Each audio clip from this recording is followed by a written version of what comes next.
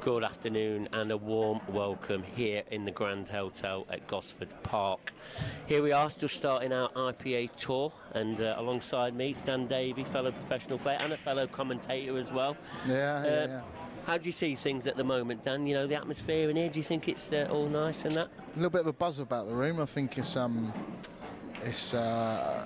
a few changes this season. The money's ramped up quite a lot. It's now like $6.5 grand to the winner of this pro event, and I think 3.5 to the runner-up. Last year it was 5 and 2. Money's gone up considerably. Obviously everything's being done a little bit better. You know, there's been a lot of improvements been made. Like the social media has really sort of like, you know, sort of gone next level since the World Championships, and yeah, it seems I don't know, it just feels a bit different, doesn't it? Yeah, it does. Feels like exciting. And a little bit about the World Championships. I mean, obviously our year always starts with the World Championships, but this is where the season starts now with you know, the IPA Tour #1. But the World Championships, a little bit about that one. Well, we're about to see obviously the current world champ Michael Rhodes kick it off, and he won it as an outsider. Everyone knows he's a great player. Everyone's known he's a great player for a long time, but he's never had the success that would make you think that, you know, he's going to go and win the Worlds. But when you saw him play, as he went through the rounds, he just he's got better and better, doesn't he? And he was just that final against Ben Davis was, for a neutral, it was as good as Paul, as far as entertaining Paul can be. Just watch that as a neutral. All right, you know, it might not have been perfect. It was a really high level, but it was just so entertaining, so fast, attacking. There was a couple of sets done in like 7 or 8 minutes. It was ridiculous. Great to watch. And a little bit obviously about the formats at the World Championships. You know, we played the set format and the World Championship. Obviously this format of the tour, very different. Yeah, so you got obviously the World Championships is set play, best of 7 per set. And this is just a race to 8 until the quarterfinals. Then we go to a race to 9 for the semis, and the finals a race to 10. So a slightly different format, very different format. Some people prefer sets, some don't. I prefer the sets format actually, but I've never really had much success in it, so it's just one of them really. Yeah, and there's obviously going to be 6 tournament winners. That hasn't changed. We're going to have a tournament winner in the professional, in the men's, and then we'll have the amateur men's, and we'll also have an open event which mixes them up, which is really good fun as well. And then the ladies, they'll be competing in the elite event alongside with the amateur and the open event. But do you know, how do you find the open event when it comes down to the Sunday, Dan? I suppose it's kind of like closing the show, isn't it, really? The main event is the pro event, which starts on the Friday. You want to kind of get to the Saturday, which will be like the last 16 onwards. So you want to get through your 2 matches today, and then have you know, tomorrow's the big day kind of thing. So just kind of treat it as 2 days, 2 stages. And then the Open, yeah, is the Sunday. The Open's kind of, you know, dust yourself off and go again. And a little bit, obviously, about the ladies' event, you know, the elite girls have already started off already. You know, even that's all got a little bit tasty as well, hasn't it? Well, and a change of format as well. So same as the Open, same as for the men's. There's no double elimination anymore, which had its pros and cons, but with the tour being so popular, oversubscribed, like it was sold out a couple of months ago, if not longer.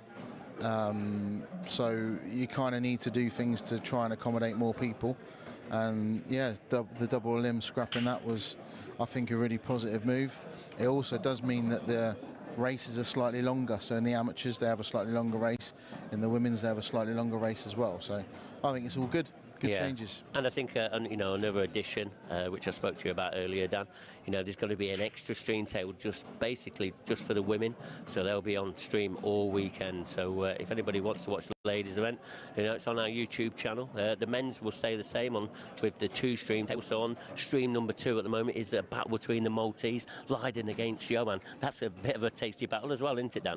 Yeah, they were down at breakfast this morning with each other. I kind of went over to them and went, haha. Travel over together, room together, and have drawn each other first rounds. Great for them. No, I feel the same. I've got Jake, is my England teammate. Spent a lot of time with him. and I've drawn him last 64 as well. So you sort of, it is what it is. We're going to be looking forward to that. At 7 o'clock tonight, that one, isn't it? Yeah. 7 o'clock, yeah.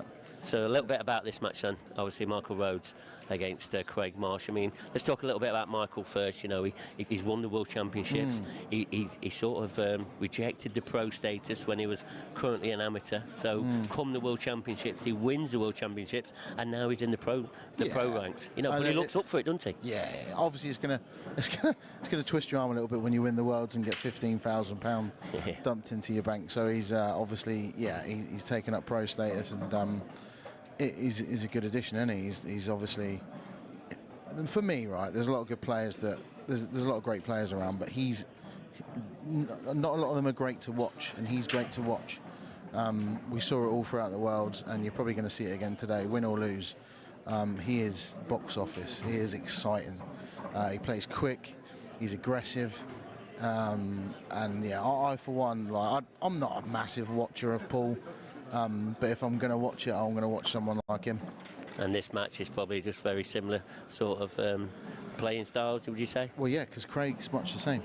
Craig's exactly the same. He's great to watch. You don't know what you're going to get with him sometimes. He's a little bit unpredictable, you know, but when he's obviously former world champion against current world champion, but when Craig's on top form, he's one of the very best to watch. Ultra smooth cue action. As they both have. I think they both had loads of 147s at snooker as well, so it's a great match for a neutral. Teed it up very nicely. Well, everybody is ready now, and I know there's going to be two great players in the comments box. You're going to be one of them. Yeah. But first of all, let's get over to Dean Shields to get this match underway. Thank you very much, Mark. Like it says, welcome to the European Open, day one. A great matchup for us. First up, Michael Rhodes, current world champion. Craig Marsh, former world champion, maybe with a bit to prove. Andrew Barlow and Yaya Waddell. Andrew Barlow and Ewan Waddell, please, on table 22. One thing's for sure, this game is not going to take too long. Both these like to go for the shots. I'm looking forward to it.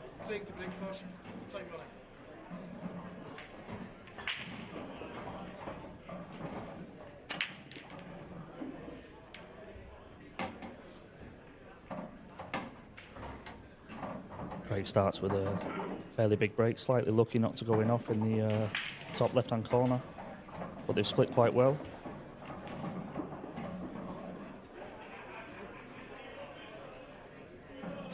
Glad to be joined by Dan Davey, who's hot-footed over. Hot-footed, like a greyhound.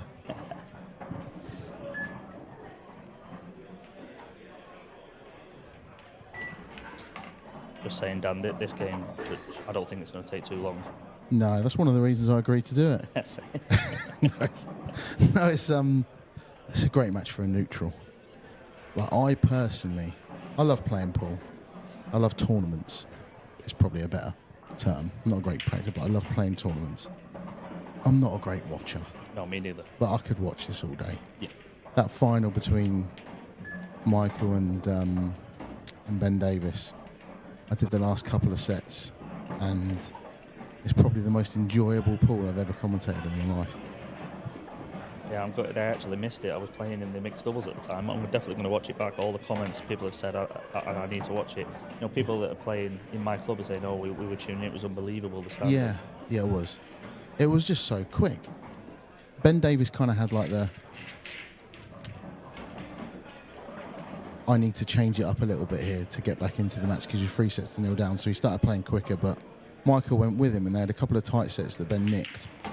And then, yeah, it was just a bit of drama at the end. Craig in first.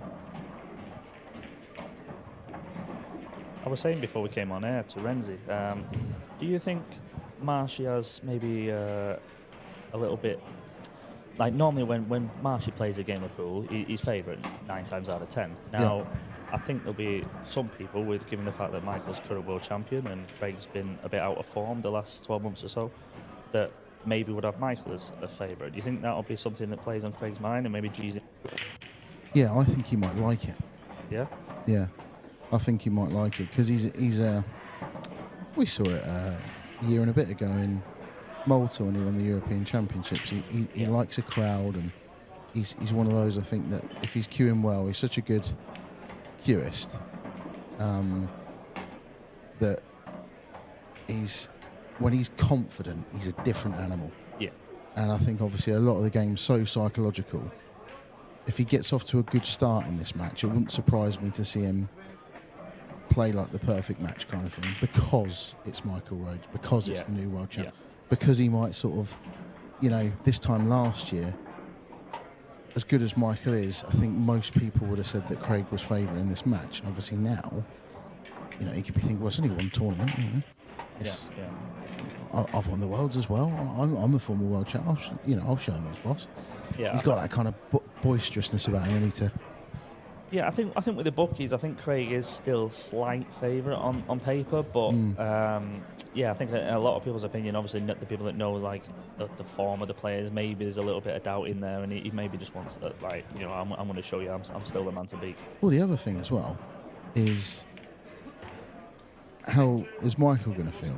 The pressure of what he might now have, all the messages he's going to be getting in the lead up to this tournament are going to be probably very different to the messages he was getting when he used to previously go to tournaments. Yeah. He's now the world champ. Does he feel like, or is that a monkey off his back in terms of he's achieved the ultimate thing that he can achieve, and now it's just a case of he's free rolling and, Maybe. Or is it added pressure? It's a bit of both, isn't it, I suppose? Yeah, I suppose. I think looking at previous tournaments that Michael would have played, he's maybe got into it, obviously knowing the level that he can play at, but maybe not got any expectation on himself, just to go and see how you do, see how compare yourself. But having gone there and won the biggest prize there is, now does he put the pressure on himself of, right, well, I've done that, can I kick on, what can I do now? And then it's a different game altogether once you start battling in your own head. I suppose the person to ask is Michael. Like, what are you looking to get from this? Are you just sort of riding high on the fact that you've just won the World Championships, or are you now thinking, right, I'm gonna have 10 years at this and see if I can be, how good I can be? Because I think he's 50 now, is he?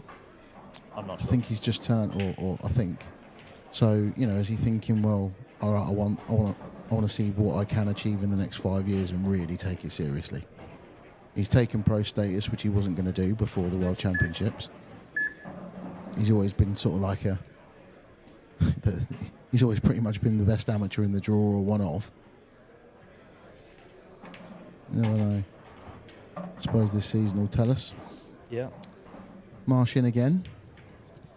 Yeah, I think I missed the start of this. I'm not sure if it was a dry break, but it's the ideal opportunity for Craig to just stamp his authority. Say if Craig can take his break next, it could already be a bit of a mountain to climb. Yeah, he's on now as well, what's probably would have been his biggest problem. So he can take that out, and there's a huge margin of error. Probably wants to leave. What ball do you leave till last here? I'm going the one on the brown spot last, or near the brown spot, and I think to avoid any risk, I'm potting that and floating down the right hand side to hit the black in the bottom left. Just underneath the right and middle pocket. Yeah, there's a big range there. I think if you try and come the other way where that cluster of reds are, it's still good enough to take them out, but you just probably just doesn't want to be straight here. Yeah, he's okay. I thought he was landing straight. I think he's okay. He can just top through. Yeah, it wouldn't have been the end of the world if he landed straight. He just would have had to have left a little bit of distance. Now, what's he thinking? To top and left or top and right? I think probably tracer left. It's come this way. Yeah, it's played it well. Couldn't quite tell what angle he had there. So it's a bit of a fiddly shot to be left that with. Yeah. I don't know if I'm hypercritical when I'm playing myself, but if I've got an open table and I've left myself needing to play that shot, I'm a bit annoyed at myself that I had a lot of room there, and I've had to control the mine. He did it very well, but they can go wrong early in a match, especially when you're on pristine conditions, and your local club, the cloth's a little bit more worn, so it reacts a little bit differently, and the balls aren't quite as shiny and clean. They can catch you out them shots. How about this game over on table 14? The two Maltese, Leiden de Bono, Johanna Tard. 4-1 to Johan. Who would you have had as favourite on paper from the start? Johan marginally. Yeah, I think I Yeah. slightly would have done, yeah. I think he's the best all-round Maltese player. It's a great shot. It's a really, really good shot. If he gets these, this is a... Yeah, still a bit of work to do. Yeah, but to go 5-1, pinching a frame like this, we'll come back to that. So Craig with his first dry break of the match. And these are not simple. No. Michael Rhodes, what have you got? These are the things that he was taking out all week at the World Championships. These tricky little finishes where there's a little cluster here, cluster there. Ultra aggressive. He was just finding a way. This is nasty though. Yeah, I can't see a finish coming here. I think it's a case of choosing your colour set and trying to gain control. I don't think he's got that in him though. Well, he's got it in him. He doesn't want to do it. Yeah, no. I don't think anybody wants to do it. No. That's not come out too good. It's not. I suppose the only saving grace with him going into that cluster early, if it comes out nice, great. If it doesn't, there's still like the red bottom left-hand corner that's tied up. You know, there's still stuff that he's not really opening the frame up for Craig completely. So now he can play safe.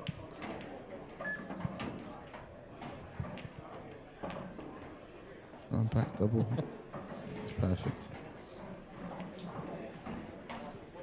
We'll settle for that. Yeah. Favourite for this frame? I'd say slight favour based on.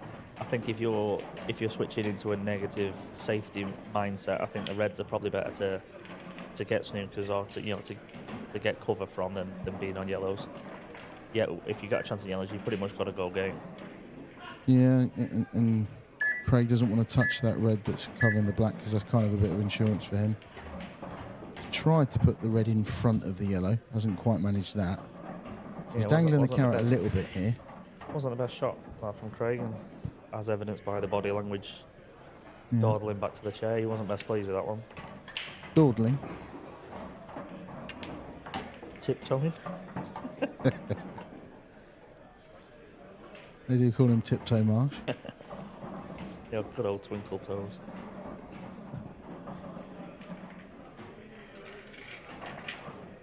It's a big frame, this.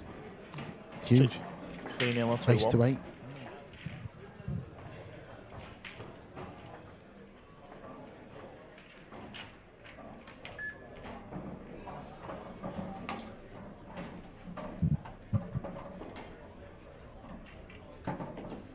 So what's he doing?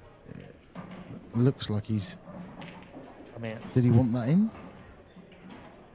Can't quite see the angle. Could he potentially pot this yellow in the left middle slightly thin, or to try and send the red down to disturb the black, or is it a little too thin? I think it's a little bit too Possibly thin. losing the cue ball as well. I'm not sure how he's developing the black here. No, but This is one where I'm kind of scratching my head, wondering, yeah. is he digging himself a hole, or has he got something planned? But you kind of feel like when things don't go right for Michael, this is what frames and matches tend to go like. He'll chase a clearance that sometimes isn't there. But when he's on form and when he's at his best, he's unplayable. I think Craig's a bit similar. Very similar styles. Let's go around the room. So Mark Boyle's 2-0 up on Wayne Fryer. Michael Tomlinson 6-4 down to Harry Pert. They've played 10 frames in 45 minutes. Paul Harkness and Callum Jackson have played 2 frames in 45 minutes. That's 1 each. Dave McNamara 3 each. Harry Pert's just on 7-4. Harry Pert 7-4 in 45 minutes. That's incredible. I mean, they're both quick players, but that's quick. Johan's now 5-1 up. It looks like he got that clearance. Ouch. If he's got them, that's a joke. That's ridiculous, yeah. Won a pro event last year, didn't he? Johan? Table 18, Brian Cummins, Zach Walters. Brian Cummins, Zach Walters, table 18. He's kind of given Michael not much choice here but to go for them. There's no safety. I don't know. I'm going to disturb the black here now. Deep screw, because you've always got the one to the middle if it doesn't work. Yeah, it's trying to screw. Oh, wow. Yeah. He had a bit of insurance there that it was guaranteed to be on something. I mean, as it happened, he wouldn't have been. Got a lot into that white, didn't He cued it a dream. Cued that dream, yeah. From distance, jacking up a little bit. Has the black come out ideally? Has he still got a little bit of work? No, it's still a little bit to do.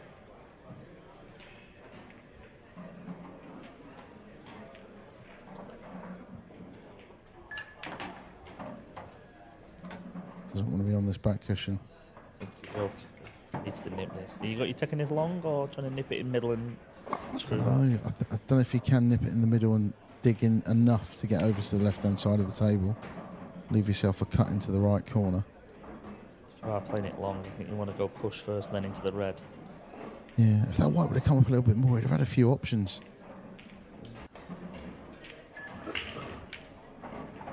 See, he was almost too accurate there. If he's further away from the pocket, he clips the red. I said that it wasn't on the black anyway.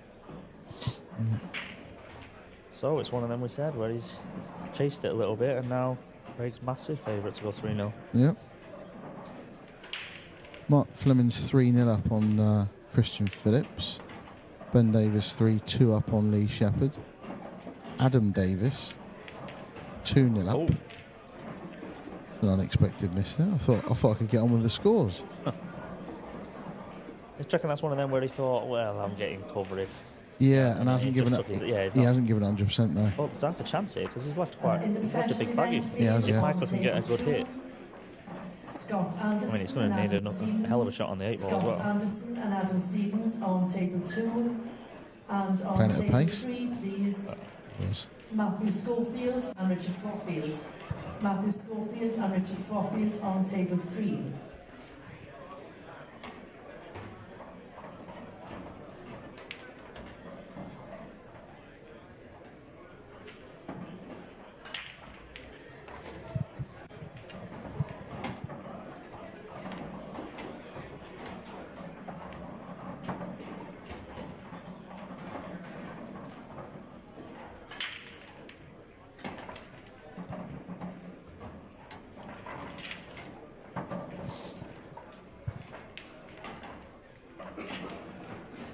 Can't really see any issues here.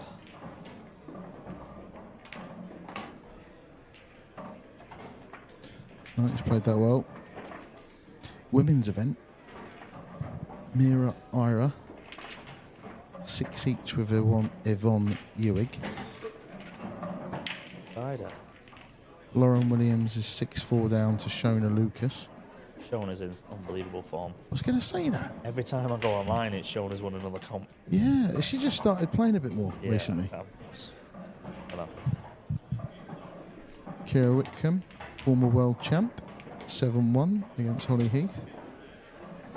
Caitlin Kennedy, 7-5 against Louise Shepherd. Becky Shardlow, 7-4 against Donna Evans. 3-0 Craig Marsh. Let's just see this again. Look. Yeah, this is the one where if he places a bit thicker, he catches the red. Yeah, it's quite hard to do that. Yeah, it's hard to train your brain to not aim for the pocket. Yeah. Harry Pertz won 8-4 against Michael Tomlinson in 49 minutes. 49 minutes for 12 frames. Yeah.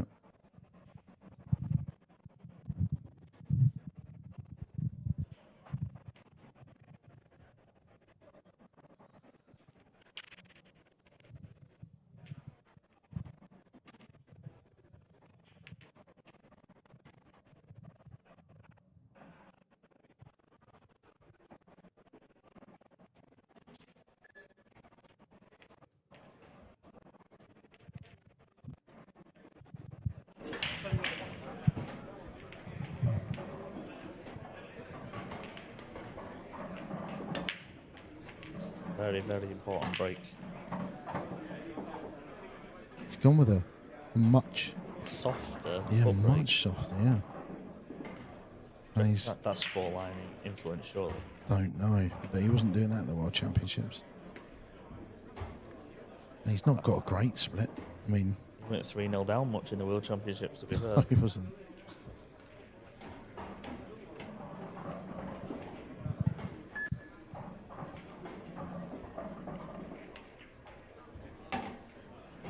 See, Johan's now gone 6-1 up on Leiden, threatening to run away with it.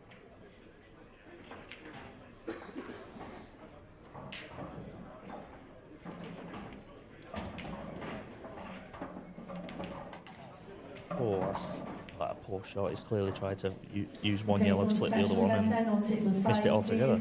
Yeah, you wonder if he'd have got that wrong if he was 3-0 up. Table 5.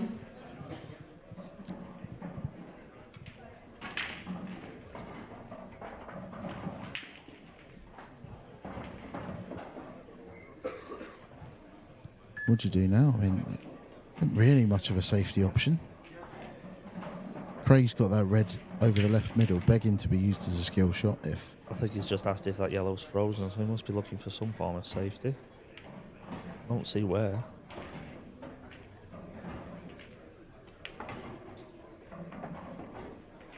Double kiss and just leave it out a little bit. Not an awful lot more he could do, but this Craig's got so many options of how he can play the one over the left middle now, leave himself an angle on the one closest to it in the bottom right. He can even just come down table and play the red on this bottom cushion off of the yellow to open the pocket up. There's all sorts he can do. Do you think Michael's just trying to dangle the carrot there to say, OK, Craig, these are quite open, do you want to have a go with it? Yeah. And Craig just said, no thanks. Yeah. I think he was trying to tempt him to have a go there. I think I'd have been tempted, wouldn't you? You could have played that the red into the left middle thin and broke the black out, so that was open. And then all you've got to do is one developing shot, bottom of the table. Yeah, I think if you're in Craig's shoes, though, the only way you could lose is to go for that. Is to go for something and it goes wrong. Yeah. You're in such a commanding position here. In the professional event, please, on table 4, Connor Jones, Greg Davis. Connor Jones, Greg Davis, table 4, please.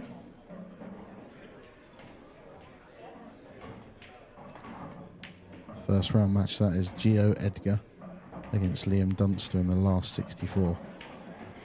Good friends, and Gio qualified as top amateur by a mile last year. So I think Liam can consider that a bit of a bum draw. Michael's hanging in there. Yeah, it was a bad miss from Craig, the last shot he played. He started well, but you kind of need to see how quickly matches turn. You don't want to let Michael off it. You kind of got him on the ropes in this frame. Did have. Yeah. Michael's now bumped that yellow out, so if he does get half a sniff, he can play the same shot that he failed at before. So a little bit of pressure back onto Craig here. £10 stake to win £500 cash. It's at the top table.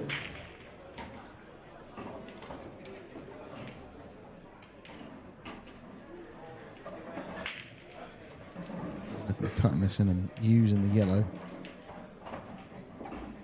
to bump his bad red out. Yeah, it's a good shot. Played it well. So it's just the 8-ball. Which is the only problem. It doesn't really go anywhere. No, it's going to need a little... I mean, I'm not sure which one I'd use to disturb it. I mean, if you could take this long and then the one over the left middle, just going to make sure that you keep control to still be on another red. Yeah, I think the worst thing that can probably happen is him leaving himself hamper queuing, but... It's just if he catches the right-hand side of this yellow and runs towards the one sort of near the blue spot and hides behind that. Possibly run behind it, yeah. Is it full? Yeah, that's pretty good. It's one bit of queue in here. I think I'm taking the one bottom left. That's where you look at it, and then you can use the one into the middle of the table to get up for the black.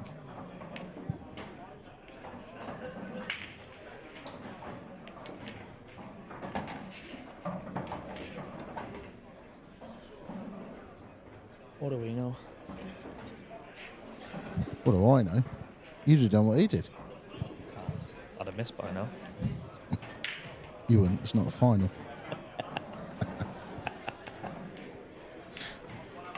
We lasted 4 frames. Adam Davis 4, Gavin Robinson 0. For those that don't know, Adam won the World Championships, 15, 20 years ago. I don't know when, but he is elite. And I think he's still only like 39, 40 years old. He's only a little bit older than me. Just taking a bit of a break from the game for a few years. But he's back. 4-0 Craig Marsh.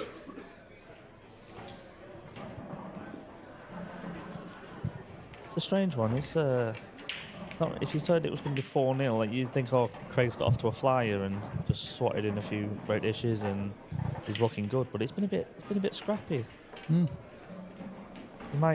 Craig might not be sat there thinking, oh, I'm playing well, I'm 4 up, I'm flying. It's he doesn't look like he's fallen up, does he?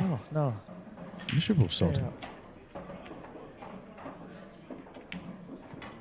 If you looked at the pair of them, they're both steely faces, like it's 6-6 first to 7. Well, Michael looks in the zone. Craig kind of looks a little bit dejected. He kind of looks a little bit like... he's not won them correctly. Yeah, like he's a perfectionist. Oh, I can't believe I'm falling up. But, you know, he'll be happy. Just his face isn't showing it.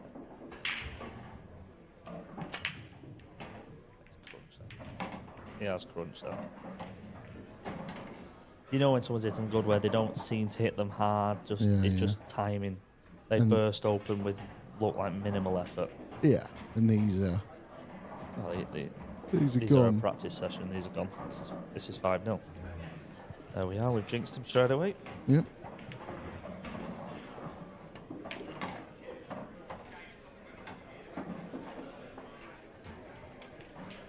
The only minor problem is what he's looking at now. One below the black. Yeah, the one just to the bottom right corner. How's he going to get on that? He has to be quite precise with the white. But he can get onto that after this next one that he plays. Yeah, I'm thinking the one just below the black. He's going to play that in the left middle after. Obviously, he's playing the one to the left corner now, then the right corner. But you don't want to leave too much angle where the cue ball's running up table. Yeah, I think if you can leave yourself as straight as possible. Yeah, without obviously covering behind the yellow. On this next red, which I suppose from the fact that he screwed it back obviously means he has to get as high as he's got. So he can't really hold for the middle. He's going to have a positional shot to play. Yeah, it might not be this. He might play for the other loose one. But he probably play the other loose one now, yeah, and then probably doesn't want to be dead straight. See, this is the only one now. It's just a little fiddly one screwing back across the line of the shot. You don't usually like doing that. No, I don't like doing this. But I don't think there was any other option. Can he punch it and come up to the right side? Just about. It was okay. That's a good shot. He's pinched the pocket. That's for 5-0.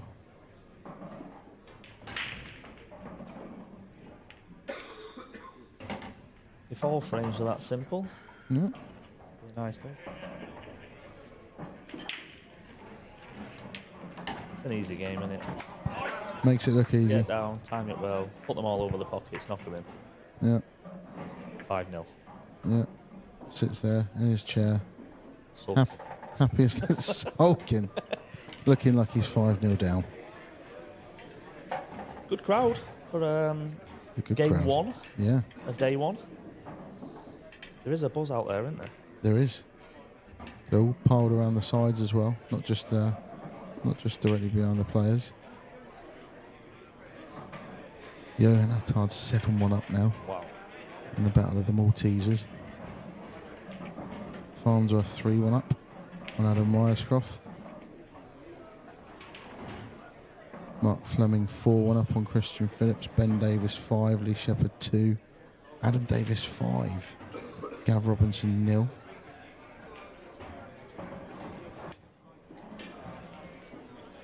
Johan Dunster still on the lag, I think.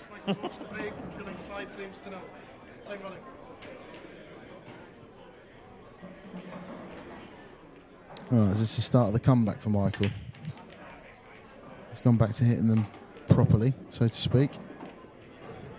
But it's not going your way. It's not going your way. No. Look at the state of them. Feels They're two harsh. contrasting breaks.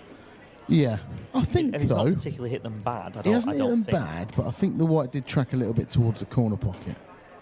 Yeah, it's just a funny old game, isn't it? Yeah, There's not too much difference in what Michael's done there. No. Obviously, Craig controlled the cue ball a lot better, but in terms of the timing, the split initially, and then they've all just clustered up here. It's just sometimes the game just doesn't want you to get back in. No. Craig hasn't really thought about that much. He's just dug the yellow out, and I think he's left this red into the right middle. A bit fiddly, a bit jabby, he's a bit close to it, but he's on it, and if he gets this, I mean, he's got... There is still work to do, bottom right. Yeah, and does he go into it, or does he maybe play red into the cushion, flick the yellow thin, and try and make it that way? If the red that's sort of closest to the 8-ball spot, if that goes in left middle, which it looks like it does, I'm going to try and go into the right-hand red, because you've got an insurance that if it doesn't come out, you've at least got that ball there. He's doing it now. Or he's looking at it now. He's definitely thinking about it. See, I don't like going into it off this. Just if it doesn't come out well, there's a chance that you're going to be on nothing. Yeah, you have to play some sort of billiard, or I don't think that red closest to the black goes into the bottom, to the top left corner. Right. He's going to need a bit of luck. It's all on this. Or you can always just land on it. Yeah, it's fine. Oh, a bit straight though. It's fine. He's all right. I say, had that red gone a bit further, landing on the side rail, I mean, he wouldn't have had a shot. No. All about the pace, this. Needs to get back out. He's not happy. No. You can hit that foot and a half more, and you're on that. I mean, if you bend it, you can. He's looking at swerving it, but you've got to delay the swerve by quite a lot. It's not an easy shot. Especially if the cloths are so... If they're brand new, this is virtually impossible, I think. I think you need a bit of wear in order for it to grip. Yeah.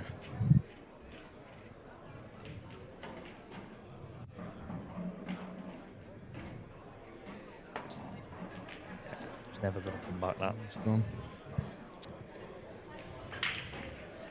I think these two yellows... I think the bottom one stops the top one from going, but I think the top one still goes. Yeah, so these are all there for Craig for 6-0. Wouldn't have thought this, would you?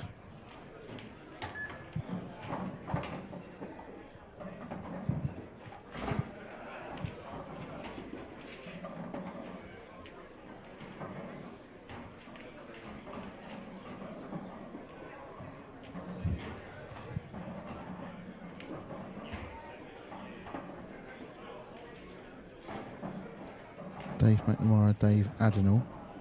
6-4 to Dave McNamara.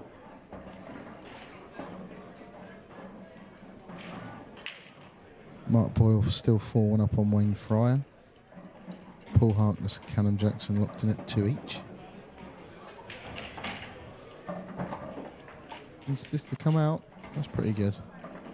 It's pretty good, but he needs to leave himself the right angle now to get on. He's looking at maybe can he come down the right-hand side of the table? Can he take the top one of those two yellows that are close together into the top left corner pocket?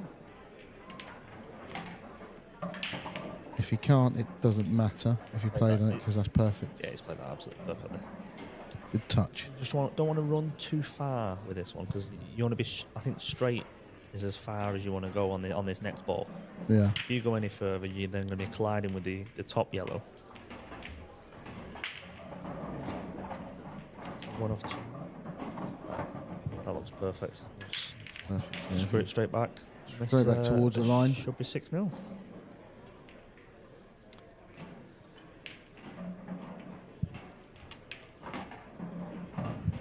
Yeah, he is perfect.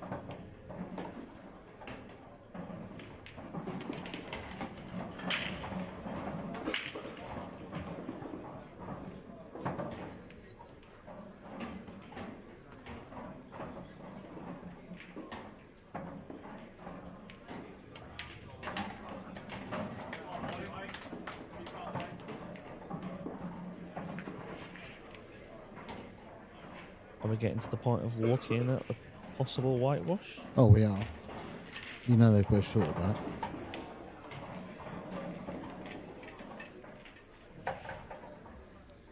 Gio to go 2-0 up, I believe. And Liam Dunster.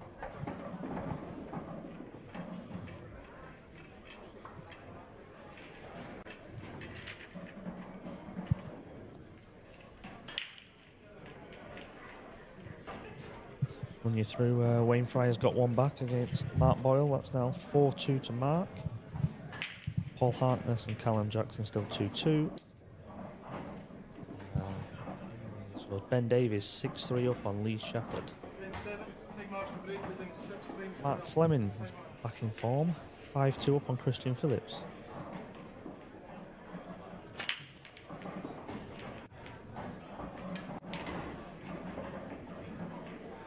See, there's not much difference in that to Craig's previous break. And he's in drawn. terms of timing, and he's got nothing down. But it's just a funny old game. Look at what he's left, though. Yeah. So you're 6-0 down, your opponent's gone dry, nice. Here we go. And can he get through to this yellow? It didn't look like he could to me. No, he couldn't. He couldn't. Or if he could, he needed to spin that inward side, but that was difficult. And now these yellows are gone. That's what we talk about the pool gods. I think some people think you exaggerate a little bit when you talk about the pool gods, but for me, the last 3 or 4 frames have just shown that sometimes the game just doesn't want you to go your way. Yeah. You know, Craig's broke a dream, left tap-ins, then he's broke well but left nothing and come up dry, so it's a problem for Michael. Yeah. One of those, and he, if he's 3-0 in this match, these things don't happen. Yeah. You know what I mean? It's a funny old game. It does seem to happen like that. What do you think causes that? Nothing. It's nonsense. No, it's rubbish. It's nonsense. It's not a thing, but it is a thing. I honestly think there is something. Maybe. Well, you have a bit of tension in your arm, a little bit tentative. You maybe just that 1% time it differently. 100%. It definitely is. It's not pool gods at all. It's actually, it's you. But it's you subconsciously. Yeah. And you're not doing it because you're shaking like a leaf or you're bottling it or anything like that. It's just you feel that little bit less relaxed or that little bit more egged up because I need to get back into this, and maybe you give a break a little bit more sometimes. It can work the other way. So you don't time as well. I've done it where right, this one really matters, and all of a sudden you seem to crunch them better. Like, why have I not done this all the time? Yeah. It just G'd me up for to hit them really well, and it's just it's funny. We're only talking 1%, but there's so many variables in a break that 1% can be the difference. Well, the amount of times I have to. So you play in a pool club, and let's face it, most tables are, they get done every 3, 4, 5 months or whatever. So it's quite rare for most people, especially me. It's quite rare that you're playing on pristine conditions like this. So it takes you a little while to get used to the speed of the tables and stuff. And so many times I've had to tell myself to hit the break a little bit softer. And you hit them softer. When you watch it back, it doesn't look like you're hitting them soft. They're going everywhere. Yeah. And it looks like you're crunching them. It looks like, how's he got so much power into them? I haven't. Just timed it well. If anything, I'm trying to hit them even softer. But it's so hard to do. Here we are for the first one of the season. So, European Open. This here in Newcastle. Then we've got 2 at the Hilton Coventry. The grand finals are in the Isle of Man. And chucked in there, we've got Glasgow, the Normandy Hotel. You ever played there? No, never. No? So a lot of comps been run there in the past. Before my time, I think. Before your time, yeah. I'm only a young pup. Compared to you. Was it 9 months between us? Something like that. But it counts, I'm taking it. I just checked your beard to see if you're more grey than me, but I don't think you are. So Michael's got a couple of balls. Yet again. Not really on anything easy. I don't know if this red goes. If it goes, okay. All right.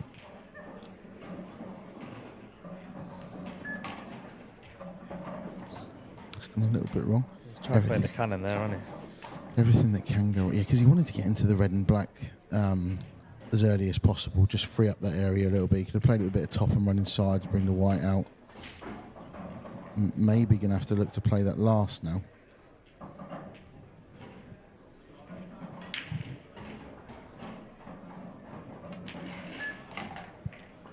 I didn't want to do that. Nothing's going well for Michael. Absolutely, this is a nightmare. I mean, I'm no statistician, but I can't think there'll been an occasion where the world champ would have been bageled very first game after. He's not going to be. You think you've got faith? Yeah. He's just played that and punched that like he's got the ump. Yeah. Which he probably has. Come back and win 8 now in 6 minutes. He could do it.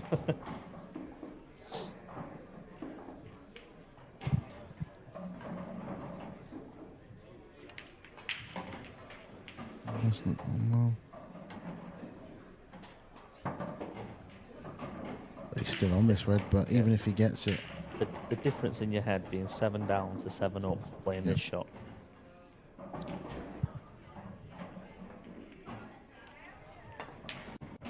Yeah. I think if you're flying and everything's going your way, you're thinking, well, it don't matter, I'm just going to knock this in. Yeah. Happy days, the I'll game's figure it easy. out. Yeah, I'll sort it. It might not be the right way of going, but I'll figure a way out. And then when you're 7 down, everything just seems to go pear-shaped. And now Craig will come to the table 7 up. And instead of seeing that the black doesn't go, he'll go. Yeah, is that all that yellow can open the red? Perfect, I can play that yellow off them. Nice, and then I've got a choice of 2 yellows after that.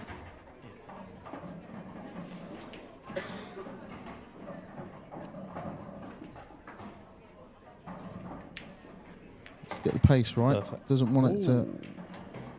Well, if he's straight, yeah, he's all right. He's been fortunate there because I don't think he's played to be straight. He's just thought, well, I'll play this and I'll be on either of the 2. And he's ended up perfect. He needs to get the pace of this right, though. Wants to be dead straight. That's not great. If he can, he might even play this off the red. Nah. No? Surely not. Why not? I think you're just dropping this in and then playing the last one and maybe flicking the black on the way back up. He's going towards the middle pocket if he drops this in. I think that's thinner than we think. He might be your shot. Of course he's going to go in my shot. Is he as clueless as you are? He's as hairless as I am. Nah, he does look on from that overhead. He can get to the line, yeah. I hold my hands up, it's definitely on. That's all right. Apology accepted. And now he's What's not doing he doing? it. He's got my shot. It's on your shot. God knows why. Silly boy. Now. So what now? So, I mean, you don't want to play this with those right-hand side, do you? Running right-hand side from distance? No, I was thinking left to come off the cushion, flick the black. Really? Or up and down twice? For the crowd? Oh. Left a double. Why not? What's he done there? And up and down for the fans, isn't he? No, he's... I'm surprised he's not played the delicate one just to flick the 8 ball. I don't know if he could get into it enough. And from a distance, you know, if you're right behind that, playing your shot or my shot with rakes aside is a thing. It is possible. Oh my, look at that. Even that. Look at that. Wow.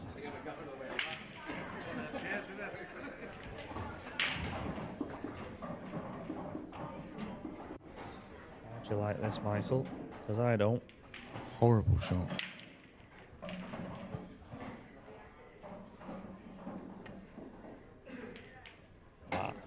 All credit to him. Yep.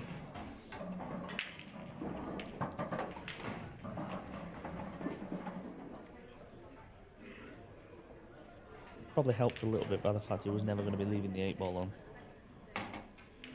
Yeah, needs it to run a little bit more. That's okay. Just about all right. I think the comeback begins here. It does.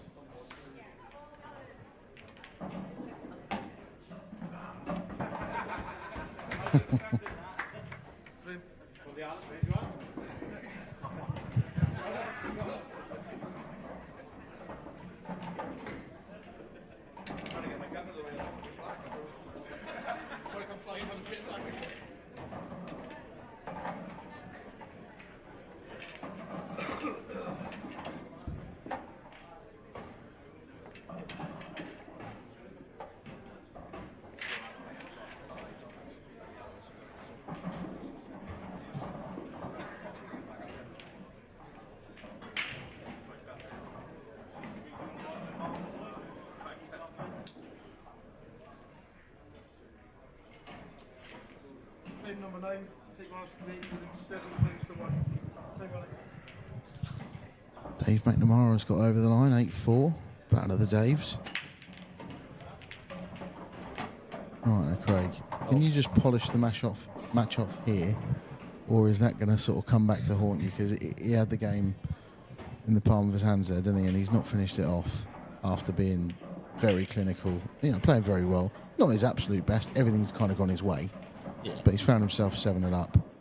Well, With a chance to win the match and hasn't taken it. So if you have just messed a chance up, that is the absolute dream break you want. Because these should be gone. Yeah, it looks like there might be a bit of traffic top right, but I think that red doesn't cover either of the yellows. No, yeah, they both go. So, if anything, struggling to see a problem here. This might be the most difficult shot he plays. Queuing slightly off the cushion. I think he's got a full pocket, but...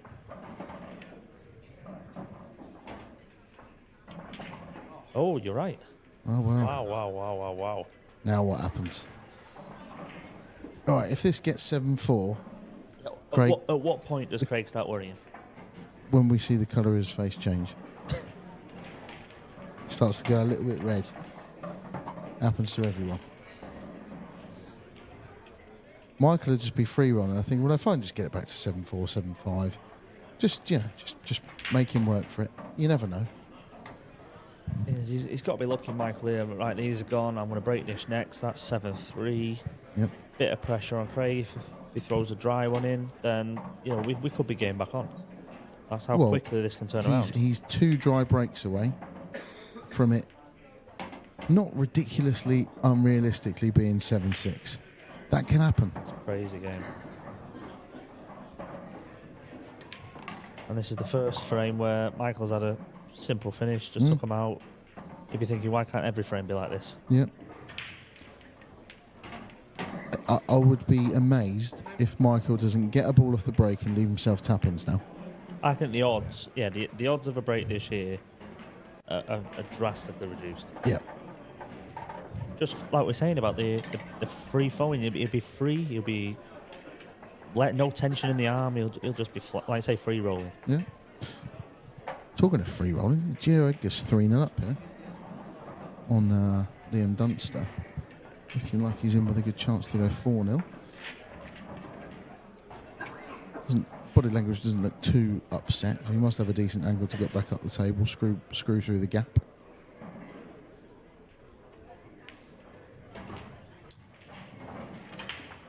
All right, Michael Rhodes, what have you got?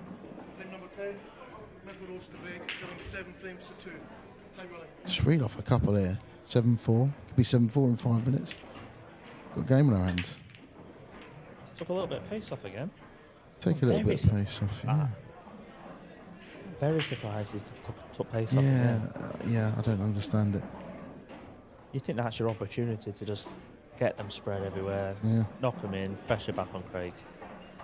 Yeah, and look, neither of them are going to be the easiest clearance he's ever come to the table and got, but... Well, he's just messed up easier. But he has. But both reds and yellows are on here. Yep. It's easy sat here. I feel like I've said that about 5 times this match. Oh, it is easier. Have you ever missed a ball sat here? No. Even if you get it wrong, you just go, it's a camera angle. It's deceiving.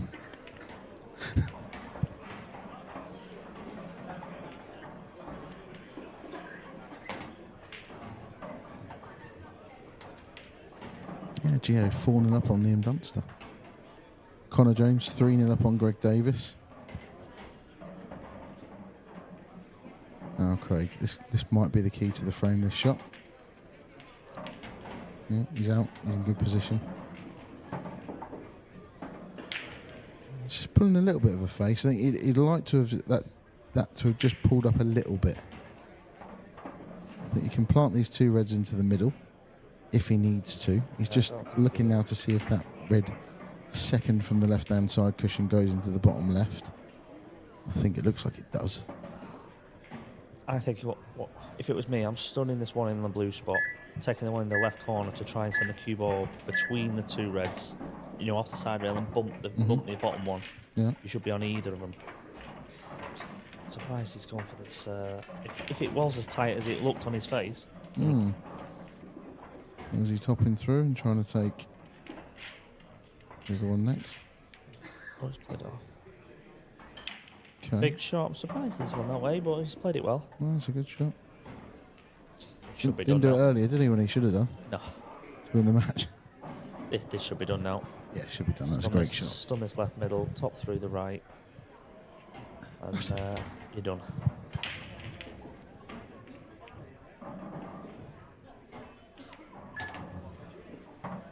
You kind of want to might get have at pulled back least. here. You want to get at least straight, didn't you? Are you going bottom left with this last red or bottom right? Bottom left, I think.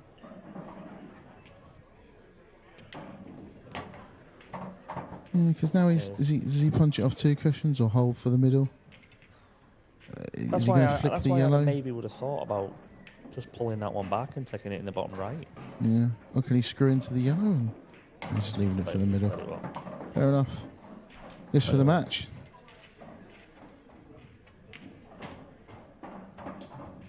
Solid performance, but not flawless. No, but definitely back to some decent form.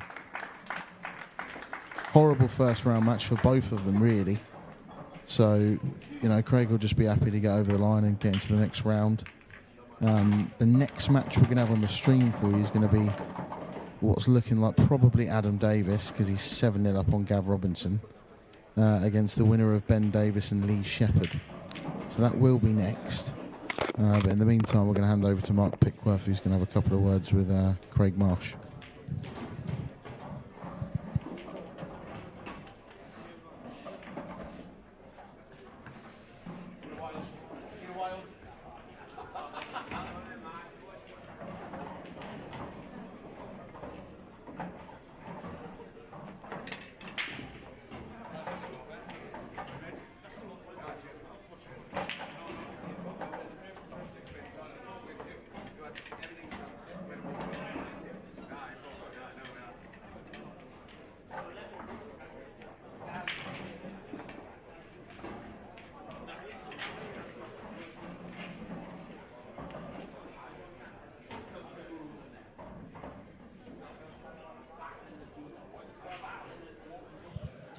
Thanks, guys, and here I am with Craig Marsh. Craig, it's been a while since you've sat and had a few words with me after a match. Is there any reason for that, or? Yeah, just motivation, mate. I struggle with the practice side of things these days, but obviously I put a bit of time in for this, and I was really looking forward to playing Michael as well. So. Yeah, I enjoyed that. And a little bit about Michael. You know, you've been world champion. You know, that first year, is it really tough? Is he going to find it really tough as well? Listen, I knew straight away going out there. I've been in this situation, going out there as world champion, expectations all on you, in his hometown as well. Do you know what I mean? I knew it was going to be tough for him, and as it happens, I mean, if he'd have had the chances, maybe it'd have been different, but he didn't get many chances anyway. So, like, yeah, I know how hard it is to go out there as world champion and sort of try and perform, and the balls don't go your way, and you sort of get down on yourself, and it looks a bit embarrassing, but all jokes aside, he didn't really have many chances, really, so I'm happy with the way I played. Yeah, I mean, he's still in the early days of being the world champion. You know, he's still got the rest of the year of being the world champion. You know, he's just got to go out there and enjoy it, and he'll try and relax as good as he can. But as you said, it's not easy coming back to his hometown either. No, it isn't. And I mean, he went, my year as world champion. I read it so long, I hardly won a match all year. I was absolutely terrible. I got hammered every time I went out there. But you know, the expectation you put on yourself and the pressure you put on yourself, it's hard. Like, it's tough. But I'm sure I don't think every match will go like that for him. I'm sure he'll be all right now in the next couple of tournaments. A little bit about the way that you played there. I mean, it doesn't matter who you'd have played out there today, Craig. The way that you took out the finishes, the chances you got, you know, you was pretty relentless. Yeah, I only missed that one ball, the yellow past the red, and the right before last. But that was it, I think. But, yeah, my concentration was good. Everybody knows that's my downfall. It's not the pot in the balls, and that's my concentration. And I thought it was really good today, so I'm happy with that. Yeah. And I said to Dan Davey, you know, yes, our year starts with the World Championships, which everyone obviously plays the whole year to try and play for. But this is really where the season starts, isn't it? At tour number 1. Yeah, absolutely. This is where you earn your bread and butter. Really, that's like, you know, the Worlds is just a one-off tournament.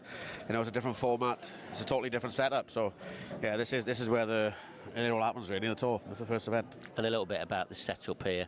I don't know, just seems a little bit of different vibe around here. There's more of a competitive vibe. I know we're all very competitive players anyway, but do you feel it's a bit more edgy now?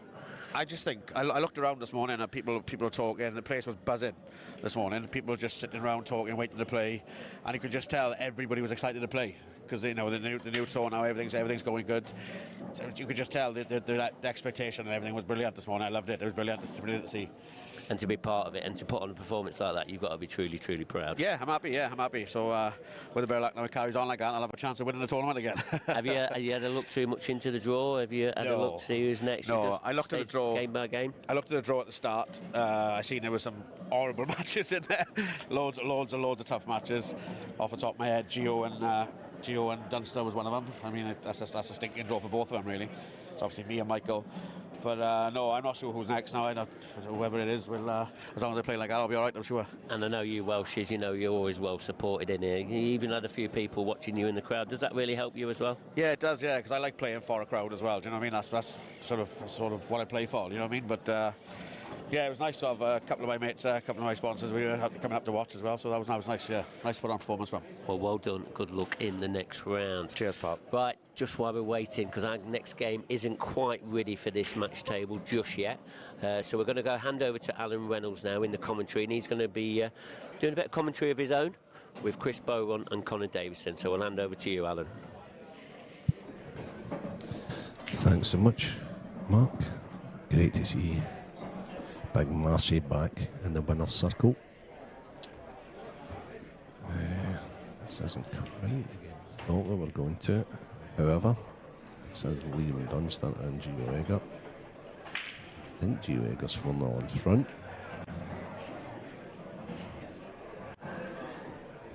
And as Marcy alluded to, this is a star-studded first round draw, and this was one of the matches of the round. The Scottish champion, Gio Egger, against former Scottish champion and a guy that's won pretty much every title, Liam Dunster. But as I say, that's 4-0 at the moment, and now we're over to the second stream game.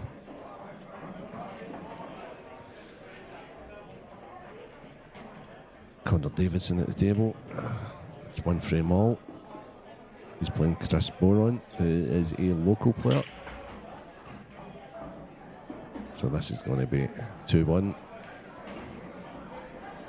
I think both of these guys are from locals, both from the northeast. So not far for them to travel to this excellent hotel here in Newcastle, the Cuesports Hotel.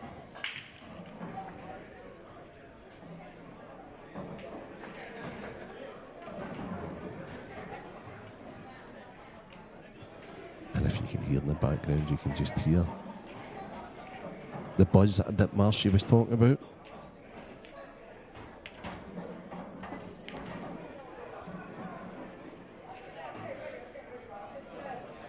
So, up next on the mainstream table, we're just awaiting a couple of matches finishing, and that's going to be a second round encounter.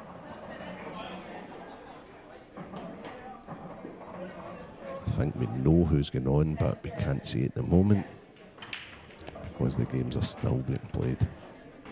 But I know one thing is going to be a cracker, I guarantee you that. And talking about crackers, that's a cracking break for Chris. But where's his starter? Okay, so the next match on the ladies' stream table, table 12, will be Deb Birchall and Mira Arya. Deb Birchall and Mira Arya, table 12. So, while Chris plots his first shot here, he's opened up. Well, this is a toughie. It's a little close to this. He's made it. Didn't cue it particularly great, but again, there's the main thing. A little update in the scores, and these are all from the pro event, first round matches. It's Mark Ball's 6, Wayne Fryer 2. Harry Peart has eliminated Michael Tomlinson 8-4. Paul Hartness is 5-2 up on Callum Jackson. Dave McNamara's through it. And Media Mogul. He beat the Isle of Man pro Dave Adenal. Gavin Robinson has just lost to, and it's great to have him back on tour, Adam Davis. So for all those that were saying, I wonder what Adam's going to be like when he comes back, he's just took out a fantastic pro in Gavin Robinson, so he must have been putting the time in, and he's back. Ben Davis is 7-6 down to the pint-sized powerhouse, Lee Shepherd. That's been to and thrown along the whole day long. Mark Fleming beat Christian Phillips 8-2. Craig Marsh, as we've seen, an 8-2 victor against the world champion Michael Rhodes. Mark Farnsworth is doing Mark Farnsworth things. He's 6-2 up on debutant pro Adam Myerscough. The Battle of the Maltese was won, as we've seen earlier, on the side table by Johan Attard. And he won demolition of Lyndon de Bono.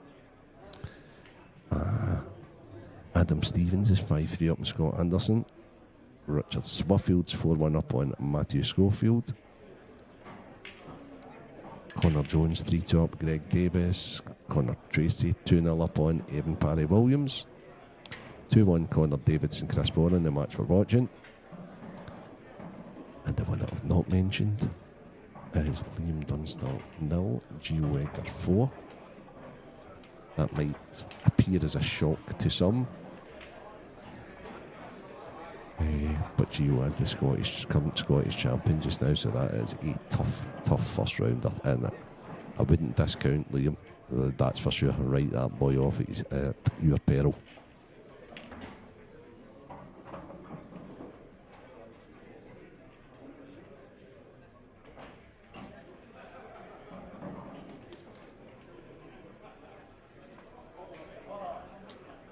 So that's a pretty good shot Chris has just played. I think that's the first safety shot I've probably ever seen Chris playing. He's very, very attacking.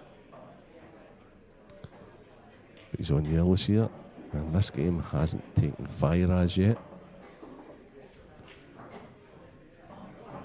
But it's really important. But a win for Chris to win.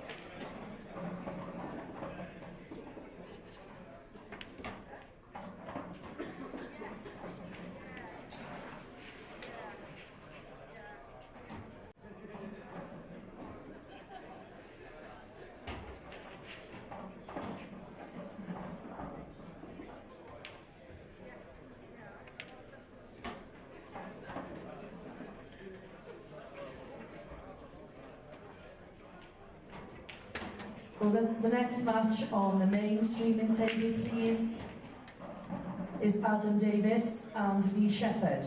Adam Davis and Lee Shepherd onto table 24, please.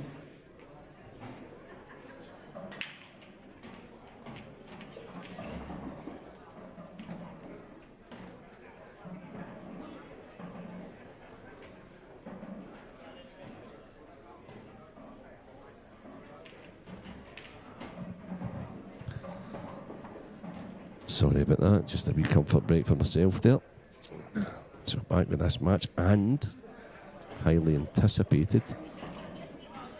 You have just heard being announced there that the next stream match is Adam Davis.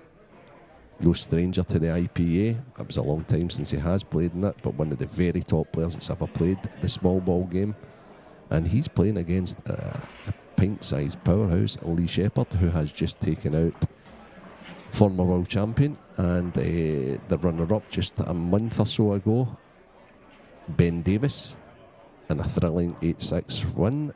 And I have in with me now Mr. IPA himself, Mark Pickworth. Hello Mark, how you doing?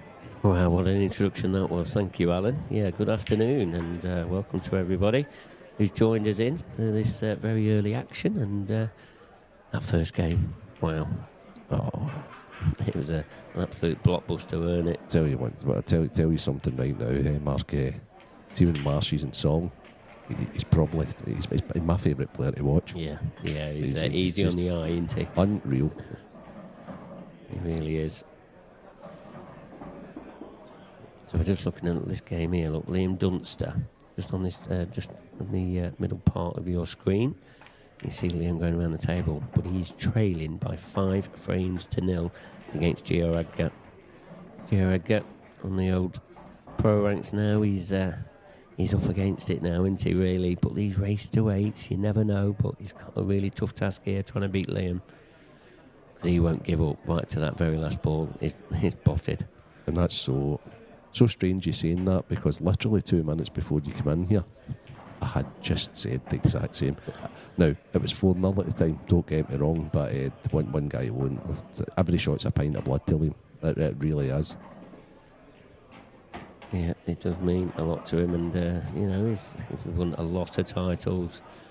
He's always been there at the business end, and I'm sure we'll see him picking up a trophy or 2, maybe 3. Who knows? It could easily happen with Liam. He's more than capable, and we're definitely seeing the best of Liam Dunster now. He had a quiet year and a half, if you want to say that, being critical, but now he's back in the winning ways, and no doubt it'll be sooner rather than later. So he's just picked that cue ball up there, so I can only imagine. Call me Inspector Clouseau, if you will. He's got a free shot and a visit here, so he was just taking his time mapping this out, because he obviously realises how important that is for him in this match. So he must be on reds, Mark. Yeah, it's just knocked that yellow to the cushion, just trying to tie them up. Just wondering if there's an in off the break, maybe this one was. I don't know. We joined it a little bit later on the first shot. But this is a good chance for Liam Dunster to get underway and get his first frame on the board. These are the chances you want, don't you, to win your first frame, especially when you're trailing 5 frames to 0. Yeah, then indeed. However, these chances are a lot easier when you're 5-0 in front. That's for sure, Mark. Yeah, there's no truer saying. There really isn't, Alan. And sometimes the pockets get tighter, don't they? The balls get bigger, and everything does become difficult. Yeah, you start doubting yourself. Yeah, you can overthink these situations as well, can't you? And he is taking his time there. So obviously the way that works, guys, is there's no shot clock on the outer tables. But Liam's a remarkable player, because if it's a 10-second shot clock, he will play 9.5 seconds. If it's 30 seconds, he'll hit the ball in 29. He's just so good at adapting to whatever the rule is. Yeah, he does, and he still plays the same. As you said, if it's 15 seconds, 20 seconds, 30 seconds, whatever it is, he just adapts to it very, very well. And I don't know if he's landed. Is he okay here? I don't know. Has he got the one in the corner? I think he can get past that yellow into the...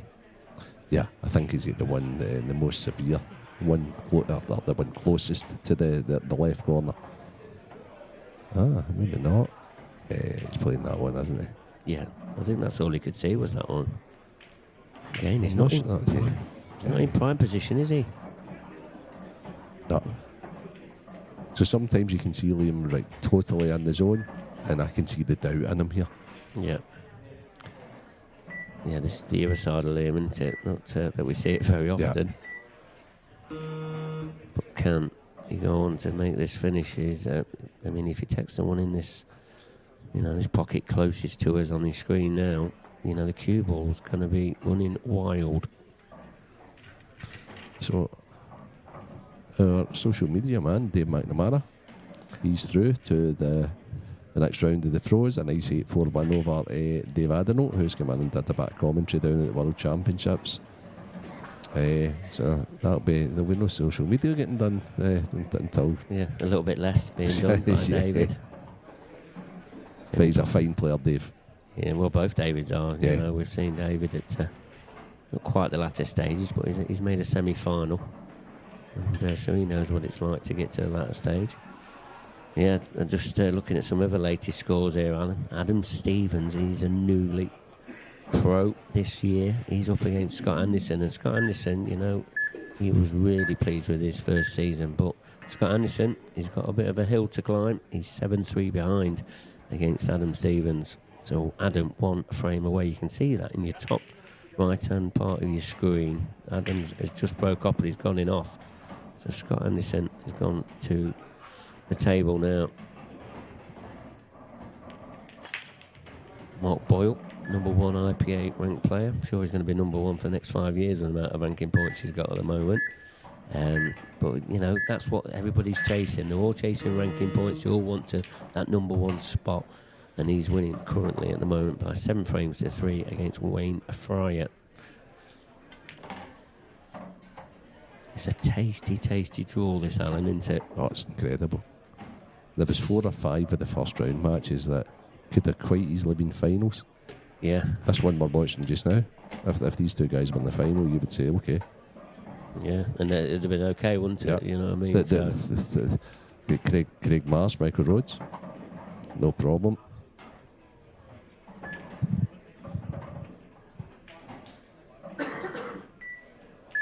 And Adam Davis and Gavin Robinson.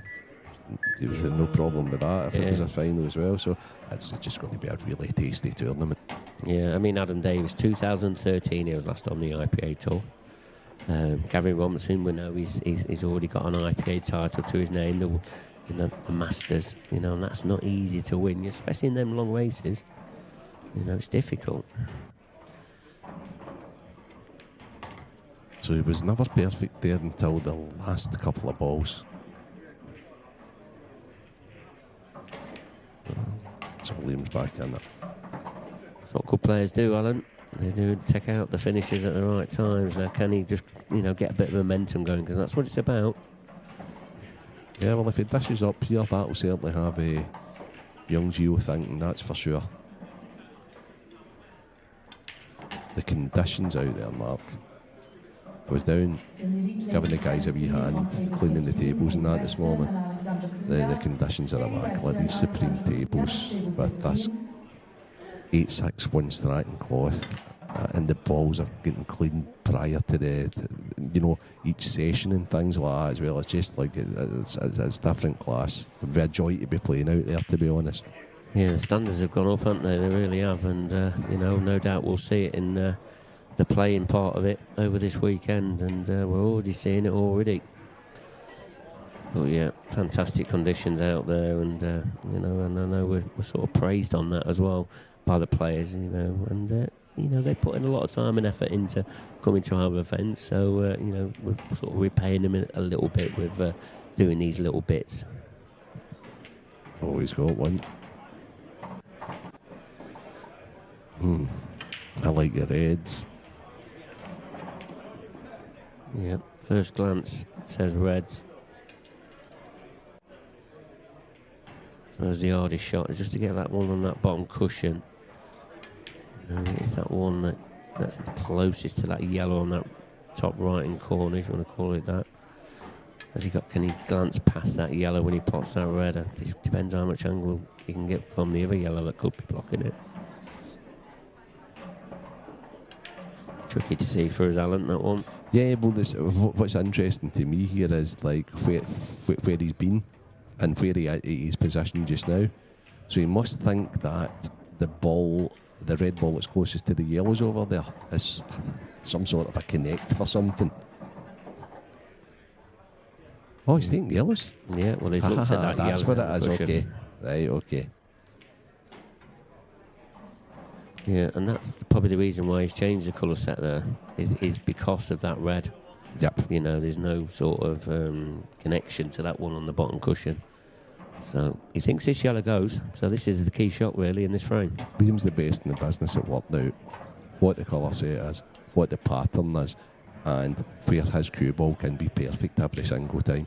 Yeah, you are totally right about that one.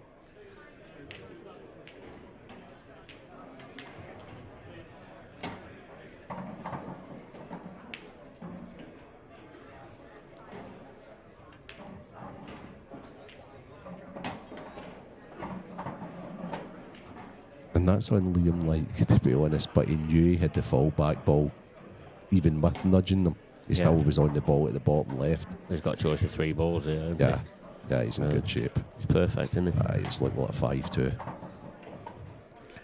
Yeah, and this is all that Liam can do, is just try and keep Gio just, glued to his chair.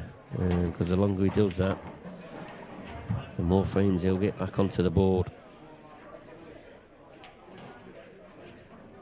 Still waiting for this main match to start on our main stream table. I'm sure we're only a few moments away now, but we'll be starting it from here anyway, as soon as that's ready. Yeah, to be honest, both boys are just off the back of victories, quite literally off the back of victories, so maybe they just need a wee 5 minutes. And new pro Adam Stevens has taken that frame, even though he went in off on that break. He's taken that match by 8 frames to 3 against Scott Anderson. So you've got to say a little bit of an upset, but we know how good of an amateur player Adam Stevens was, and he's been trying for 3 years to get on this pro ranks, and he finally did it last year. It's not easy out there. It really isn't. Yeah, you've got to respect that. You have.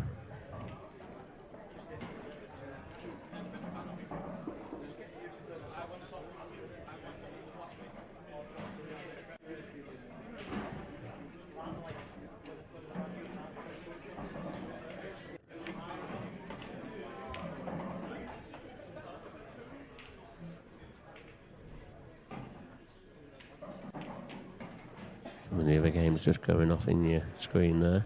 Richard Swaffield against Matthew Schofield. Matthew Schofield, new pro last year.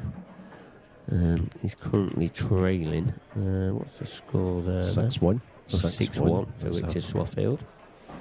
And then the one in the top corner there, look, is Connor Tracy. Oh, here we have it then, Mark. And it's Devon Pelham-Williams. That was 2-1 to Connor Tracy. Anybody that's just chasing up a few results. But looks like this match is very close to getting started now. Looks like Lee Shepherd won that lag.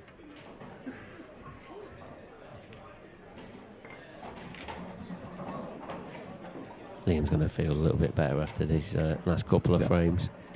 So I think everybody knows who Adam Davis is. Mark, that's for sure. Yeah, anybody in the pool world knows exactly who Adam Davis is. He's a former world champion. Not the IPA world champion, but in another pool discipline. I say pool discipline, in another organisation. But yeah, that was years ago, and that was with some really, really top players when he won the World Championships. Yeah, very much so. That was against the Gareth Botches and the Michael Hills and the Harrisons and the Merlins, and when these boys were at the top of their game, the Darren Appletons. So he is absolutely top drawer, and we know Lee had a brilliant result. I think it was in the last 16 of the World Championships when he came back from a couple of sets down to beat Fernie, Ross Fernie, the Riot. He's just had a brilliant result there, beating Ben 8-6. Yeah, it's not easy to beat Ben, definitely not. I mean, but Ben's in a little bit of form of his own, making the world final. That's not a no mean feat, is it? It really isn't. But Lee Shepherd, at the World Championship, he lost to the eventual winner Michael Rhodes. So Yeah. Can't be disappointed with that performance. But this is a tough one to call, this one. You know, Adam is just coming back to the ranks a bit. He's not been playing too much, but we just know how much a capable player he is. They always say they're not playing much, Mark, don't they? The good players do. Yeah, of course. You don't win world championships, do you? No. With just, you know, reading books, do you? No, of course not.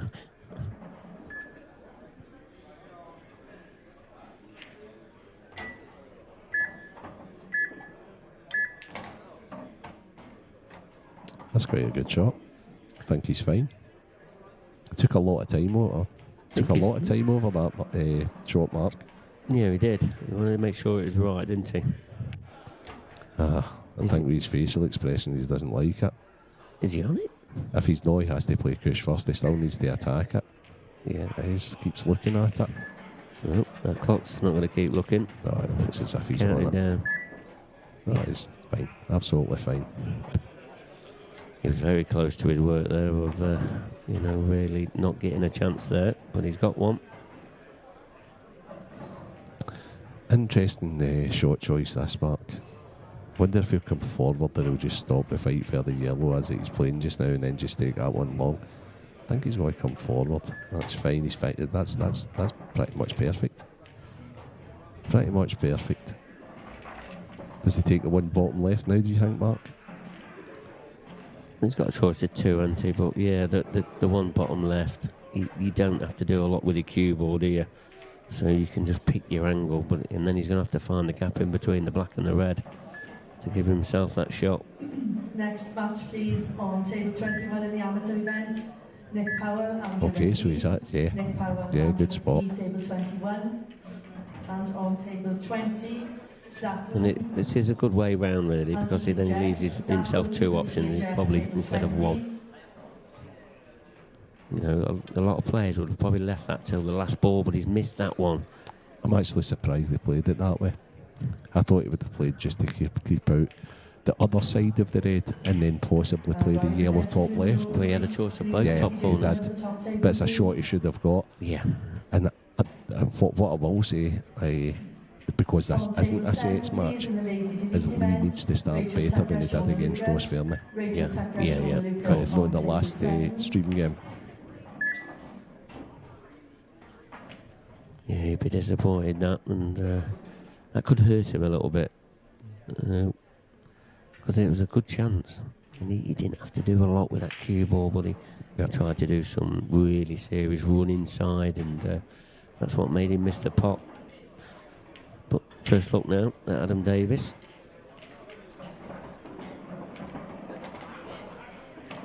Not gone to plan, that one. He'd like that one again, wouldn't he? Yeah. Is there any attacking option here? Yeah, there is. He can still put the ball in at the bottom left if he chooses to. What you remember from Adam's game, is he quite like a very attacking? Is he Judy? So yep, extremely attacking. He has got both sides of the game, because you've got to, you know, to win major championships, you have to have both sides of your game, because it doesn't always go to plan. It's a little unfortunate there.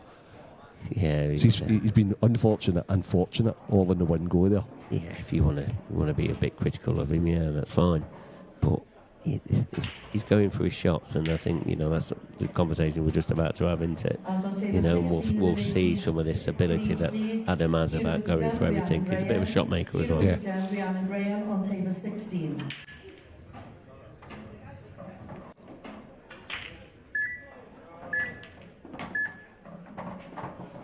Yeah, so quite possibly just going to set up for a skill shot last.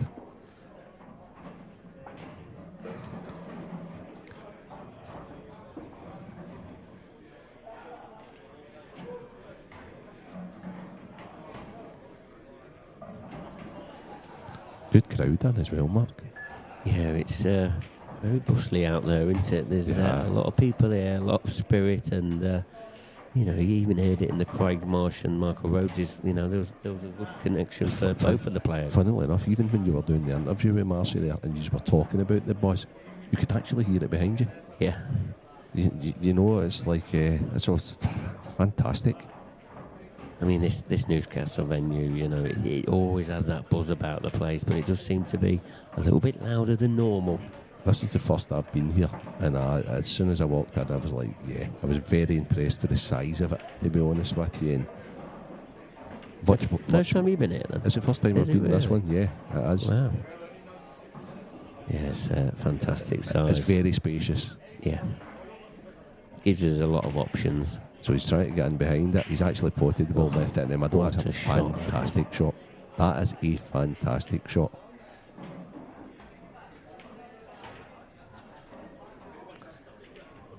And he had pretty much worked that out, guys, that's watching, about 5 shots ago. Yeah, no, he was looking at all of them angles, weren't he? And the way he's left it. What a start. And everything is in the heart of the pocket. Okay, so Adam Davis is in form, guys. If you didn't know who Adam Davis was before that finish, you know who he is now. This is a shot. And as you said, he looked at this probably 5 shots ago. And he didn't overhit it. He just let all that side do it for him. Aye, that was a great shot. As long as he got in that area, he didn't have to pot the yellow. He looked better because he potted the yellow. Yeah. But, you know. So while Fiona is racking the balls up for frame 2, Gio Egger did win that frame there. Probably broken cleared. Yeah, to go 6-2. And he needed to do that. Especially Very much so, Mark. frames on the bounce from Liam Dunster. Just back to Adam Davis. That's 9 frames on the bounce now. Oh, wow. Welcome back to the IPA. I think this IPA things are easy.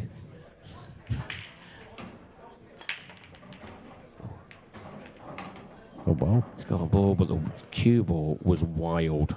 Yeah, indeed. And that's why he's apologised. I think he's forced to go yellows here, Mark.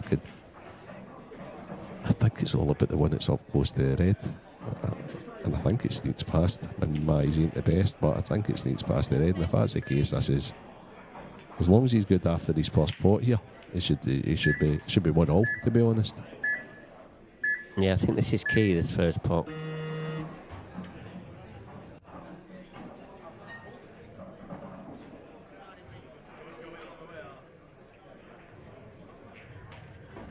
I think there might have been a little miscommunication or something there, Mark. Yeah, I heard him say extension, so not sure what the actual problem was, but I mean, it's not. I mean, obviously, it just took Lee out there of we go. his. Yeah. In the We're answer again now. on Okay. table 13, Stephen McEwish and Keith Robertson. Stephen McEwish and Keith Robertson, table 13. And on I'll wind table Fiona up a bit that later on. James Bishop. Yeah, and definitely Liam heard it. Seth. Anyway, even we heard it James from Bishop down here, and and we're Liam miles Seth. away from the arena. Yeah. 19. Not gone to plan. It's not great. He's got a plant into the middle, he's grafting, he's having to graft this and he needs it. Especially after what he's seen Adam doing there when he did break down, so he'll be even more wary. I think the good thing about playing this plan, you don't have to do too much with a cue ball. You know, position's natural, but he's missed another pot. Not the start Lee Shepherd one. Now, Adam Davis back to the table again.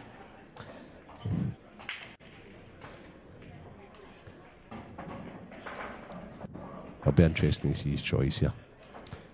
There is a way out, but that would obviously mean having to pot the one up to the top right hand corner where he's standing at the moment.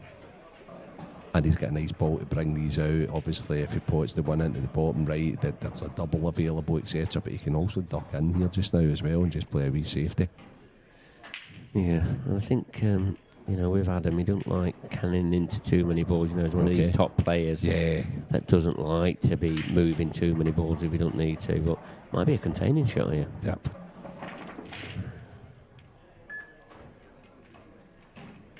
Okay, so that's both sides of Adam Davis. Yeah, already. As you said earlier, it was and he doesn't want to kick balls out, so he's made them all available with that shot. It's clever. Yeah. Yeah. The only things he's turned the table over again. Always expect the unexpected. Lee will be looking to make a ball here. Certainly not just a hit. James and Liam, table 17, please. James and Liam, table 17. Oh no, he's not. please. He's actually just played the hit. That's interesting. Yeah, and if he has left a pot here, I don't know how much of he can cut this back if it's possible. I don't know. Cue ball will be doing a few miles. But yeah, it looks like he's left the pot here. I mean, these ain't easy, that's for sure. Yeah, it is easy. That's perfect. Yeah.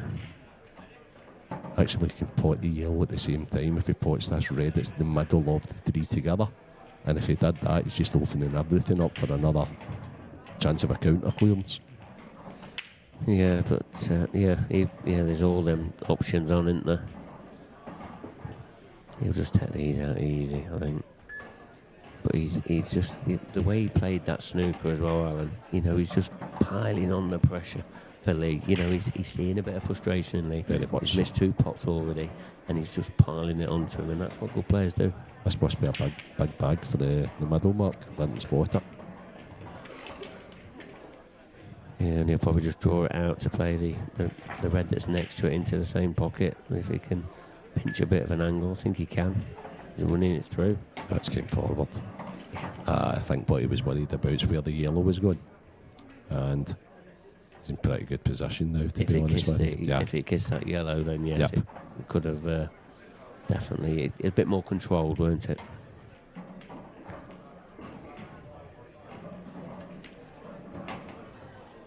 It's a wobbly one. It's the cue ball more. He's left his cell a little hampered. Signs of a little bit of rustiness, maybe, but It'll be interesting to see how he plays this. If he still goes low and tries to stun across, or he comes forward and plays. He's still attacking it. Yeah. not easy. Yeah. That's all down to that positional shot, hitting that last ball a little bit thick. And probably even go back a shot further back. He didn't run it through down into the cushion to when he played the red as a big pocket on the yellow. Should have been further near the cushion. And this is a must get for Lee. Oh my goodness. Not like him. Maybe TV table nerves, Mark? Well, Lee knows his TV table better than most. There's no reason why we're seeing this performance at the moment, but that first pot has definitely rattled Lee Shepherd. That missed one. But now, he's missed 3. And they're the ones that he should be getting, and Adam's missed one. They're both chucking misses in. Maybe there's nerves on both sides. Yeah. Adams took the bold shot in there, hasn't he? And because he could have quite easily played the ball over the bag and tried to get in behind it. This is a nervy second frame, guys. That happens out there. That's much better. Yeah. Much better from Lee. He'll feel better about that one. That was a good pot. But now, can he pinch an angle there, try and open them up? He has done it pretty well.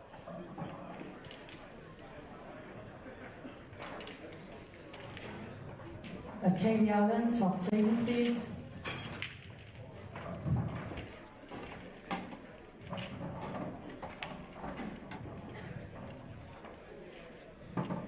Yeah, not the way he's played that.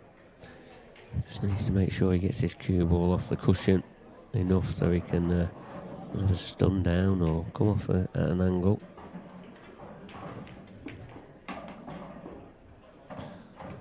That looks pretty good.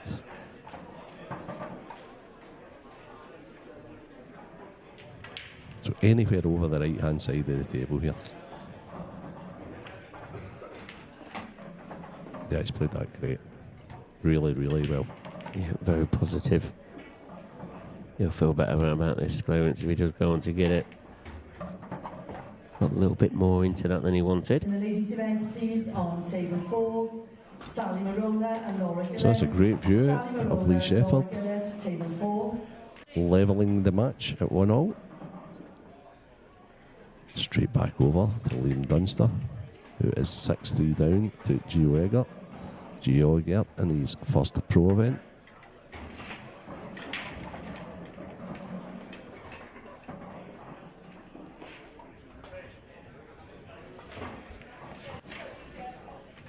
Yeah, still 2 frames away from getting through to next round, Gio. So still a little bit of work to do. And when the duster is at the table, you can't be doing any winning of frames.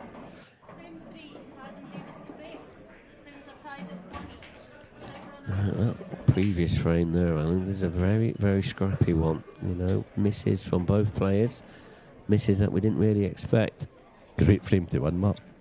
Yeah, them scrappy ones are always the ones nice to win, but it's all about who comes out of it the best now, isn't it? Yeah, for sure. Because it's not easy to, once you've been rattled, it's hard sometimes, this game, mentally. Now, Adam will like that break, probably apart from the 2 balls down the very bottom of the table. He'll not like the red down there. I think the reds are sitting favourable, but he needs to try and get the one down the bottom of the table into play. Straight down at it. There he goes. There we go. These top players attack the bad one instantly if they can. They certainly do.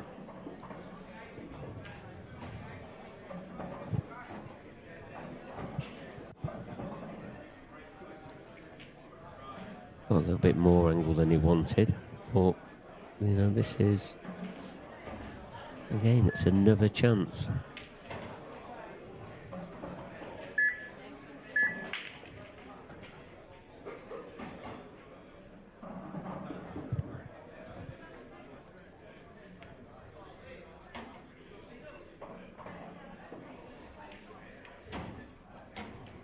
The thing is, when you're kicking into balls, it's you never know exactly what the outcome is. But after he's played this shot, there'll be slight nudge again. But I think he'll get them no problem now, because I think he's in good shape. Well, if he glanced by that red, you know, he was still on one anyway. Don't think he's got much more of an advantage from the little nudge. But yeah, it's a chance now. It'd be interesting to see what way he goes here. Funnily enough, the hindrance ball here is the one that's probably, if you would consider the best one, the one that's closest to the left corner pocket. Wonder if he'll leave that to not leave it to last, surely. No, you feel like the one in the middle is the connection ball to the one down on the bottom cushion. Yeah, I agree. I mean, not with this shot, I don't think, because he looks like he's a little bit tad straight. Yeah.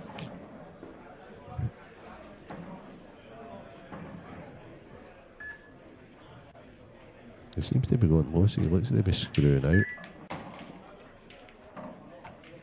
That little nudge on the yellow hasn't helped this time. No, it's certainly not. And I don't even think he can play a double to get an angle or anything here. I think he's super straight. So he's going to think about how is he going to make this last red. Where can he put the cue ball to give himself a chance? I'm not even sure that he can play like a treble, a big bag treble, because okay. He's seen something. He's seen something, yeah.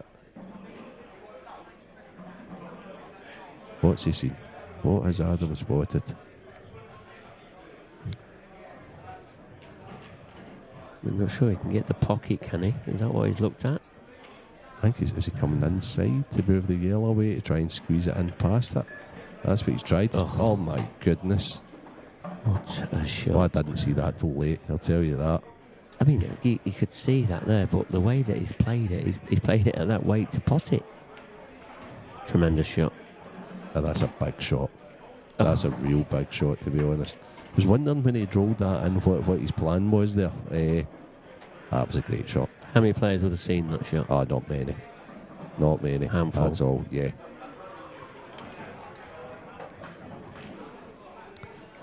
Two frames to one. After that scrappy last frame, we've seen a little bit of brilliance from Adam Davis.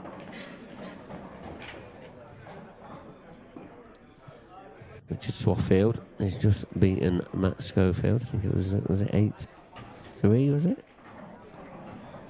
Yeah, Mark Boyle safely through. Although Wayne Fryer did mount a comeback in that match, Mark. Yeah, he was 7-3 down, weren't he? So the number one's through. Jamie William, Dave Rogers. A guy who is on our screens quite a lot as well. A local fellow, and Mark Farnsworth. He's an 8-2 winner against a rookie pro, Adam Myerskoff.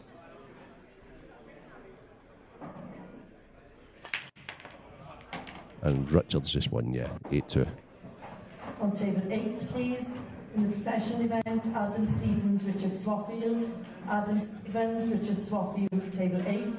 Richard Swaffield's just been called out again, so he's straight back on against, as you call it, a rookie pro, Adam Stevens, which is, but they're all on back of wins, aren't they? So, And as I scroll down here, there's loads of second round matches going on. Wow. Bad error again from Lee. Again. John Attard 2-0 up on Mark Farnsworth. So we'll try and keep you updated as much as we can. There's just so much going on. So much going on. There's last 16 games in the ladies elite also. And one first round game. Emma Cunningham beat Ashley O'Neill. She's in the last 8, the quarterfinals now. That was a repeat of the world final. It's unbelievable that, isn't it? Last 16 match, a repeat of the world IPA ladies final. Unbelievable. But yeah, good win there for Emma. And all the other matches are in the early stages at the moment. That was a fantastic match as well, that IPA ladies final. It was. I felt so sorry for Ash. Anybody's not watched it, just go back such a and good watch it. chance, but to be honest, Emma, when she then did give Ash the chance and Ash didn't take it, it was like she was like a predator. So on its prey, and it was like, okay, I've been here and I've done this, and I have been that person that you have been. No, because Emma's been playing since she's been like 14 or 15 years old. She's been in world finals since that age. So, she was just electric after that, to be honest with you. I'm sure they'll have many battles over the years. I'm sure there'll be many more, weren't there, as well? There really will be. So that match, it didn't take fire earlier on. We were doing a wee bit on, Mark.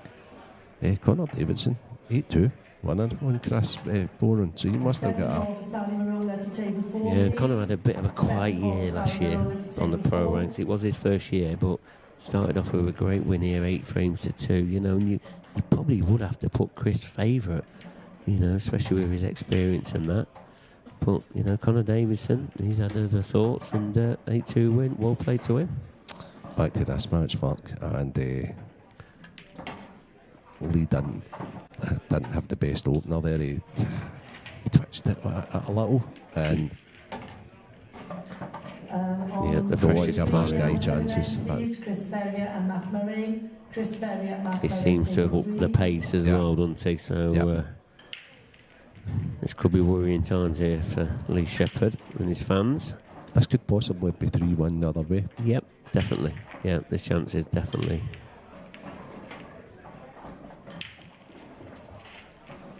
This table 14 we're watching now. Who's gone on here then? It's one of them round 2 matches, isn't it?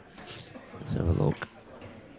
I don't know who's gone on the other stream table. Anybody wanting to watch this one that is... it's Mark Boyle. Yeah, Mark Boyle. Mark Boyle and Harry Peart. Harry Peart is lightning. Okay, so it must have been him. It was breaking then because it was right down the middle. Yeah, he's pretty electric around the table, to be honest. And again, very good to watch. Good young player as well. This is his second year as pro.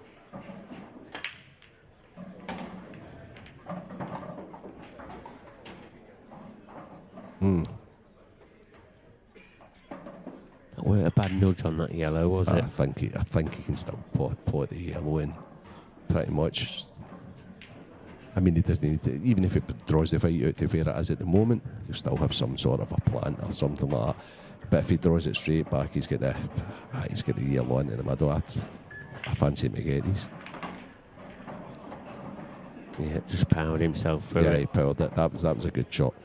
That's come out pretty well. Yeah, it has.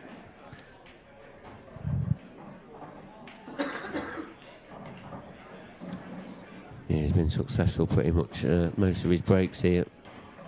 And when he's got his eye in, he's going to look pretty dangerous.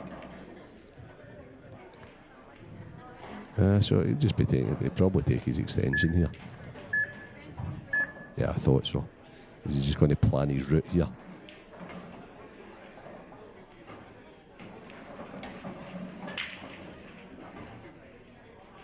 So how soon does he take the ball upstairs? Takes it next, doesn't he?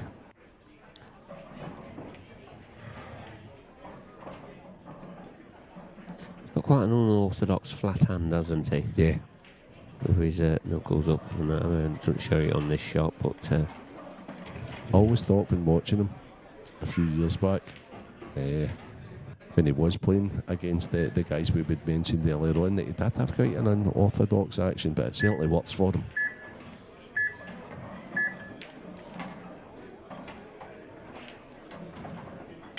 Okay. So does this go past? Did both these yellows go into the bottom? Like, oh yeah, there we have it. yeah. Just right on cue. And it develops the 8 ball. Yep. And he doesn't even have to manoeuvre the cue ball here because he can just like pretty much stop the fight where it is and then play opposite middles for his last two. Yeah, there's not going to be a lot of distance really. This cue ball's going to be travelling after this shot. Oh, he has come round the angles, that's not wrong with that. Going to be on the cushion though. I think he's okay. I think he can knock it in and come on and off the cushioning. And I was quite surprised at that one, but that you play those shots when you're playing well, don't you? Yeah.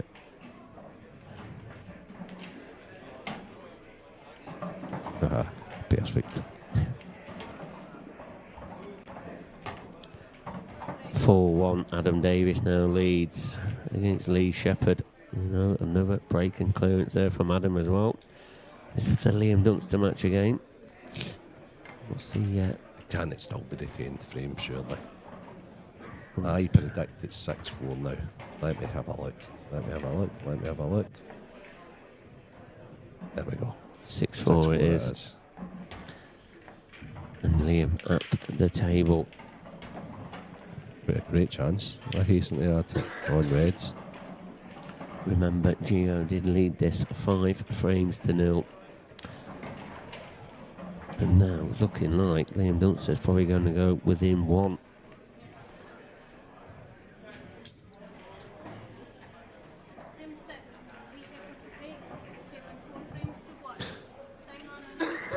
So we will keep you updated with this one as we head straight back. Lee Shepherd's break. Wow.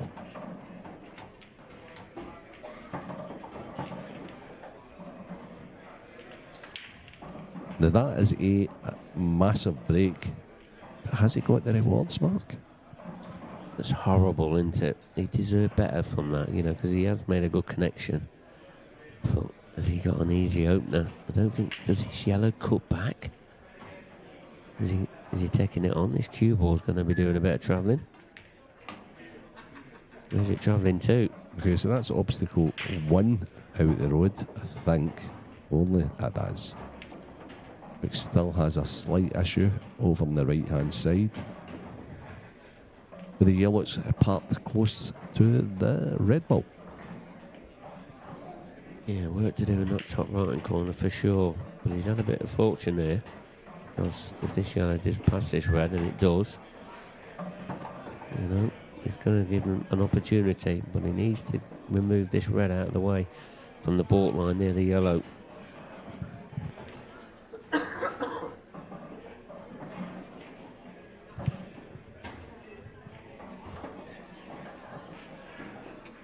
I tell you what, this is a toughie to be going for when you're 4-1 down. It really is. Yeah. Yeah, 4-1 up, and this is an easy clearance, but... Tell you what, he's played that great. He's a little unfortunate with the cue ball. I'm not sure he's got a shot on now. Depends how much gap there is between the cue ball and that yellow ball. I don't think it's touching either. If it was touching, it would have been better for him. But yeah, it looks like there's a gap there, doesn't there? yeah. Is he got enough gap to play the yellow onto yellow plant? But again, cue ball will be travelling.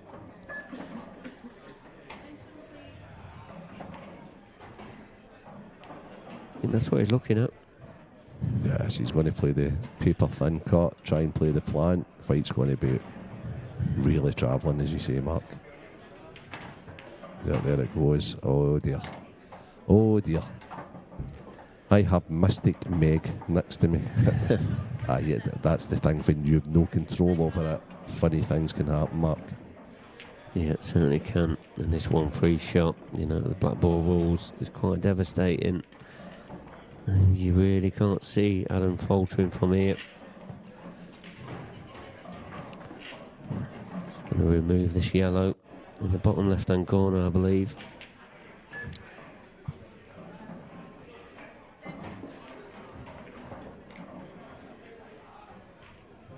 It's Adam's turn now to take his extension. He's just planning what he's going to be doing. Okay. I like this better, to be honest with you. Yeah, a lot of players would have played the red onto yellow plan, wouldn't they? This way you can actually stay for the ball upstairs. That was the only issue with the shot. The only issue with the shot was he could make something bad happen downstairs when the yellow he was moving flicked out. Final call for Sally Marola, please. Yeah, I don't think he played it at the correct angle, did he? The way that he connected to the yellow. He should still be okay. Thinner. Yeah, he needed to be thinner.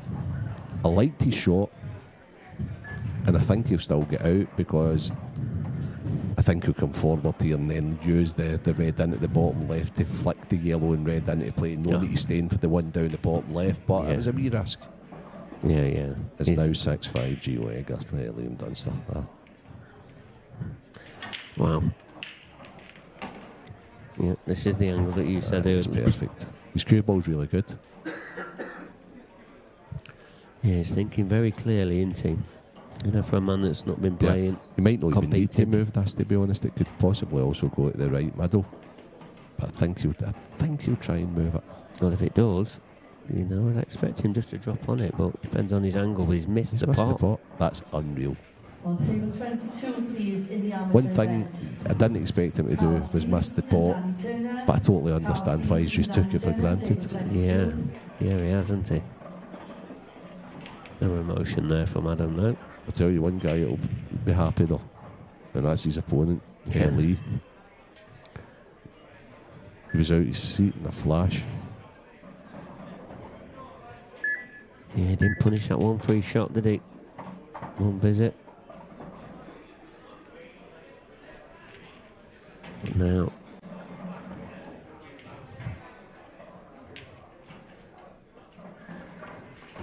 this is where Lee needs to just completely blank everything that's happened in this match and just look forward. I know that's easier said than done, definitely, you know, in these sort of high-end games, but this is what he's got to do.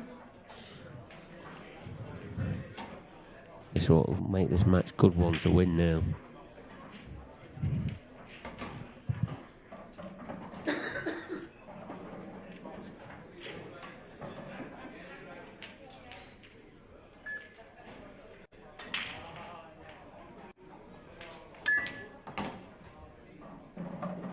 That's a lovely shot.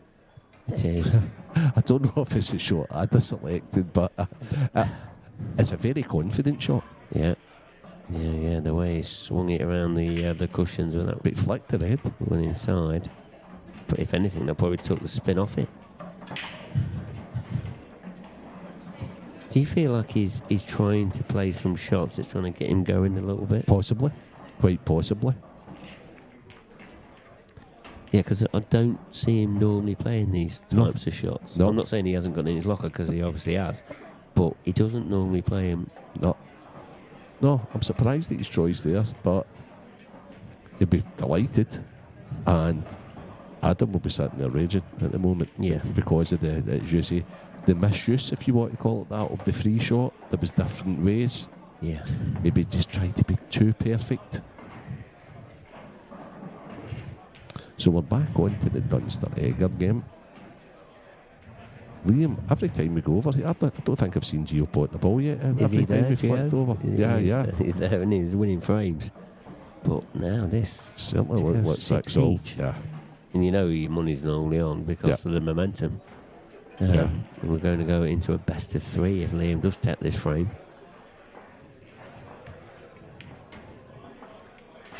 But one thing's for sure, even at 5-0, none of the two of us had wrote him off mark, that's for sure.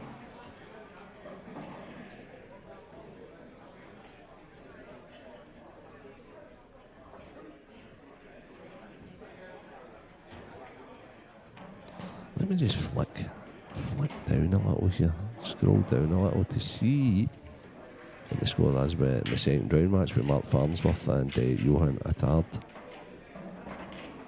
It is now 3-1 Johan.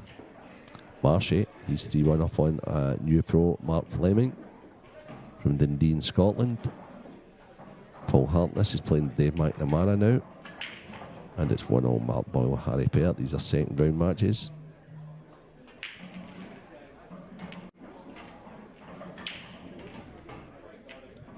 Yeah, I think Lee's just nipped out for a comfort break, so we're going to stick with this this match here just for the time being. You're not missing any action on the main table, let me tell you. Remember, there is another stream table that's going ahead at the moment. So if you want to watch the other stream, that match is on there. Is there another stream table? There isn't. And I also believe the ladies have a channel of their own. They certainly do. It's all on our IPA YouTube page. So we have got 3 streams this weekend. And the ladies will be playing all weekend on their very own stream. And I know there is former world champion Deb Birch on there against Mira Ara. And that's currently locked at 2 frames apiece in a race to 7. Yeah, Mira had a very tight match with Yvonne Yoon, and she came out the victor 7-6 earlier on. So I don't know much about Mira, but she must be good quality if she's beat Yvonne, that's for sure. Yeah, Yvonne's won the IPA title, so she's no stranger to picking up trophies, and that's a good win for Mira. You know, but she, with Mira, she's putting a lot of time and effort on her game, and she's forever playing in all the competitions. And that can only be a credit to herself as well. Yeah. It's a little late for Liam to be looking to see if this is tight. I think Liam just loves doing this. This ball obviously flies in. It's all in his action, isn't it? He's just torturing Gio just now sitting there, isn't he? Yeah, he is, isn't he? But this is how he plays, and Gio knows how he plays. Yeah. Generated a lot of pace there with a little stun shot. But again, he's perfect. Absolutely perfect. He's going to draw back and put the 8 in the same bag, hasn't he? He can do both. Yeah, he can. Run it through or do whatever he thinks.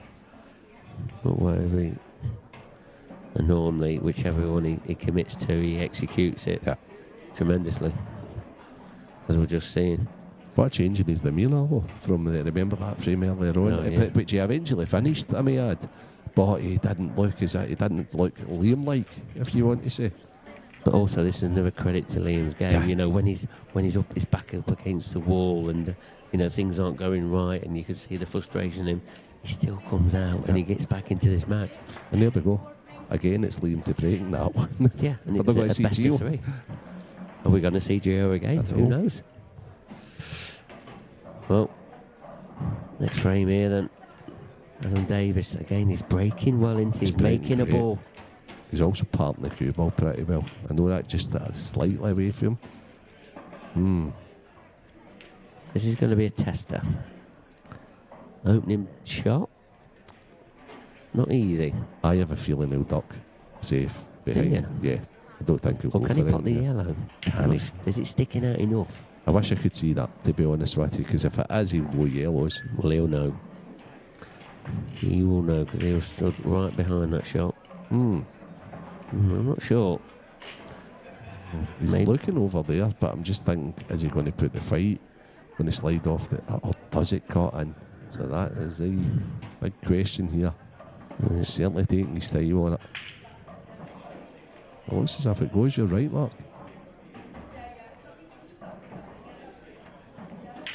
No, he didn't go. Okay. That's a misjudgment there from Adam. What has he left? He don't look too happy. He's not left anything pretty easy on yellows anyway. I mean, there's a pot to the left middle. Or the bottom. On reds, hampered queuing, I suppose. Couldn't have finished any worse for Lee, to be honest. Yeah. He's turned the table over, but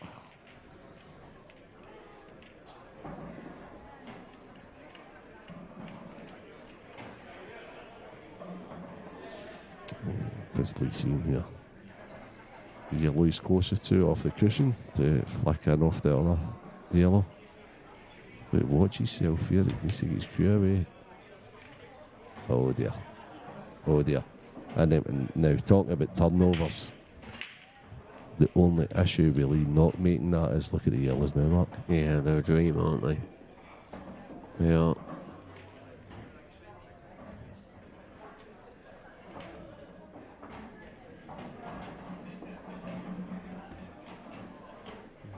Not gone to plan, but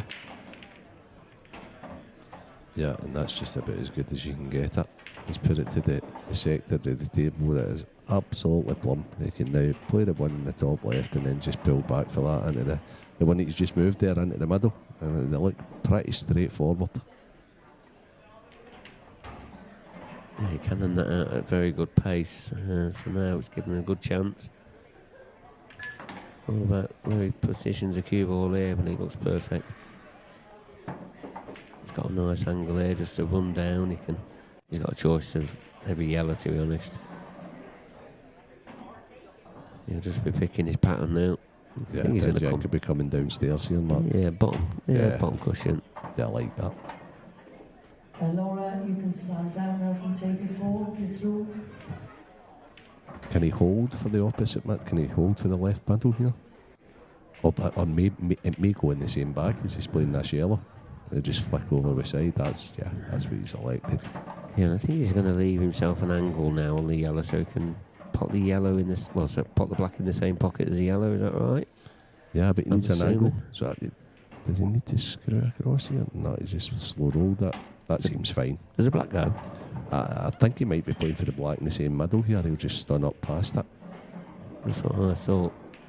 Yeah, he is. He didn't even stun it up. He actually just flicked it up with a touch aside. His cue ball's really good. Yes. Yeah, it is. Big frame. Back to big frames and Liam Dunster's at the table. Well, he did Surprise. break, didn't he? We've not seen, it's 6-all. We've not seen Gio in this match at all. It's just the way the stream's flicked on. Yeah. Yeah, we're not doing it purposely for all you Gio fans Gio out fans there. out there. Gio is in this match. He's still in this match. Yeah, he needs is. 2 frames. He has been frozen out though by the duster. But Gio will know that. He'll know how to play Liam.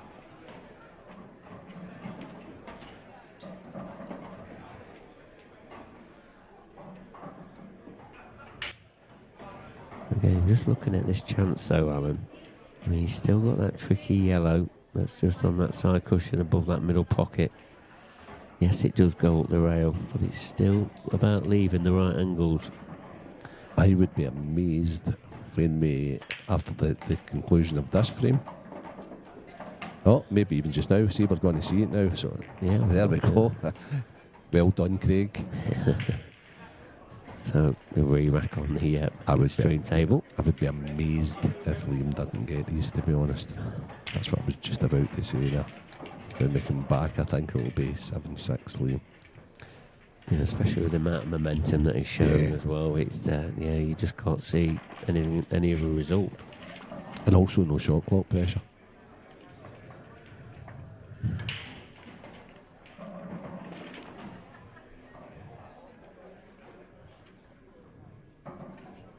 tell you what though, he's playing a very. If he's playing the 2 yellows into the same bag here, so obviously this one, and then he is playing that, and he's coming in a very short window, very small window. And we're going to begin back over again. No, he's played it long. Yeah, and I can understand that.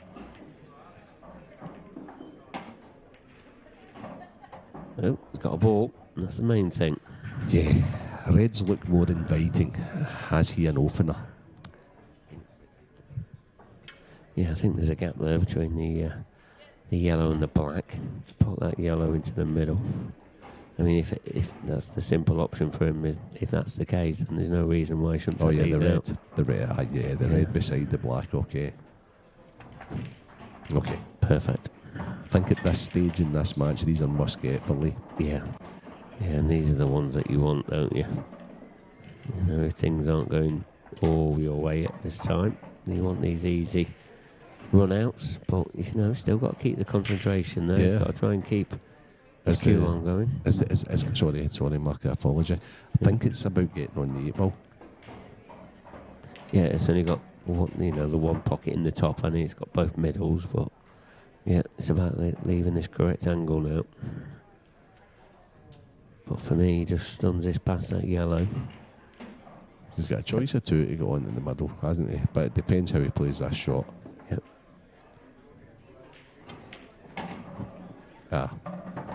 Okay, so now that's made his mind up for him. I think he needs to now stun and leave an angle on the red to the left middle to be able to float up for the 8 ball. Or is he just going to use the yellow? Yeah, that's a good angle. Yeah, that's not bad. Got a bit of hampered cueing. Yeah, just controlling this shot. But these boys play these shots so well. He's played it. He's just made it look easy. Yeah. He knows we were wanting to watch Liam's finish there, so he just got on with it quickly. Very good. 5-3. There we go. And Liam's still got a couple of balls on the table. And there we go. And this angle, is he okay? I think he is, isn't he? He's perfect. I think he can even just drop it in and cut the black back. Yeah, I do. Yeah, he don't seem to be... he's straight down here, isn't he? Yeah. Yeah, you know he's fine. And he's going to go one frame away. If he ports this... But it's going to be Gio to break next one, isn't it? We're going to maybe see Gio at least set the balls up here, Mark. There it goes. Gio. Is Gio there? Is Gio? Oh, come on, are we going to see a brief glimpse of Gio? But there he's there. There he's there, fans. There, Gio fans. And straight back over. So, but 7-6 to Liam Dunster, one frame away. Brilliant comeback so far. Is he going to see out the match? We'll keep you up to date. Is this going to be the first dry break from Adam Davis? Oh, no. He guided it in. He did. Yeah, I mean, the yellows are there, aren't they? They certainly are. Oh, guiding that in there was massive for him. Yeah. Really, is he straight on this one into the corner? I think he's absolutely fine. It's perfect. Yeah. Couldn't have felt any better, but has he gone too far? Looked a bit anxious at that yellow then, didn't he? The great thing for him, though, is even if he has went too far, he can just come the gap between the 2 reds and he's got the ball over the bottom left. So it's not ideal. And he wouldn't want, he wants to go on the yellow next to the 8 ball as soon as he possibly can. There's his cue ball. Wow. Oh, and just as I say that, look what he's absolutely perfect on. The one next to the 8 ball. Yeah, well, this is exactly the one he wanted to be on to get rid of it. But yeah, he looked a bit anxious then. So he has. So Adam, for me, is, as I say, I'd watched him back in the day and watched him just now. He's got a very strange action. He's very good with the cue ball, but it looks as if he could miss a pot every now and again because he's quite jabby. And yeah, he took one or two in maybe. But when he gets going, he's one of the best. Excellent. So this match is sorting up. Wee break and finish for Lee Shepherd there. Great return by Adam Davis. Now let's flick over to the other table. Bit of an handover apology there. And Gio looks all but it's going to be, if he minds his Going work, to the decider. it's going to be 7-all with Dunster to break, however. Yeah, I mean, Gio, no doubt, he's broken really well, hasn't he? So it's all hotting up here for the European Open. Cuesports, Newcastle. Yeah, what a cracker of a first game this one was. Day one, we've already had an informed Craig Marsh demolish the world champion. Yeah, Michael Rhodes. We've got Adam Davis making his long-awaited return. We have got Gio Egger. Looks like he's going to equalise and make it a hill. 7-all. And now Lee Shepherd to try and dish for the second time in a row. A little bit congested down at the black spot area. I'm sure he'll still be attacking, Mark. Yeah, and I think that's just how this match is at the moment, both being attacking and it's about now they've got to take the chances. It's all about how many more chances is Lee going to get here. Because he needs to take this one out.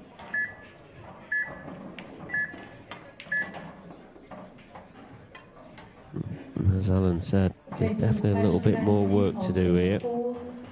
It's just about how he goes about it. But I think he's okay here. It's all about that angle there to open them up.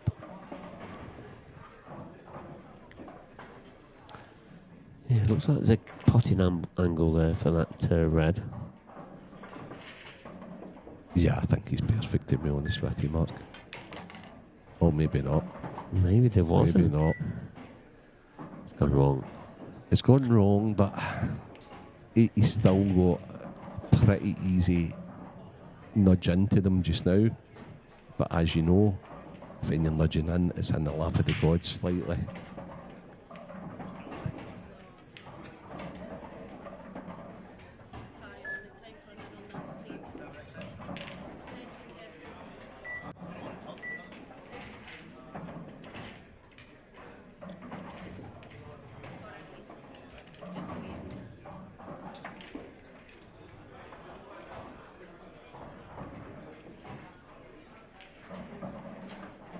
So he has looked at the ball up top. He also looked at the ball. There's something happened just now. I don't know if...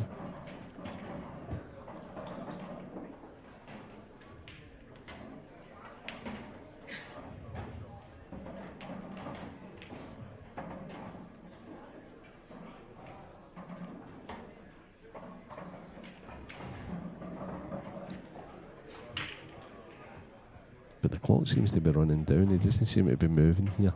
Just wondering if something's fell into the playing area, possibly a glass or something like that. I'm not sure. Because I did see him looking round. Clock seems to be working okay, but play's been stopped. So Fiona, I'm sure she's got it all under control.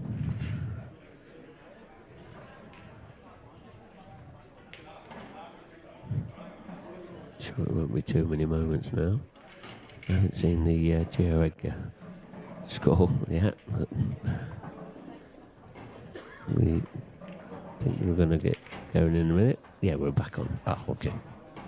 Okay, I think it's right. All makes sense now. Maybe the rest. What, missing? Yeah, I think there's actually there's a rest under the table, and I don't know if the ref of the last has told Fiona where it was. I know because I put it there earlier. Right, I see. Okay. Also underneath the director's No, it's table. brilliant. It's another thing to kid Fiona about later on.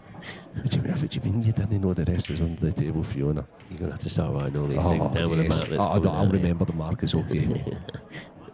All natural, eh?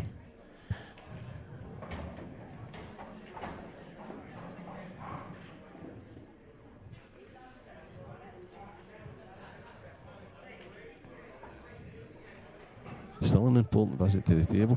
I don't know why. Is he on it just now? Is he on the one beside?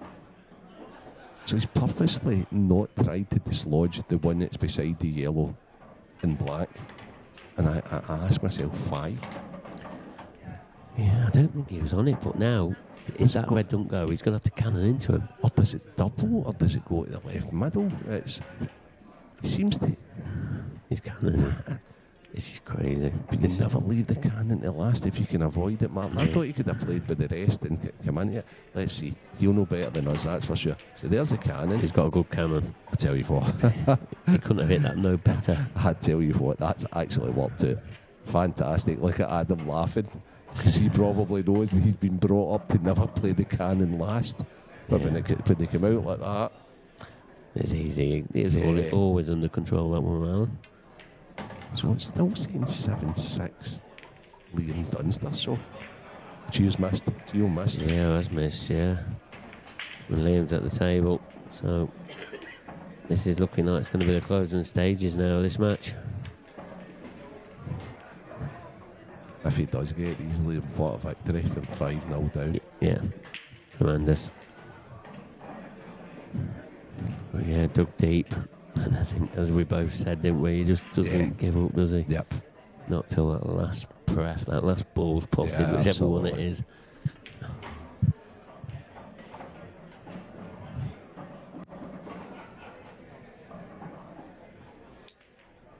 And I mean, that's not everybody's cup of coffee, but he puts everything into every shot. Oh, Jackie potted it. Yeah. Absolutely.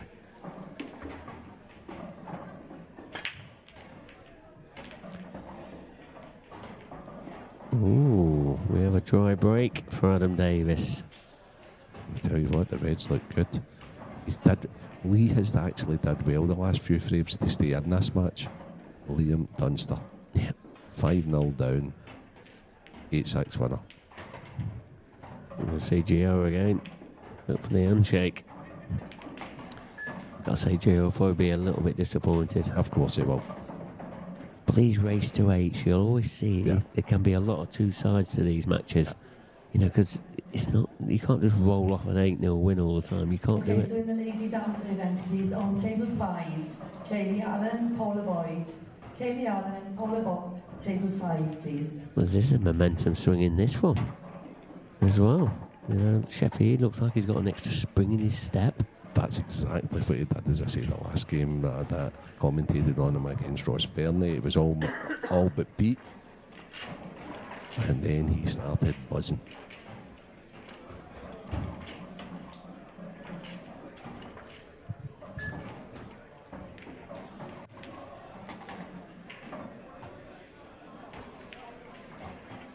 And he has got nice rhythm when he's in the zone. Oh, yeah. Yeah, he certainly has. Because normally he's quite fluent around the table. But yeah, he's seems to have got a little bit of focus now.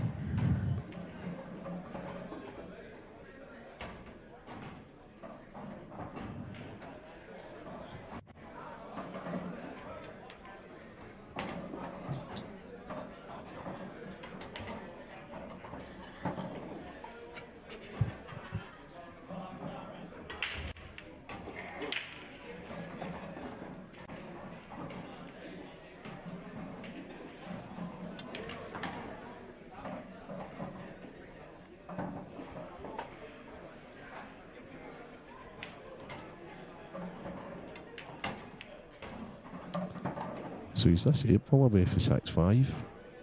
And he'll be coming breaking. Yeah, very good. Trying to lift up the pace there as well. Yeah, and I think he's away for a little break.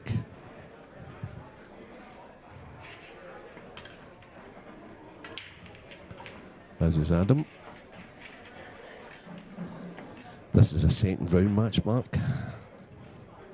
It's Craig Marsh against Mark Fleming. I think Craig was 3-0 up in this match, and Mark's throwing 3-0, 3-1, weren't he? Yeah, Definitely right. ahead. So Craig Marsh at the table. You know, we've already seen him on the stream table against world champion Michael Rhodes. You know, if you are just joining us. Also, to keep you updated with some scores, Mark Farnsworth's now 5-4 ahead of our Maltese pro, Johan Attard. And I think he was 3-1 down in that one. So, Mark Boyle, 5-2 up on Harry Pyrt. Paul Hartness, Dave McNamara 1-all. That match might be getting cut. We can't have a pro match getting cut, surely. No, it wouldn't be right, would it? But they've only played 2 frames in what, 30 minutes? Well, just under. Where is it? Look at this. Great camera work from Dave Anderson. This is here. a setup, isn't it? This is a cracking setup. It's really there, it's extraordinary. Table. Yeah. We have on board one of our partners there. In the right corner. That's all the pro matches happening. There's Farnsworth and Boyle. Paul Hartness there. That's why it's not going. He's taking too long there, Paul. Get a move on. Some amateur players there as well. We've got another couple of pros there. Robert Stevens sitting watching.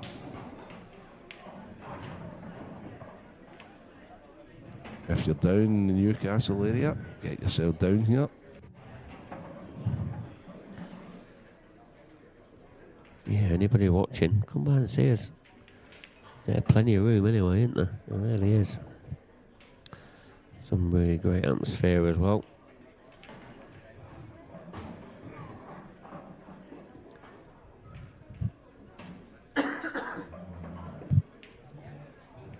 Johan Attard, he's beating his fellow compatriot, Leiden de Bono. I think it was it 8-1, was it? Yeah, 8-1. and I mean, I don't know if you've watched much of Leiden. I've seen him over the years, and he's a fantastic Oh, player. yeah, multiple tournament winner, isn't he? And you know, they play together nationally as well, don't they? Yeah, but I think I think Johan's like pretty much maybe the best player in the island, Oh, I see. arguably the best player in the island. Yeah. So, you know, to draw him in the first round of the pro event, and that's it. Like Dan Davey had alluded to earlier, I was actually down at breakfast this morning. The two of them were sitting together having breakfast, and it's so weird to then go out and have to play each other. Yeah, well, that's a random draw, isn't it? You know, Yeah. unless you're one of the top seeds, you know, there's always that chance that you will draw each other, and that's what's happened. And this evening's entertainment. Jake Dillon, you love Dan Davey. What match that's going to be as well? That's a first round match. Yeah, well, their fellow England, you know, Dan Davey, when he was talking to me, no one was talking about the Leiden and Johan match. You know, again, Dan Davey, Jake Dillon, all of their like England teammates, roommates, yeah. the roommates as well.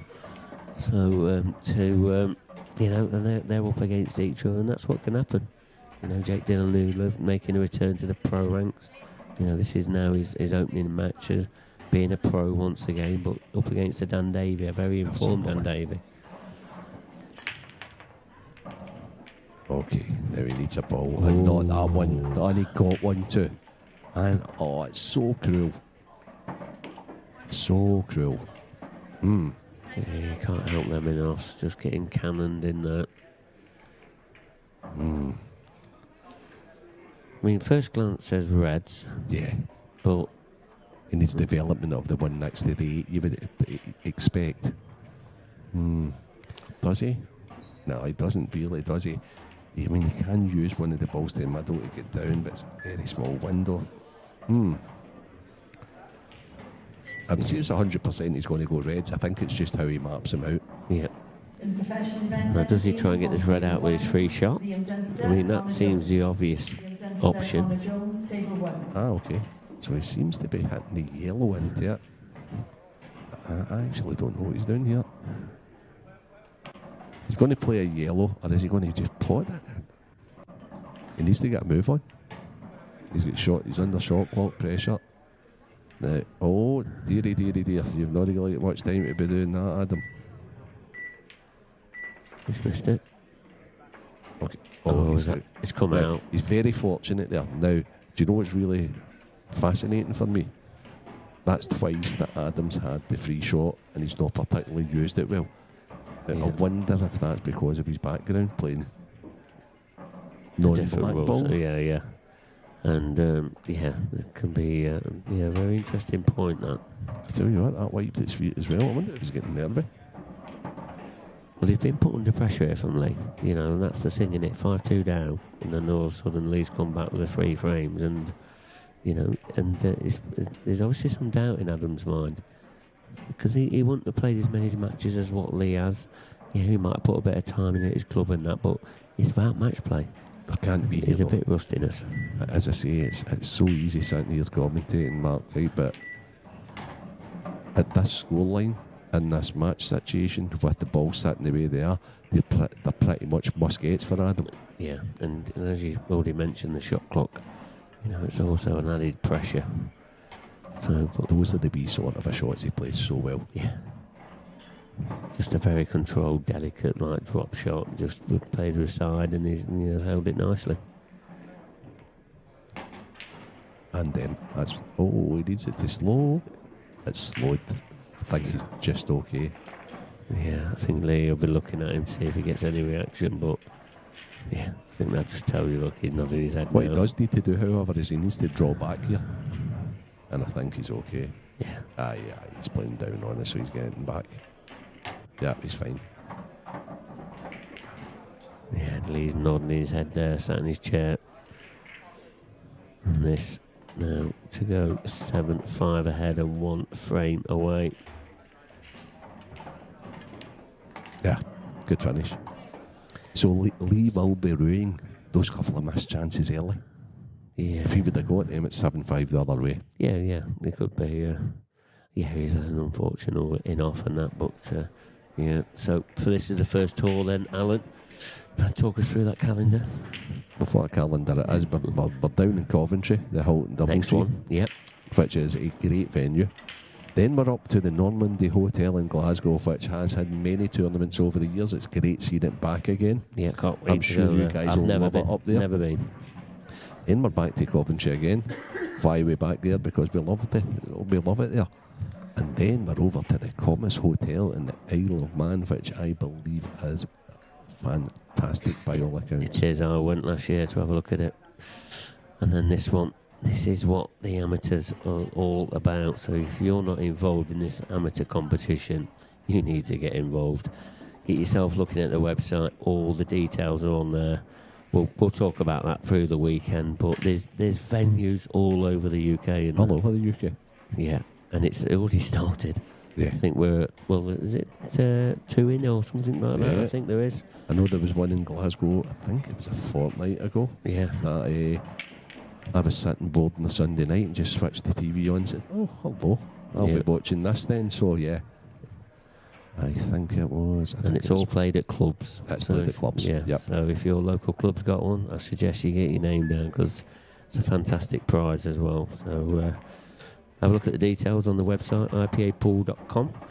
And everything you need to know is on there. And if not, send us a message, on through the email. And we'll get back to you. Great shot. Played it well. So what's been noticeable is Adams came dry the last couple. Yep. And Lee, to be fair, even though he is a frame away from losing, he's still got that skip in his step. Yep, he has. Interested to see how he plays the balls up the top. I think there's scope for playing the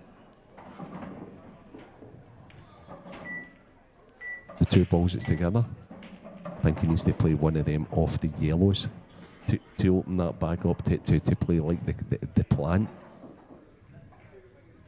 Because I think it's too tight for him to go off on it. This is going to develop the 8 ball here. Was there need? Yeah. So that what that tells me is there's a gap for the ball that's hanging over the left corner pocket.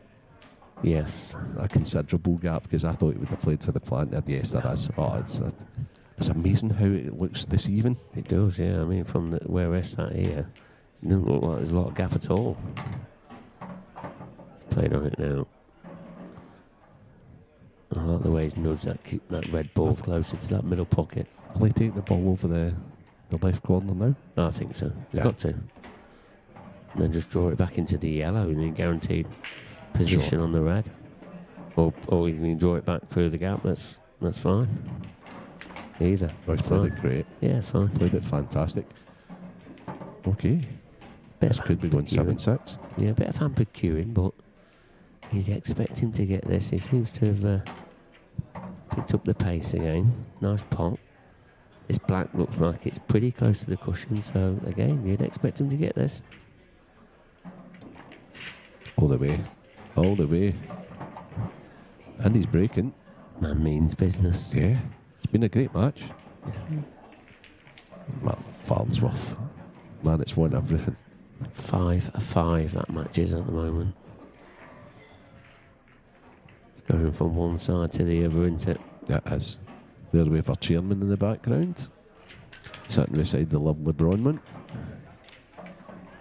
Yeah, they think they can hide from us, don't they? Yeah, they Do can they run, realise but they how many can't cameras hide. are in it? Yeah, yeah.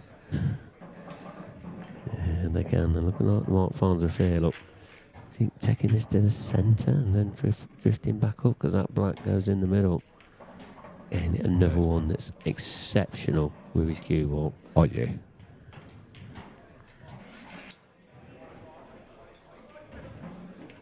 Yeah, what a player.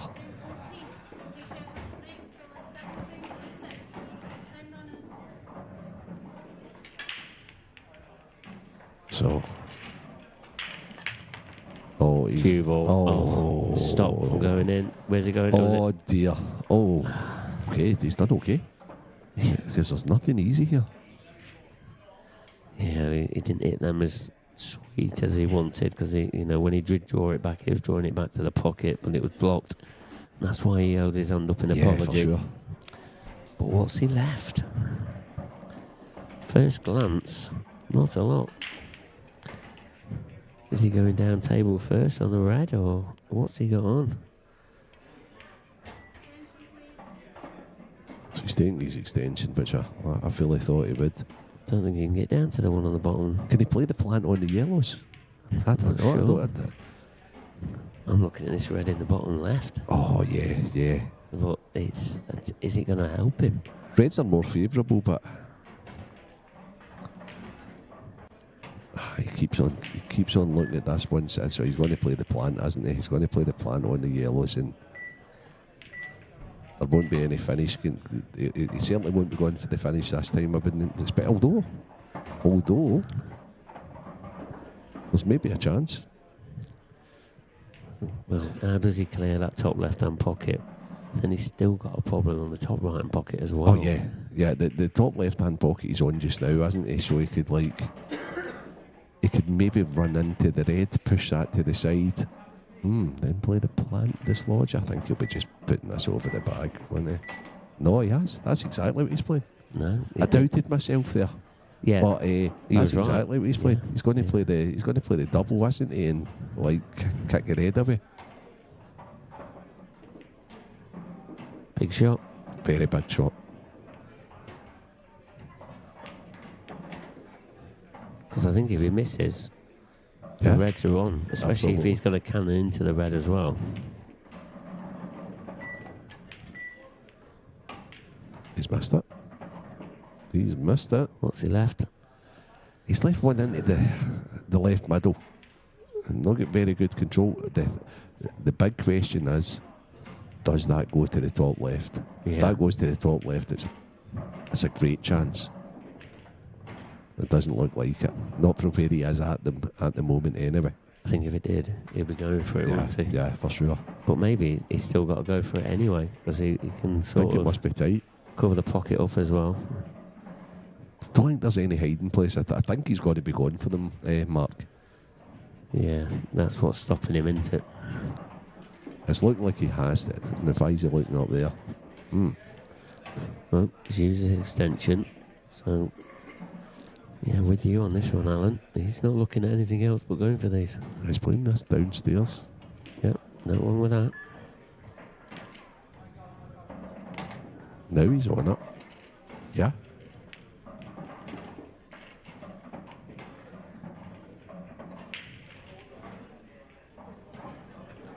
To be honest, Adam wasn't even close to the double there, Mark. I think he was more concerned about the outcome instead of the other way about. I don't think he's got an extension, has he? Needs to get on with it. Oh, is that cannon just cost him? That's going to make it a lot more difficult anyway, that's for sure. Mark Boyle safely through to the round 3. 8-2 victor in Harry Pert. So that is Mark Boyle in the last 16. He's the first player to get in the last 16. Richard Swaffield 7, Adam Stevens 0. Wow. I didn't expect to see that scoreline. But it's there. This is this red look now. Look on this one, Alan. It did go. It did go. It did go. Okay. To his defence, I think he was on the cushion, weren't he? So it was probably very, very tricky. You're going to point to something on the latest scores, aren't you? No.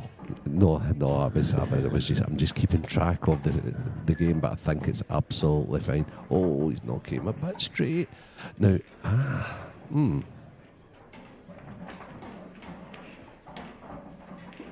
The only pocket that red next to that yellow goes is bottom left. Why do you not play for it there and then just play this last with angle? It's okay. Okay. He's done all he can. This red to take the down to a decider, really. And it's not easy because of where the yellow's situated that his gloved hand's close to. So you'd still get it though. Okay.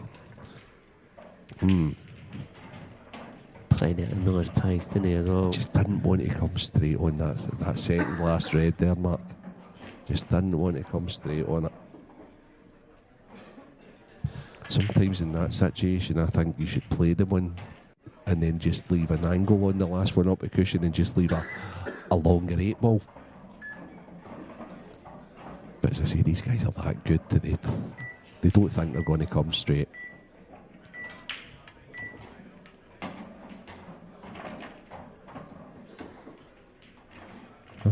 Okay. Adam wanted angle as well. I think Adam's going to play the ball that's closest to the left middle off the cushion to move the red away. I may be mistaken. Yeah, that's what he's looking at just now. But he needs to get good on it because he needs to not only play that, but he then needs to try and connect to a yellow after. That's pretty good though. Doesn't he want it too straight? He's okay. Yeah, he needs to be directly behind it. Yeah, really, he's okay. He's fine. I think how these go wrong is by trying to get too much on the ball that's on the cushion here. So yeah. I just stun this in and make sure I was on the one at the right middle. It's no definite though, is it? Oh no, it's no gimme. He's played it particularly well. Oh, by the way. He's played it particularly well. So forget anything that I says there. That's the way to do it. Yeah, you cannot play that any better. Yeah.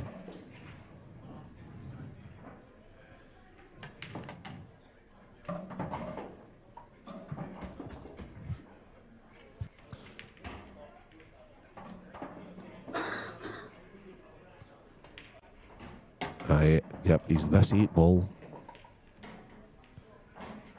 I'll be.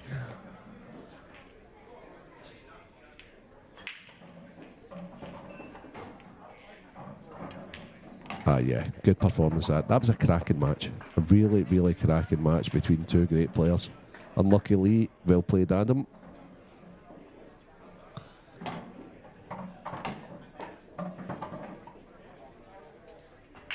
So, just a wee update in scores. That's been 2 great matches, different matches. That one was a lot closer than the first game. Craig Marsh is 5-4 up Mark Fleming. Mark Farnsworth's now on the hill, 7-5 against Johan Attard. Mark Boyle, as we discussed earlier, he's through. Paul Hartness is 3-2 up on Dave McNamara. We have got Richard Swarfield, who's 7-1 up now, so Adam Stevens has got a 3-1 board. Liam Dunster has got his next round match after a great 8-6 win against Gio Egger. He has 1-all in Connor Jones, and we have got Connor Tracy, who is 3-2 down to Connor Davidson, so that's the battle of the Connors. Some household names, some guys that we don't know as well, but a lot of these guys have come through the amateur ranks to become professional now, and they're all holding their own.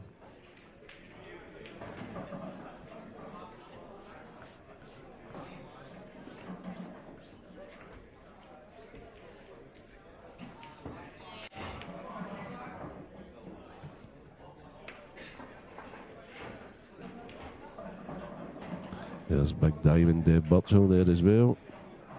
She's 4-all with Mira Arya.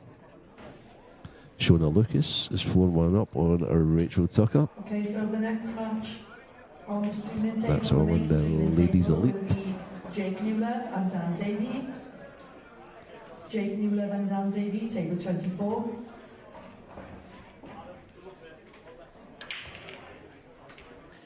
Thanks, Alan. Here I am, Adam. Adam, is it good to be back at the IPA ranks? I mean, it weren't the cleanest of games, was it, to be honest with you, but pleased to get over the line as well? Yeah, it was a little bit scrappy throughout the match. I feel like I started well, but, you know, a couple of errors creeped in early, and at 5-2 I was thinking, well, I could really be 7-0 here. And that kind of matches, they would come back to bite you sometimes, but yeah, luckily I got over the line. And I think, you know, me and Alan was commentating on that match as well. It could have gone either way, and, you know, the scoreline could have reflected for both of you as well. Yeah, that's right. There was a couple of dry breaks and stuff, and could have gone either way, where sort of stuck behind the ball and got to play sort of like a tricky opener. And I sort of come on the right end of a couple of them really and got the balls rather than Lee. So, yeah. And do you think, you know, a lot of the times when the balls went, do you think they always felt tricky, and do you think that was stopping a lot of the momentum at times? Yeah, a little bit. They bunched together a few times, but yeah, I think Lee and me and Lee can play a little bit better than that. It's just it's a bit let's say, just one of the games really. And I spoke to you earlier in the afternoon, you know, regarding, you know, have you been playing? You know, you've probably had a few games here and there, but competition-wise, tell us a little bit. Have you been playing any competitions at all? No, I haven't really give pool any attention for the last 5 years, really, since COVID. So, you know, probably I played 3 comps in the last 3.5 years. So, you know, luckily I managed to get some match practice last week at a comp in Bolton, and that really stood me in really good stead for this weekend, really. I felt so much better. Even though I got beaten in the comp, I felt so much better and sharper coming here today. And I played a little bit this week, and just to give myself a chance, really, and, you know, I feel okay on the queue.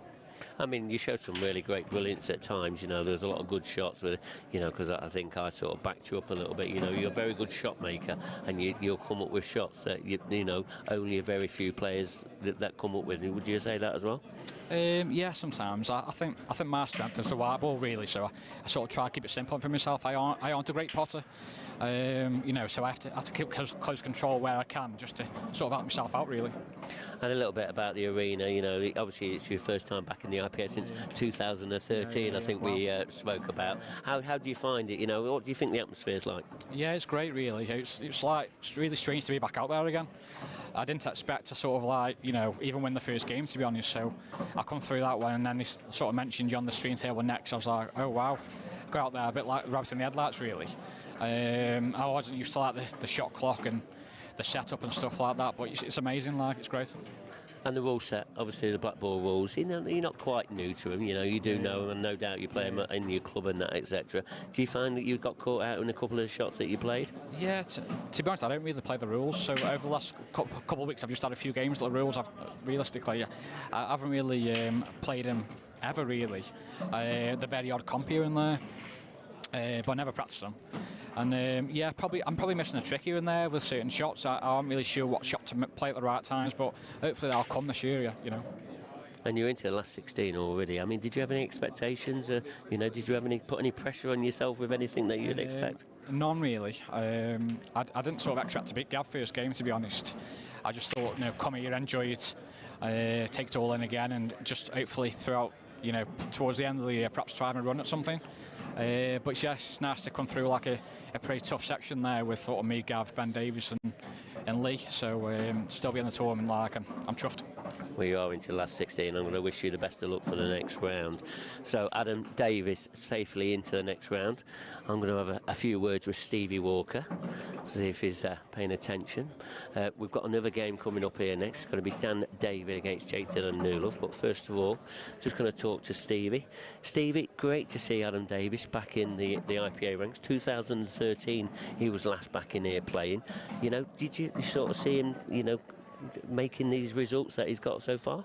Yeah, I mean, we were a few guys were actually speaking earlier about the fact that obviously Adam's back and the calibre of player he is and the expectancy maybe that he could go far, but you never know. It's obviously the best part of a decade, be a bit more, and he's come back with a bang, you've got to say.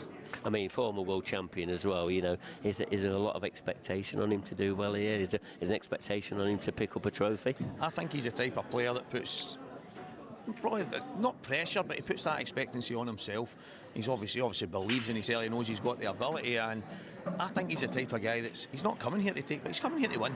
And I've spoken to a few of the guys and say, is it one of the things where you hope to go far and then see what happens? And they say, well, if I didn't think I could win, I wouldn't be here, and I think he's one of the guys. Yeah, I mean, he played Gab Robinson first match, then he won him 8 frames to 0, and then he took the first frame against Lee Shepherd, so he's won his first 9 frames back on the IPA tour. That's some going, isn't it? Yeah, I mean, Gav, as we know, he's a tough match for anyone because Gav's quite an aggressive player. You don't know what Gav's going to do next. He can blow you away. He can drag you into a kind of tactical battle, and he doesn't flinch. He's just one of the players. And I mean, he was blown away this morning. And then Lee Shepherd he's been knocking on the door. He's been getting further and further. Almost every event he plays in the pro ranks, and again he's just been beaten. Not obviously it was a lot tighter match, but yeah, I mean to come and, I don't want to say dismantle these two guys, but to come and beat them the way he has, he's going to take a bit of storm. And a little bit about this atmosphere in this place. I mean, it's been quite electric, you know, since it started this morning. You know, do you feel like it's a bit of a different vibe to what it normally is? Last night, just at the Flyer, I was speaking to Bronman, who's obviously the best tournament director we're ever going to get, and I said to her, I went, there's a bit of a buzz in the air, I says, and it's only a Flyer. And she went, you know what, Steve, I've noticed that myself, and I don't know what it is. Listen, I'm one of the guys. I've always loved it no matter when I've been here, but there's definitely a kind of, there's a feeling, there's a buzz in the air, and it's fantastic. Yeah, it seems to be very competitive out there, doesn't it? You know, you're just not sure, you know, who is going to win this tournament? Is there anyone that's definitely going to win this one? Or is it wide open? I mean, it's so stacked. There was a few of the guys, and obviously everyone in here is so talented, whether it be the men, the ladies, and what it is. But we were speaking about the pro ranks and the men's pro ranks in particular. That is, so many of the matches was so hard to pick a winner. Never mind someone that's going to win the entire tournament. But obviously we've got Mark Boyles and Liam Dunsters and Gareth Ibbotts and Mark Farnsworth, the guys that we're used to having, and. But there's also so many guys like Dave McNamara and Scott Gillespie, and it is, I mean, I wouldn't like to pick a winner. I would maybe throw my neck on the line, and no, I couldn't. There'll be people shouting at the TV screen. I know. What about this person? I know. No, that's it. And the list goes on. It really does. It's as you look across the room, we were actually looking from the outside. You can see a lot of the main tables and the other stream tables that were on the go, and there was so many matches that you were looking across and thinking, wow. I mean, it is just some top players going head to head with each other. But whoever does win it, Mark, they're going to have to beat some of the very best players in the world just to win one of these tour events, and it's exceptional. And that's going to be week in, week out, whichever one it is as well. Another good thing I just want to talk to you about, Stephen, as well, is obviously the ladies, they've got their own stream now, and they're going to be constantly on stream throughout this whole weekend. That's got to be a major plus for this IPA tour, has it? Yeah, I mean, obviously we see on the social media platform over the last while where it's a lot of the ladies, and international pool in particular, all the ladies around the country and different countries will say, when are we getting the ladies on, when are we going to get them on stream? And now to have their own dedicated stream for the entirety of this weekend, you can see the delight in their faces, because it's something that I think they've earned, especially the elite ladies that are playing at such a high level, and it is fantastic, not just for them but for the IPA as a whole. Yeah, and I think it's important because the ladies' game has come on, let's be honest, has come on leaps and bounds over these past 3, 4, 5 years, hasn't it? I mean, the standard is incredible. Yeah, I mean, I was speaking to Deb Birchall earlier. Obviously, she is one of the titans of the IPA ladies' game, and having Emma Cunningham back, Ashley O'Neill, and obviously so many more that are going head to head. I know Emma and Ashley played earlier; they were the World Championship finalists. It is, that's the last 16 match. Yeah, exactly, and it's the standard of the play in these ladies. It's all right throwing the names in, but every time you seem to watch them, it just seems to get better and better all the time. And the single elimination, I mean, do you think that's a really good positive as well, another step forward for it? You know, because it really does set out the best players from, you know, the lower ranked players, if you want to call it that. Yeah, I mean, obviously it can catch you out a bit. When obviously over the last while we had double elimination, and you and especially in the amateur, you're looking at the double elimination as a second chance, and you think, well, if I don't get off to a great start, I get a feel of the table and I can go again. But it can catch you out a wee bit, because if you fall behind in any of these matches, all of a sudden you're under pressure, knowing that this is your one and only opportunity to get yourself through and keep going in the tournament. And obviously we've got the Open as well, so the single elimination is a bit more cutthroat, but I think that's what elite pool should be about. Yeah, because I mean, in all the top sports in the world, you know, your golf, your darts, your snooker, there's not many competitions with double elimination, is there? Let's be honest. No, exactly. You don't get, I don't know if you get any second chances in any other sports, so I understand the logic behind it, I always have, but I think at the elite level, I think this is the way to go. So this brings us on to this next match then. Jake Dylan-Newlove against Dan Davey. How do you see this one going? Because, you know, these are another two fantastic players, and probably two players you probably didn't even mention in your run up to this match. Well, obviously, knowing that we're going to go and speak about them right now, Dan he was one of my players of 2024. He obviously started to get himself in the winner's circle. He had showed so much consistency, and he was a joy to watch. And he just to me, and even a lot of the pros that you're maybe speaking to, they would say he's just went up a few levels, and all of a sudden he's one of the guys to beat. And Jake Dylan-Newlove's consistency, especially at the beginning of this year, he's had a couple of finals already and different tours and stuff. He's obviously a former World Championship finalist and what have you. He is such a talent, and I think these two maybe complement each other. This could be a fantastic match, especially to have on stream. Yeah, and just a little bit about Dan Davey. I mean, he's just nipped outside the top 10 now, which is unbelievable in the rankings, you know, considering the amount of success he had last year. But, you know, is that going to get him chomping at the bit again to try and get back into that top 8 spot? Yeah, I think the fact that he worked his way into a position where he was one of the dominant forces at one point in time, and I had spoken numerous times about, I think Gio was, I mentioned him a few times as one of the players of 24 because of the success he had on the amateur tour and elsewhere, but Dan was always in my thinking as one of the top guys that was making waves. He was making a lot of noise, he was going far, and I think the fact that he's just dropped out, I would be very surprised if he's not jumping at the bit to try and push his way back into that top 10, top 8 and a bit further up, because he's definitely got it. And his fellow England player, even a roomie, I think he'd actually called as well. I mean, finally, Jake Dylan-Newlove, he stepped away from the amateur status and is now back into the pro ranks. That's got to be great for the IPA as well. Yeah, I actually remember the interview with Gareth after the World Championship final when he said, only Jake knows why Jake's not a professional, and it's took a bit of time to get him there. He's always had the talent, he's always had the ability, he's got the temperament, he's actually got everything you need in a top pro player. Now, we're going to see if he can really do the kind of damage we think he can in the pro ranks. Well, thanks very much, Stephen, for your insight there. So we'll be back in a few moments. We'll get this next match underway between Jake Dylan-Newlove and Dan Davey. So until then, we're just going to hand back over to the commentary, and we'll be back very, very shortly. Thanks very much, guys. And I don't know if anybody managed to see there, but we just caught off a wee bit from the guys talking. Stevie Amanda Mark and Mark Farnsworth managed to win a deciding frame against Johan Attard of Malta. What a fantastic match. So Mark Farnsworth through. Here we're seeing Craig Marsh, Liam Dunster sitting there watching Craig Marsh. They're not playing each other, however. Craig Marsh is on the hill, 7-5 up on Mark Fleming. So Craig's actually got these yellows to get himself into the last 16. He's just played that with a load of reverse side. Oh my word, what a shot that is.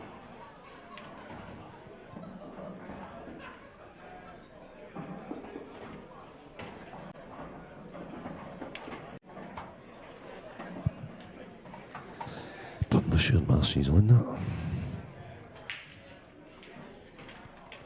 Dave Burchell 5-4 up in her last 16 match.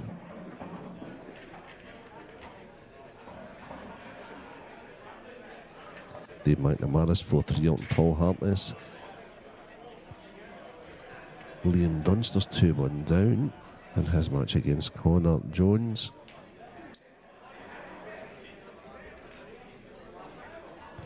In the battle of the corners, Connor Tracy's 4-3 up on Connor Davidson, and Marshy has somehow mashed the pot in.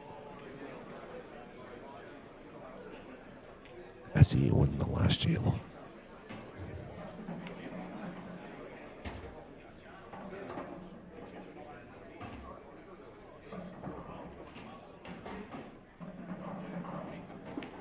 Yes, indeed. He's went careering.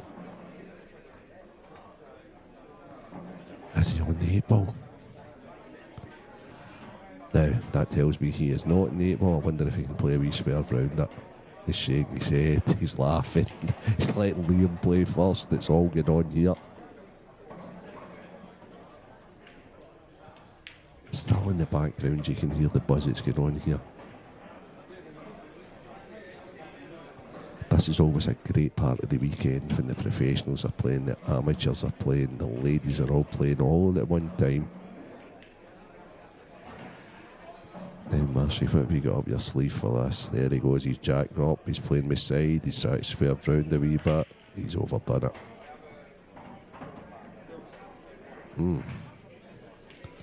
So another chance. Have we got it? Marshy with that. He knew he had a good chance. He's having a wee sip off his drink. And Mark Fleming. New to the IPA pro scene. Very well established player. Habitual tournament winner up in Scotland.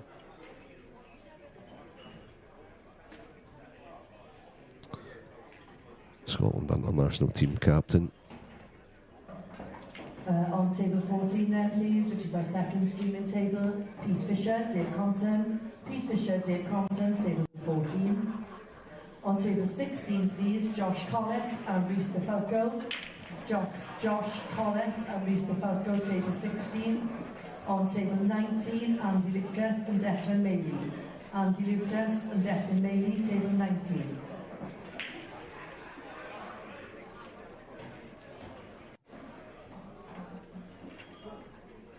Just composing himself there, Mark. He's playing this one down the rail. Spotted it. Should be 7-6.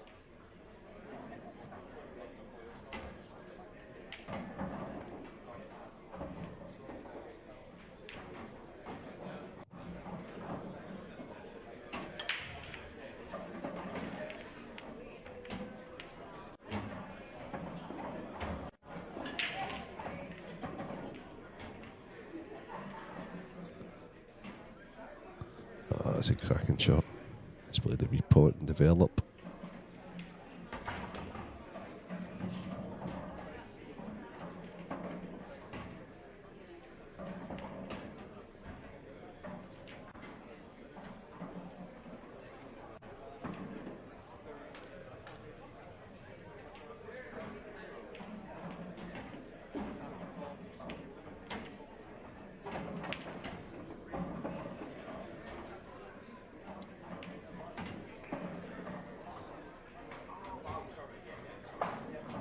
Yep, it's Marcy break.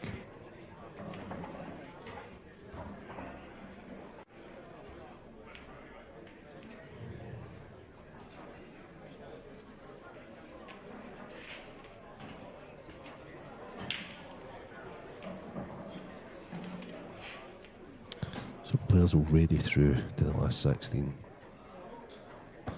Not playing till Saturday.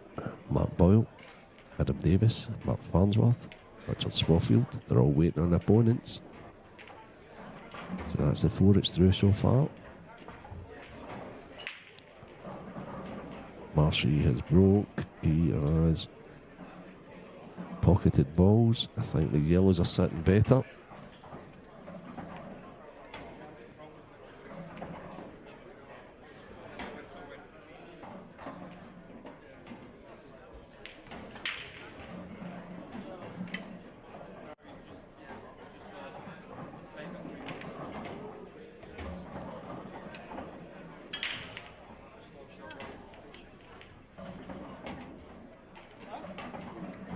Good chance for Marcy on yellows.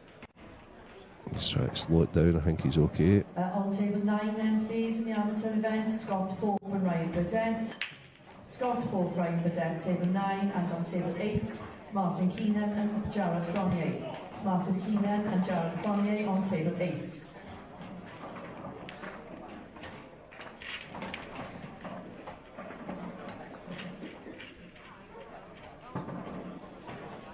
So this time is Marshall going to go over the line. He has 4 balls away.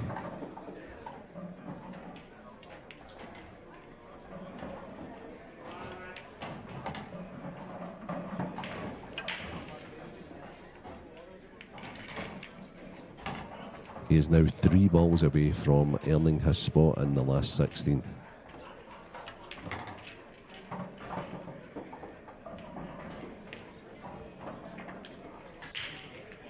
I'm sure there'll be no mistakes this time for Marcy.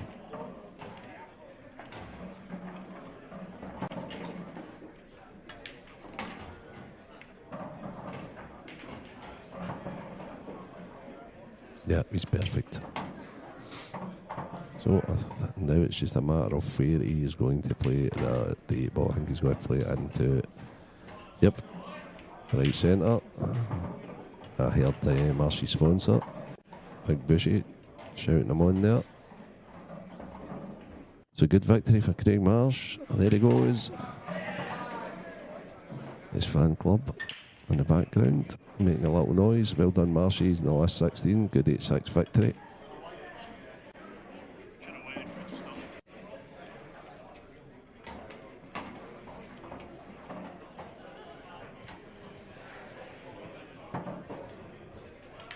Loads more games at 7 o'clock tonight, guys. We're just rolling here. We've got at least another 2 matches this evening. If you're tuning in just now, stay tuned in because we're going to be with the Jake Dillon New Love Dan Davey match. As Craig shows you all the matches in play at the moment. The arena's still buzzing. Paul Hartless looks as if he's just about to make it 4-4 against our media tycoon, Dave McNamara.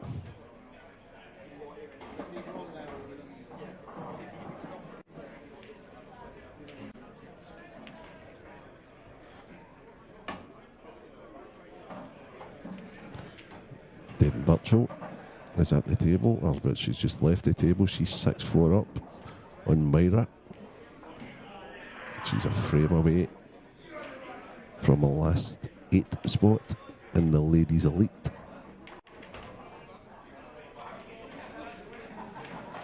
Where I think if she does win, it'll be a battle against Emma Cunningham.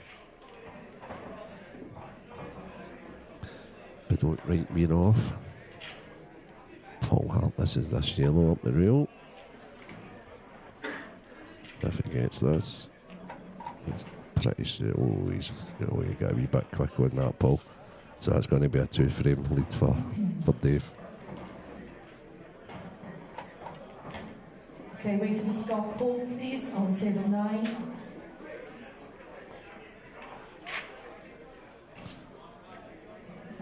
So Dave McNamara is 2 frames up on Paul Hartless. Waiting for Martin Keenan and Jared Cronier on table 8, please. And Dave's just checking the table. Seemed to run absolutely poker straight.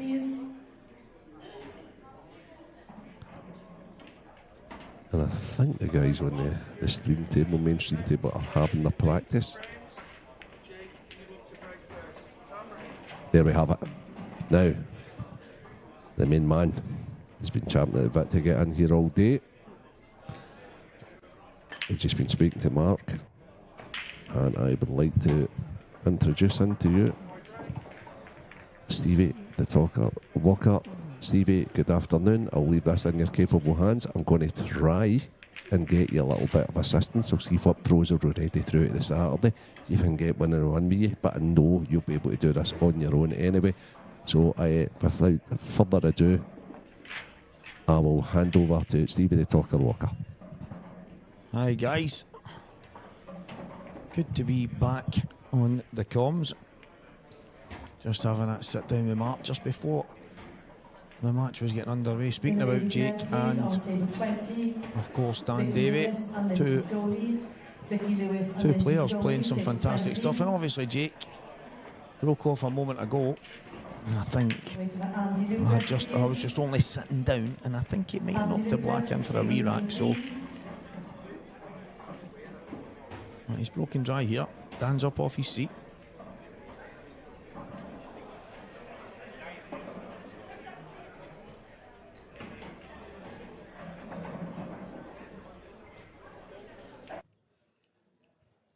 I've no idea what's just happened, and then we're back again.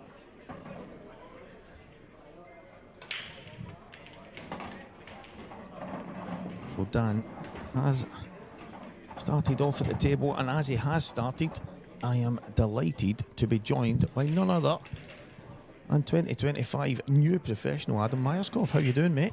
Good afternoon, everybody.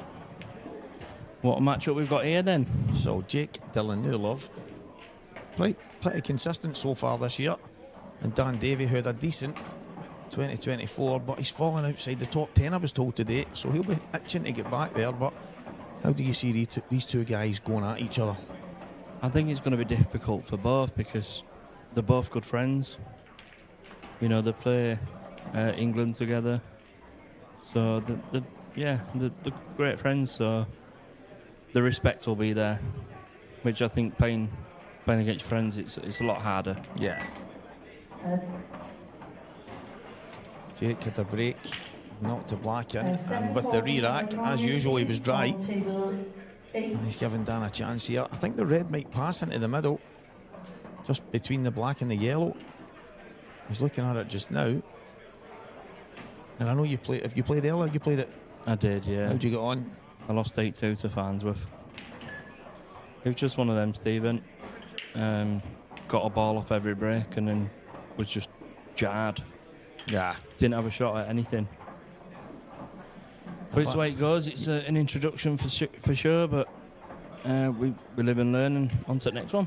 100%. I think one of the things I've heard over this weekend so far, and it's only just begun, is a lot of people saying I'm getting a ball and I'm not getting the chance I'm hoping for, and when I don't get a ball, I'm leaving my opponent a great chance. And it's like, it just seems to be, sometimes you get the rub of the green and other times obviously you don't. But Mark's a tough opponent to play at any stage, and I suppose it's like a baptism of fire.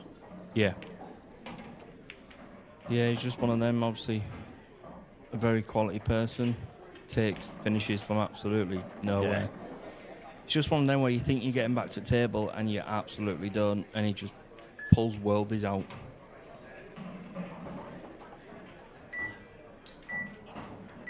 Dan's played into it. Has it come out? Yeah, he's unfortunate. I don't think he's on anything here. Or is it just about? I think it was a previous shot, Stephen, where he's clipped it. Yeah. So he's had to go into it now.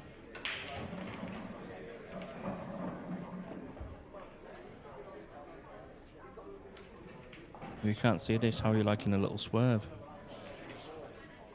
It's a tough shot to play when you're bridging. And it looks to me like the red might go into the left middle if he can drop it in, but I think I'm not 100% sure he can.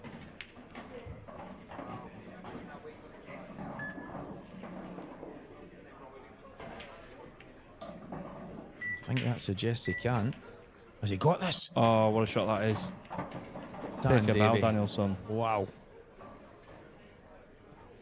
And I think he always had a chance there because of the yellow. If he gets it close, it might slide off the yellow and in, so yeah, it's a good shot. That's another thing that I think separates the pros from the amateurs. Whereas I think an amateur would just get down and hit it. Yeah. Or you can tell Dan controlled it a lot more. Great shot.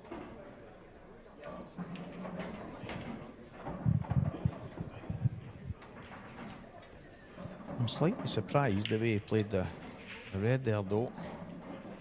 I thought he could have just dropped it in and played the black in the opposite corner. But there was never an issue. He was always going to get it. A bit of a roundabout, all over the place type finish, but with the ability he's got, he's not missing. It's a typical Dan finish, that. Great player though, isn't he? Like you said, he's had a good 24.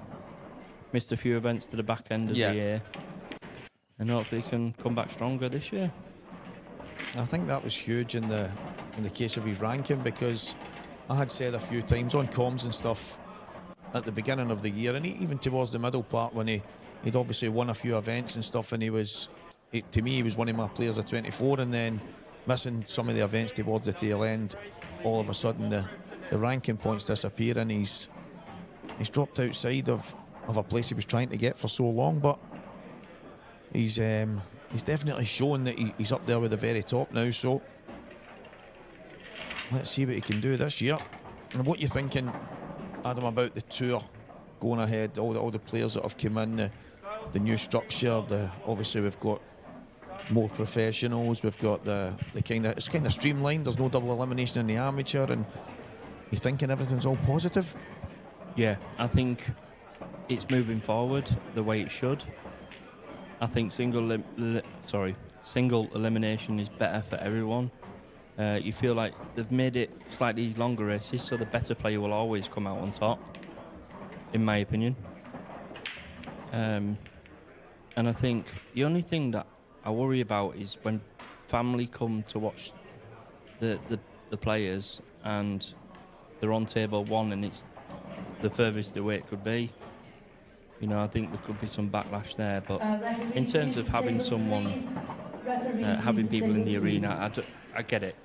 Yeah. There's two sides, isn't there? Yeah, I mean, there was a couple of mentions at the last event as well, obviously at the World Championships, and the common kind of answer was, well, listen, first and foremost, we have to look after the players, and some of the feedback that they've got from when they came in, the guys, is that a lot of players have struggled where, there was one in particular, myself and Isle of Man, where sitting waiting on my opponent coming, he comes, we go to the table to lag, he won the lag, I turned around to sit down and there was like 4 guys sitting in the seats and they were with him, but if it was me I would have said, listen guys, you don't need to move because my opponent needs somewhere to sit. Nothing was said, and I was kind of standing there thinking, where do I go, there's not enough space. And I've had that situation in some of the venues where you're having to go and sit somewhere else and a bit further away from the table. I think if they had, I understand everything's on the outside now, there was maybe if they had it slightly different so that there is somewhere a bit closer.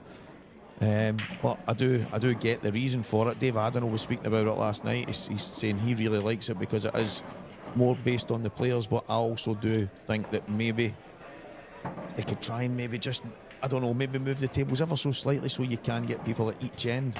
Yeah.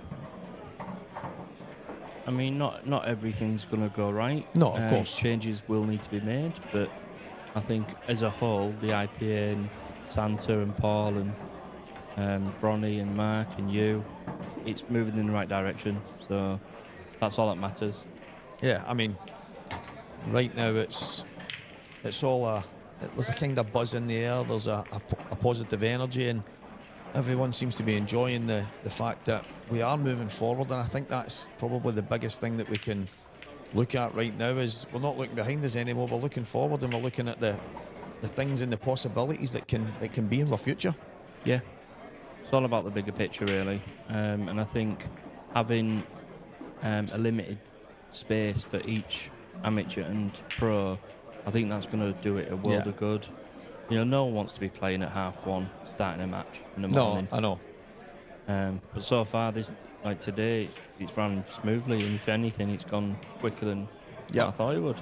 Well, there was a moment in Coventry last year, and So the guys had obviously just, they were all already have done the deal with Kev and stuff about taking on the IPA. So they had been there and Renzi was there and they were having a look to see what they could do to improve things. And what they noticed was there was a lot of times there was a lot of empty tables. And obviously the schedules were out for different times, but then if one or two games went over towards the end of the day, you could end up, I had one of my matches I played at 12:30 one night, and then I was back on, I think I finished at maybe 2 in the morning, back at 2, and I was back on again at 9 AM. And by the time you get to sleep and then the time you've got to get up, I was lucky if I had 4 hours sleep. And it was just kind of like, and Renzi said, but the thing is, we could have been so much further ahead. And now, obviously, as you know, they're getting players in half an hour before their match. Most of the games are getting called that half an hour early. Yeah. So it seems to be that everything's going, you'll get the odd match, of course you will, but if the tables are empty and you can get people on, before you know it, there might be 1 or 2 matches later on, but I don't think they'll be that late compared to usual. Yeah, no, I totally agree. I think the system that they've got it now is going to work absolutely perfect. Yeah. So after Jake's break there, obviously Jawed himself in there, so didn't really have much of a shot. So it's over to Dan to see what he can do. I believe it's still open table.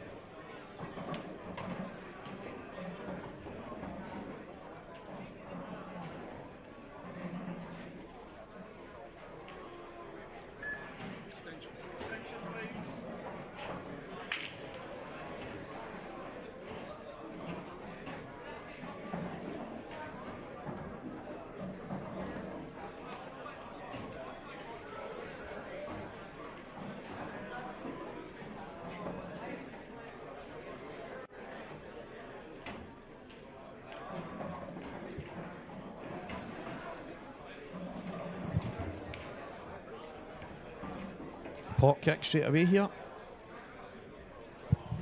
Just a little flick.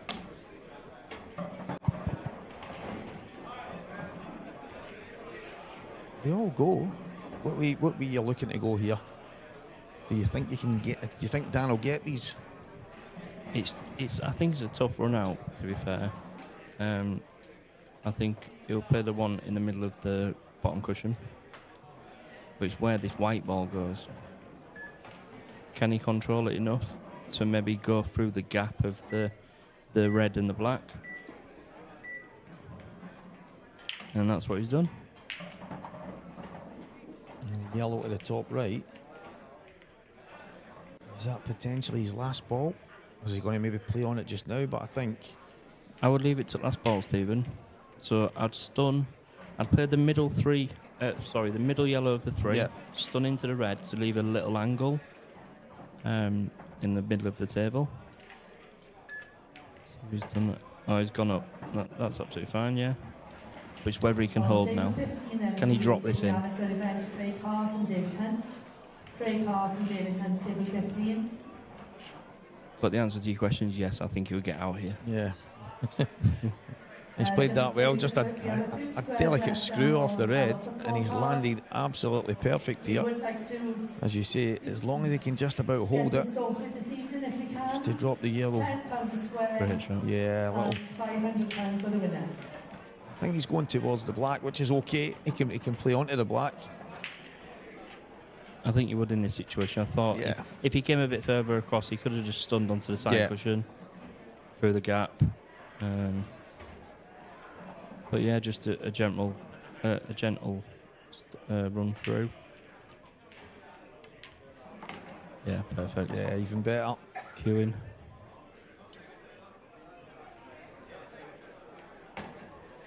That wasn't an easy finish. It wasn't. He's made it look easy, Stephen. And if that is a sign of what we're going to get from Dan Davey over this weekend, never mind this match, who knows what he can do. But Jake, such a talent. The last couple of events that he's played in, he's been in finals that I know of up in Scotland. Mr. Consistent over the last while, so he'll be hanging in there.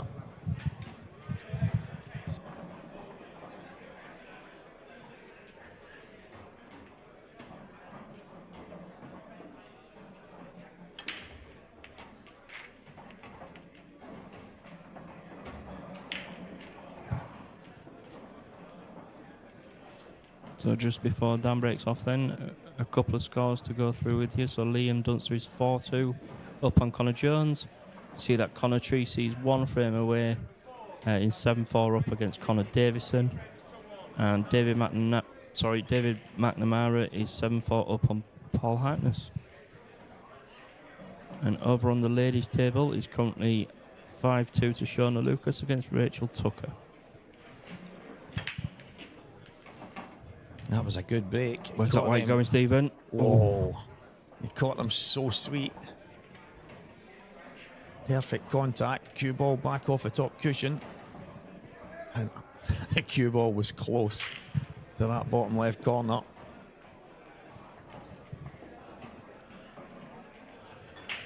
Yellows? For me, yeah.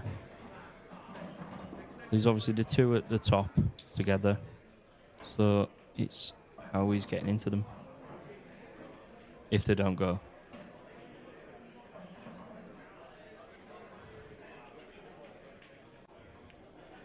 I'm not sure he's got the angle, but could he play the outside of the two and go towards them right now? I think he'll just be concentrating on the pot, really. Yeah, I think he'd be pinching the pocket for me.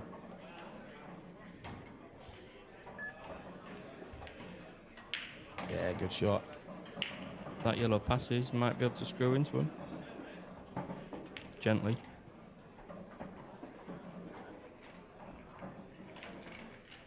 I was wondering what he was doing there. It's a bit of a stretch for Dan. Played it into the left-hand side of the pocket. It's unfortunate. I think on that one, Stephen, I think he could have controlled that a bit better. Yeah. But nevertheless, he's still at the table. Yeah, I think you're right. I think if he only needed to touch them. He didn't really need to. And I don't think he's maybe one of the shots when you're using your mini butt extension that you've not got as much control as you normally have when you're cueing, and he's maybe just put a bit more on it, but he's still in control of this frame. It's another good shot, but I think Jake might try and touch up that red on the left-hand cushion up top bag where that yellow is. Yeah.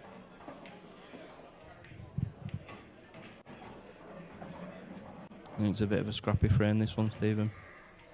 Yeah, it's turned out that way. I mean, obviously Dan had the two yellows. It was close to the red at the top.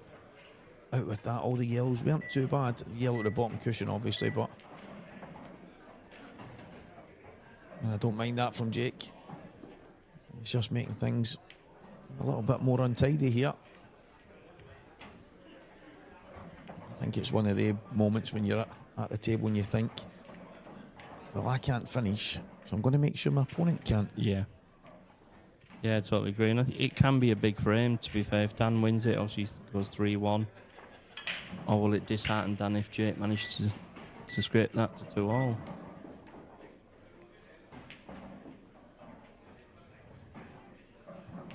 So Dan trying to get his chess pieces, if you want, into position first here.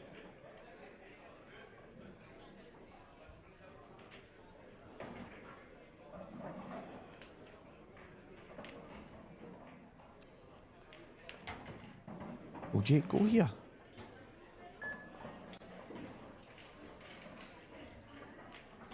No. I thought he was playing that in, and I wasn't sure if hit the red closest to the yellow at the left middle goes. I was thinking Jake only had one bad ball then, but I don't think it goes. Yeah, it looks like it's just a touch too high.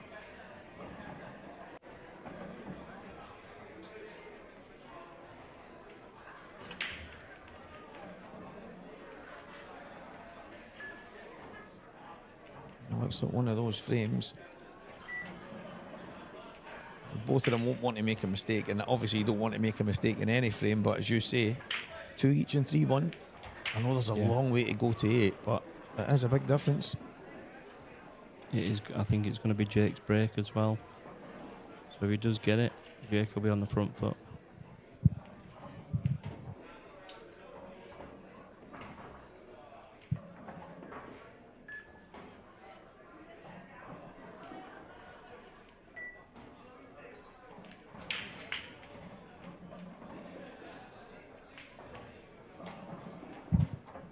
Another safety from Jake there.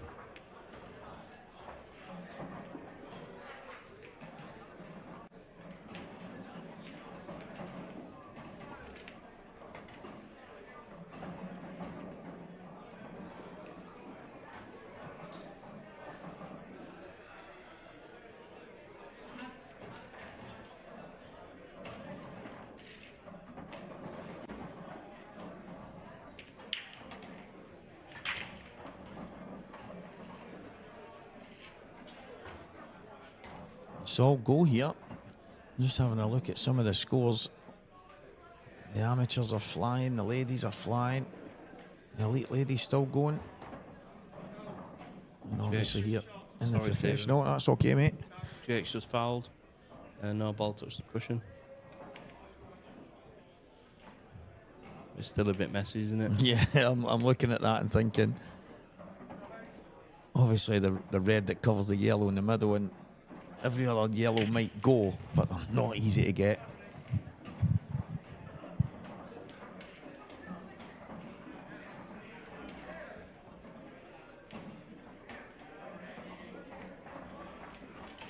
Cushion first, get the red out of the way.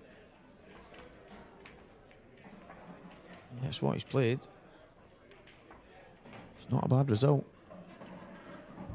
Yeah, it could be a lot worse. Is he going to be able to find that gap then for that yellow in the top left? It looks tight. Yeah, I actually thought he might have used the red. Something similar, play it off the half ball and the yellow towards those and open them up, and that would have cleared the path for that red, for that yellow. But I suppose he can just pull this back a few inches here, and if he doesn't land on it, he's got a couple of balls to try and get on it.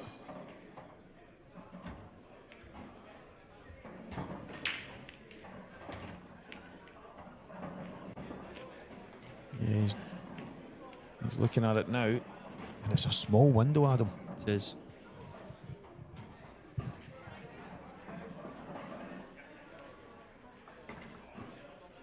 Yeah, it's not easy. I mean, if he can pot it, he should be getting out. Yeah. But it looks too tight, so he's opting for a different yellow. And that hasn't come out, has it?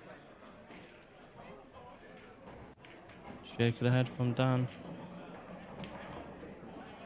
Yeah, I think if he could have got his cue to that, he might have been able to screw off the side cushion up towards the red, but from where it is, he's ended up in a bit of trouble here.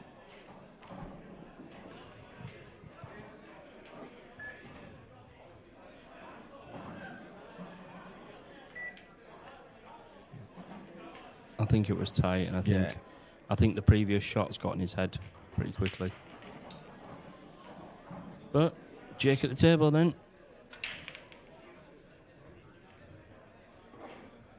How are you playing these reds?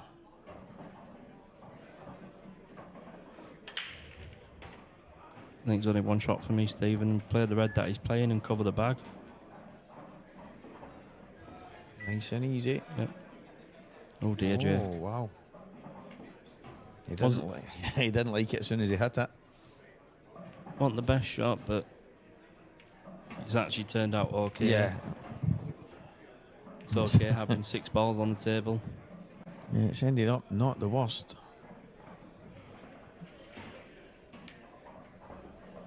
White.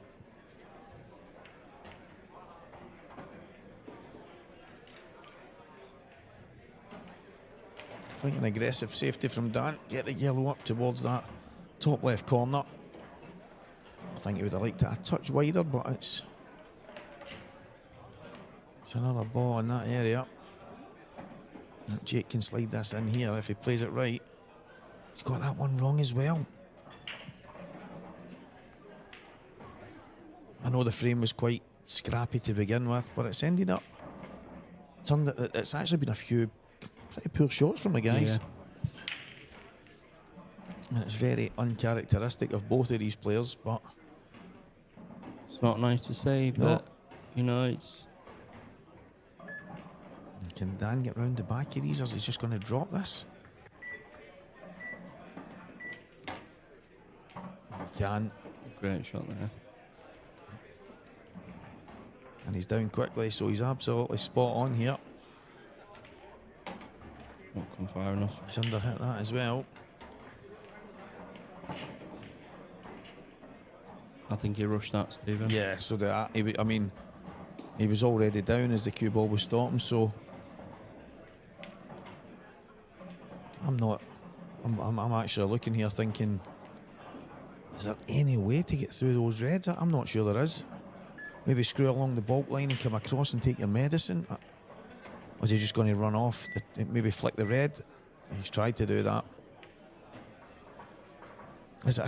You've played pool a long time, and obviously you're playing now at the highest level.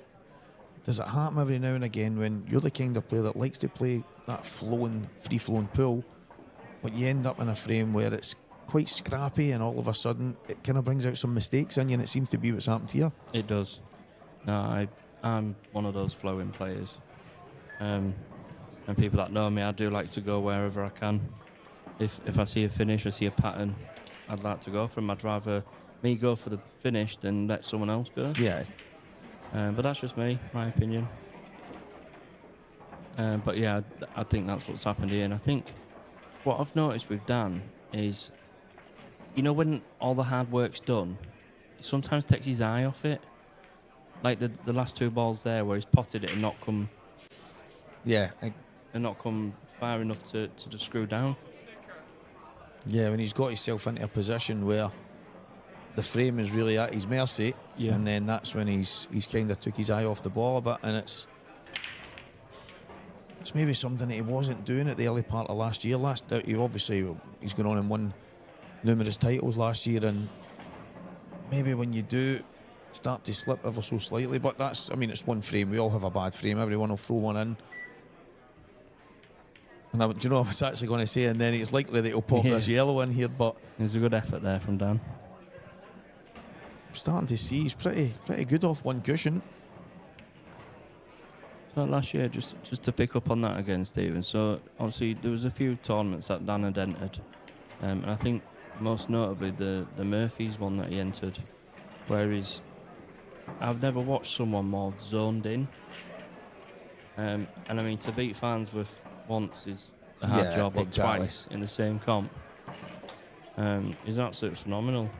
But every pot, you know, he took attention and care to, you know. But I just think, just in this match here, just when his hard work's done, it feels like he's just rushing it. Yeah, Dan would be the first to say he's obviously a seasoned commentator himself. He sat in here and he's obviously taken apart certain matches and how people have played and the mistakes that they make and even the good stuff that they do and the amazing stuff they do. But I think he'd be the first to say that he's maybe switched off a bit there after he's did the hard work, and obviously there was some poor shots in the frame by both of the players, but to get himself the chance that he got, he'll be kicking himself that he's not 3-1 in front here. Jake levels it up then at 2-all. I think that might get to Dan that, because he had a great opportunity there to finish it. Yeah, and the thing for me is these guys, especially Jake right now, you can't give him too many chances, because you know there's going to be many frames where he'll break the balls and dish, or he'll reverse dish. So if you're in a frame, or even if it wasn't much of a tactical battle, look, the balls were just sitting slightly awkward, so they were hoping more that maybe one would make a mistake or give you an opportunity, and Dan got it, didn't take it, and unfortunately for him it's 2-all. But see, Dave McNamara has just beaten Paul Hartness. Yeah, lovely guys, Paul. It's good to see Paul playing quite well. I obviously know Paul from Scotland, and he had such a hard time in his life. Only a few years ago, there was a lot of stuff with his wife and a lot of real bad stuff happening at home, and pool was second to him. He's enjoying it again. He was actually tempted to just kind of let it go and stop playing at the high level, and the guys have spoken to him and say, look, you've earned your right, and we would like you to stay on as a pro, especially for this year. And he's thought, you know what, why don't I? And he seems to be enjoying his pool, and he's competing, and he's obviously playing against the very best players, but he won't be a pushover. That's the thing for Paul. So that's a good one for Dave McNamara. Yeah, I've always got along with Paul. I've played him a couple of times, but both on the tour. I think it was. Trying to think. I think it was Coventry, maybe. In fact, no, I think it was Isle of Man. Right. Last year. Yeah, it wasn't great. The game lasted great. The game lasted quite a long time.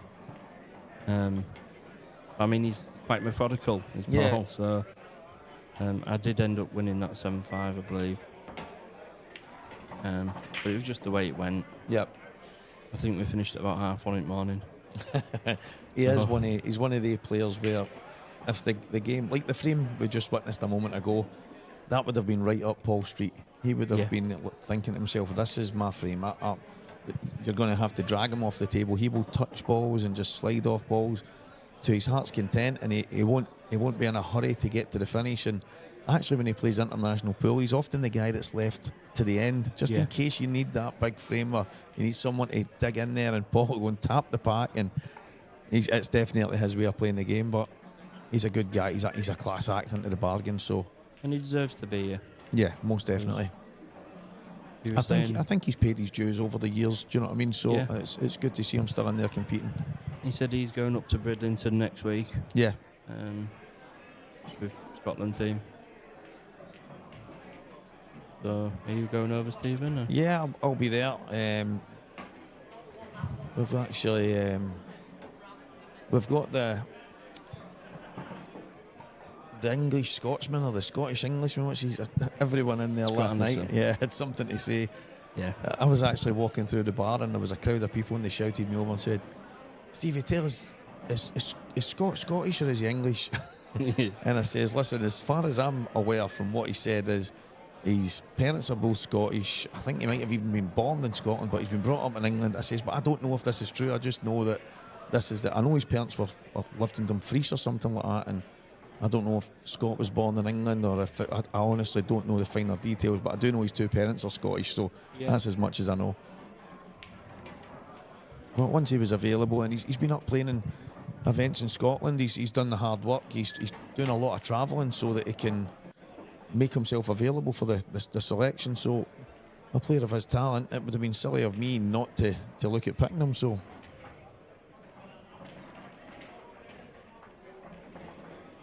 Liam Dunster 5-2 in front against Connor Jones. And for anyone, I think Liam was 5-1 down to Gio in 1-8-6.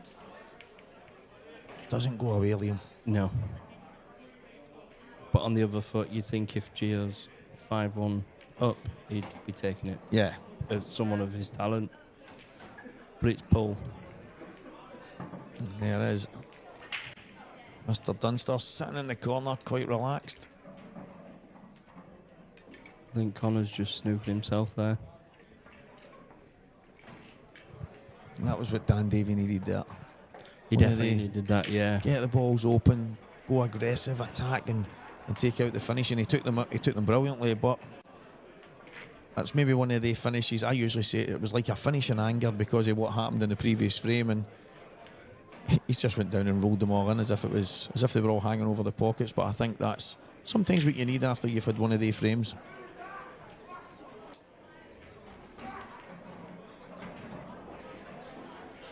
I think these are going to be bread and butter to Liam. So, frame 6. Dan Davey to break.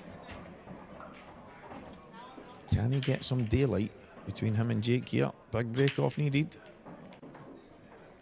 He's almost done off, and I think this is dry. Is it going to be a reverse dish back here? Reds look good. Reds to me, yeah.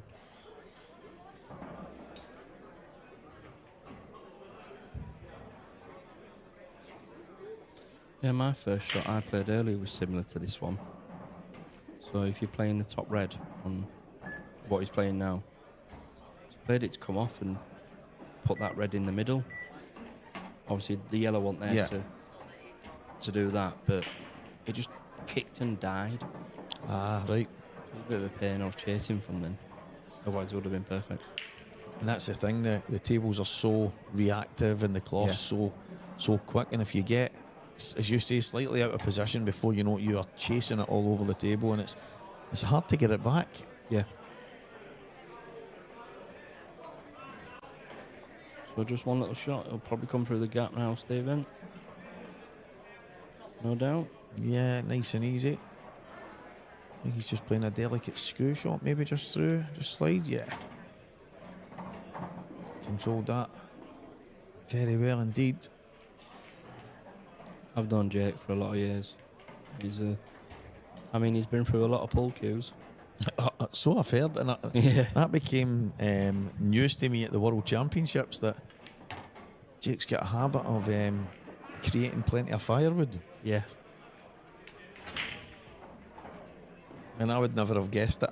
I would have always said, no, he's quite a quiet, chilled out lad, and then you find out he's a bit of a madman when he decides to make some new toothpicks out of a pool cue.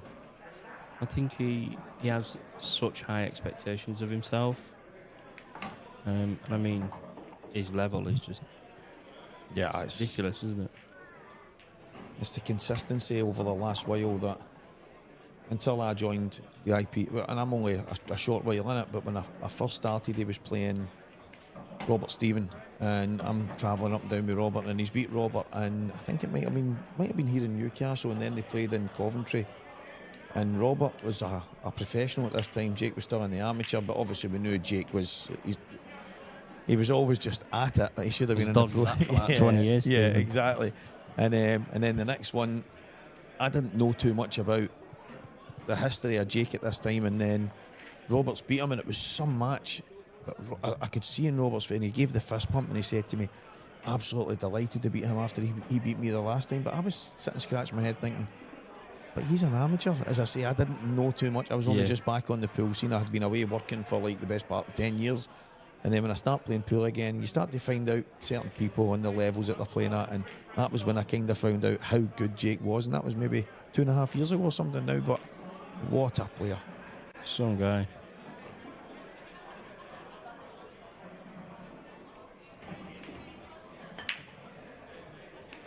Oh, wow. Kicking. Kicked in off. Could it be 3 reverse tissues in a row? And I tell you, Stephen, if we're talking of weaknesses, I think that's one of Jake's weaknesses, where if he goes dry or he gets kicked in off, fair enough, it's harsh and it happens, but it hurts him. Yeah. It really does. The amount of times that he's got to a decider and it's his break and he's dry broke. Right. You know, like he's cursed.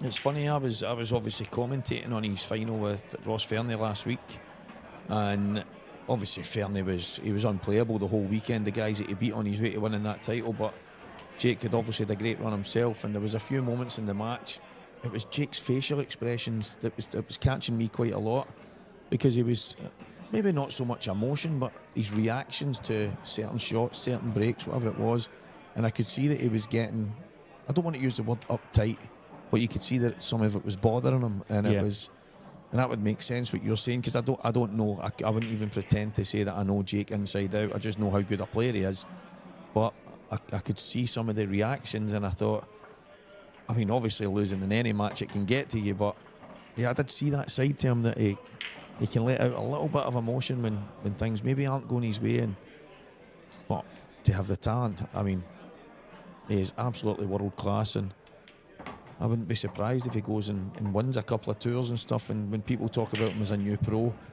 it probably doesn't do him justice, because he's been that good for so many years. I think this is going to hurt him, Stephen, because I think Dan will finish these off and take a 4-3 lead. Yeah, I mean, we're about halfway through the match. 2-1, we had a bit of a scrappy frame. Loads of mistakes. Dan kind of had the biggest opportunity, gave it away, and then from there it's been 3 reverse dishes in a row if he rolls this black in. Yeah. And if that's the standard that it keeps going at, it should be some match. And also, if one of both of them maybe get the break going, it could be even better. It's landed a bit awkward here, doesn't? I don't think he'll make any mistakes, but it was a bit more difficult than it had to be. Yeah.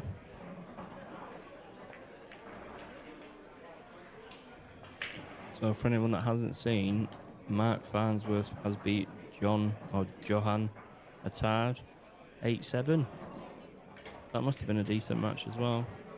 Yeah, obviously the first event last year that I got to see Johan was in Coventry, and he got to the final of, I think, the Pro, and he actually won. Did he win the Open? It was like unbelievable. I always obviously knew how good a player he was and stuff, but to come over, be on the IPA tour and be, and basically put the shoulders back, chest puffed out, and say, well, I'm not here just to mess about. And getting to know him in Newcastle when we were in the racecourse venue last year as well, he is such a talented player, and obviously he's took Mark Farnsworth the full way there. And I think anyone that can give Mark a game like that, and I know Johan's not going there to just give Mark a game, he's going there to beat him. That's the kind of guy he is, but it must have been some match. The best part about it, Stephen, was I know what you mean with the final, and he won one as well. And then he was outside, and you could tell he was emotional on phone to his family. You know, obviously I can't speak. No, I know, Maltese. but you can see that raw emotion in the face. Yeah. It's just, that's what you want to see. You know. What a weekend he had. Yeah. Fair play to him. So there's a dry break from Danny here then in frame 8.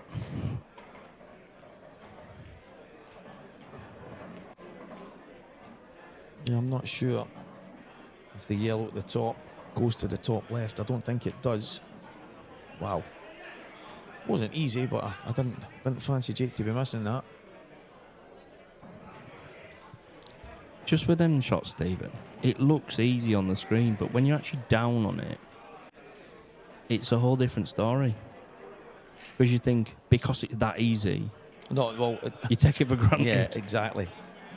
It's the old kind of, when you hear people say things like, oh, the ball was hanging over the pocket and I end up snookering myself, or a landed shot, or I didn't play it properly. Well, why? Well, it was easy. They're never easy. It's like, and that's the old thing when as you say there, you take it for granted. Just because it's an easy pot doesn't mean it's an easy shot, and it's what comes next. And yeah, you're absolutely spot on there. I like that.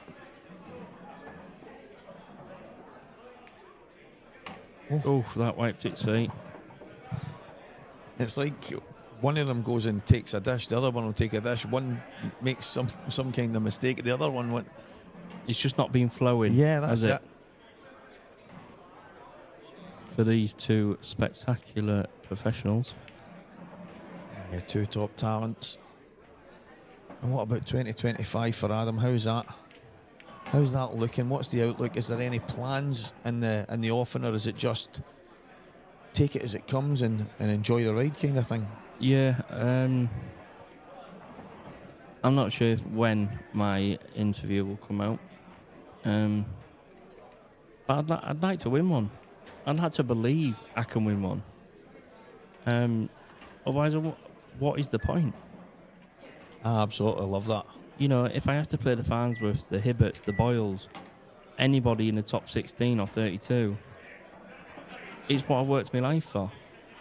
I absolutely love that. So, if I play Farnsworth in first round and then Boyle in second round and Hibbert in third round, you know, it is what it is. So, you're going to come across them at some point. So, just give it your best shot. You know, I do have a few sponsors that are behind me. That was a great shot by Dan, by the way.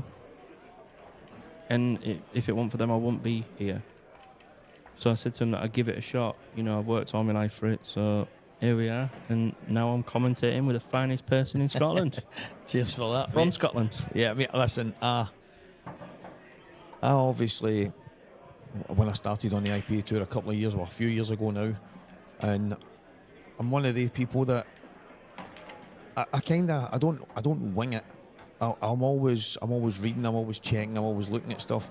You won't see me turning up with a notepad very often. It's not really my way, but every single night I'm looking over people's scores, and I'm looking at how they've got on and what they're doing in different walks of life in the world of pool. And as you know, I was live on commentary when I said it, in the tour event that you won at the very beginning after only the first round, and someone said, put you on the spot, and I said, well, rather than pick some of the people that people would expect me to pick, then I went for yourself. And then you went on to win that, and lucky for me, I'm live on commentary saying that, and but then you obviously had a great year. You've ended up becoming a professional, and to me, it's probably easy for people to think, well, he's went on and won the first tour event. He's already up there in the rankings. All he can do is blow it from there. Having a level of consistency to stay there is what it's all about, and then that's that kind of consistency I think you need to mix with these guys. And as you say, to win one of these, you're going to have to beat them at some point, and the fact is it's so stacked in the pro ranks now, you're kind of going to play them all the time. So to win it, you're right, you're going to have to beat the best, and that's, I think it's amazing. Obviously there's loads of people that say, well, we'll just see how it goes, I'm delighted to be there, and well, that's not good enough. If you want to be a winner, you need to be aiming higher, and I love that there. I love your honesty, and I love the fact that that's what you're chasing. Yeah, but it's hard, isn't it? Because there's so many good professionals out there. But if I didn't believe that I could win one, I wouldn't be sat here. I wouldn't travel all this way. You know, I do need to find more consistency. I get that. I am improving. I watch the top boys all the time to see how can I change my patterns, what different shots I can play to make it easier for me. Do I have that shot in my locker? Things like that. And I'll carry on learning. I'll probably carry on learning until I'm dead. Yeah. I mean, I spoke to Gareth Hibbett at the last event, and it's like he is the master of just everything with a cue in his hand. But he says that obviously he's always learning. He might go onto the table and just play as he does, but he does a lot of the breaking disc challenges. I mention this all the time, and people probably go, here he goes again. But the fact that he's doing these on a daily, not even a daily basis, but consistently throughout the weeks, they're going to throw up so many variations of finishes that he's having to go for, which means he's learning something new probably all the time, and he says it himself. He said it's that gives him the competitive edge, because going and just practicing and putting in some hours, he doesn't feel like it's beneficial to him. But the fact that he's in these challenges and he's having to really give it his all, he feels like he's just learning all the time, and I think it proves the kind of career he's had and is still having. Yeah, he's some guy. Is Jake going to try and drift in the gap here for the red into the same pocket? I was going to say, whilst we went off topic a little bit, Dan obviously took the last frame and it was great. What a shot. Oh, great shot, Jake. He's actually slightly unlucky there. You see the kind of smile on his face. I want to touch upon what you said actually, Stephen, because it's not just about the amateur events. Last year, obviously, there is the amateur event, but there's also the open events. Yeah. So he's still having to beat professionals 100%. in that, which I had on a few occasions, which obviously gave me extra points, and you know, I had a good season. Brilliant season. I just think that level of consistency from the beginning, you can get off to a good start, but it's only the start, and that's where I think some people get led into a false sense of security. And as a player, you know, listen, you had to do it and you did it in fantastic fashion. You can't rest on your laurels. You can't just say, well, I had a good start, so I'm in there. I'll wait and see how it goes from there. It was that desire, and you knew from the beginning, right, I've put myself in that position to be a professional in the IPA next year and mix with the very best. I'm going to make sure I do it, and I think that's already creating that winning mentality. So it's already there. It's just about building on it. And I mean, like you said, there's obviously 4 events in the grand final. Upon checking the points before the grand final, I could have not gone to the grand final. Yeah. And still been in the top 16. But that wasn't my goal. My goal was to finish in the top 4 so that I gained automatic promotion. And then Johnny McDermott, I'll give him a shout out, played phenomenal at Isle of Man and won it, which then he got 2nd spot. And of course, another Scottish lad, Gio, that everyone knows so well, took top spot because he is some boy. Sick of seeing his name. Yeah, he's just a phenomenal talent, but he puts in the work. Yeah. And it's the old you get what you put in, and that's never truer about Gio Edgar. He's like saying he's the consummate professional. He puts in the hours, he puts in the work, and he gets the rewards. And well, that's the way it should be. And I think for me, one of the biggest things is his dad. Yeah. You know, having that massive supporter right behind you. Obviously, he says he's got a manager, etc., which is obviously good, but having your dad there, and I think that's pushed him along more for me, with him still being young as well. But yeah, I think some talent. Support at home is absolutely massive, and he's allowed to just go and work hard on his Cuesports. I mean, he's playing a bit of snooker these days as well, and he's popping high breaks for fun, and he's went and won a 9-ball tournament and beat a professional in the final, and he's just one of the kids that's just super talented, and fair play to him. And there he is on the poster right now. Deserved. Wonderful picture there of Mark Farnsworth. So I've got the screen up. If anyone is wondering about the British Open, it is in Coventry from the 16th to the 18th of May. Don't miss that one. I'm sure Stephen and the team will be in and giving you all the commentary you need over that weekend, as well as this weekend and every other weekend on the top. Yeah, I mean, I've been... It's cream them, Stephen. Oh, beautiful. Oh, look at that. What a break. And Dan's he's created a bit of daylight here. He's 6-3 in front. Yep. Couple of mistakes from Jake that you normally wouldn't see, and there's been moments of magic in this. There's been a couple of kind of dodgy shots here and there from both players, but I think Dan's good value for his lead, to be fair.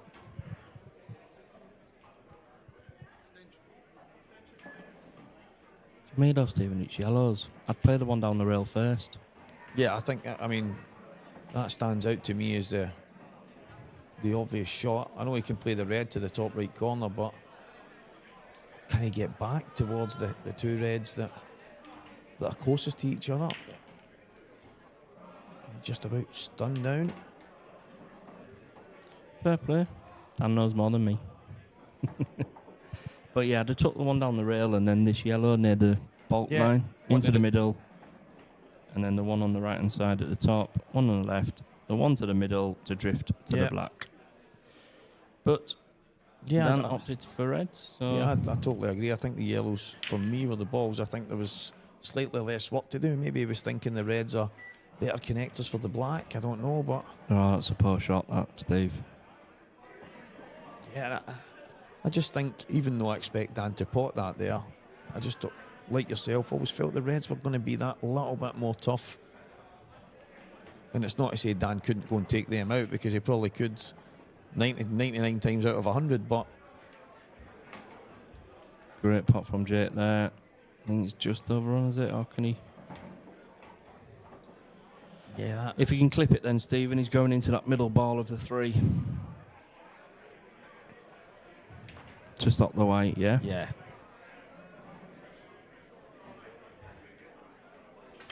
Just like that. And that's given him an even better connector for the black ball out at the bottom left. Would that be another turning point? I believe it's Jake's break next. Yeah, I mean, it looked like Dan was, with the way that break went, as you say, he absolutely creamed them. They were perfect. And I thought Dan was about to get himself on the hill.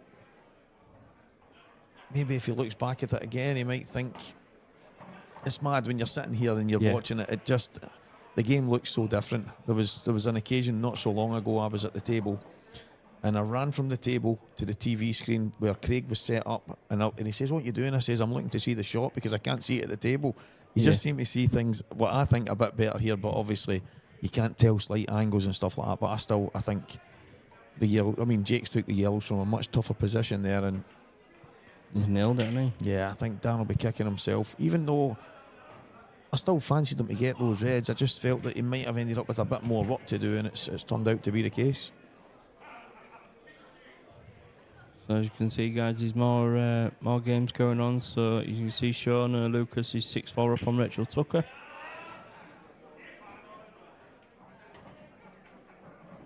Is that Charlie Hindley on table 2?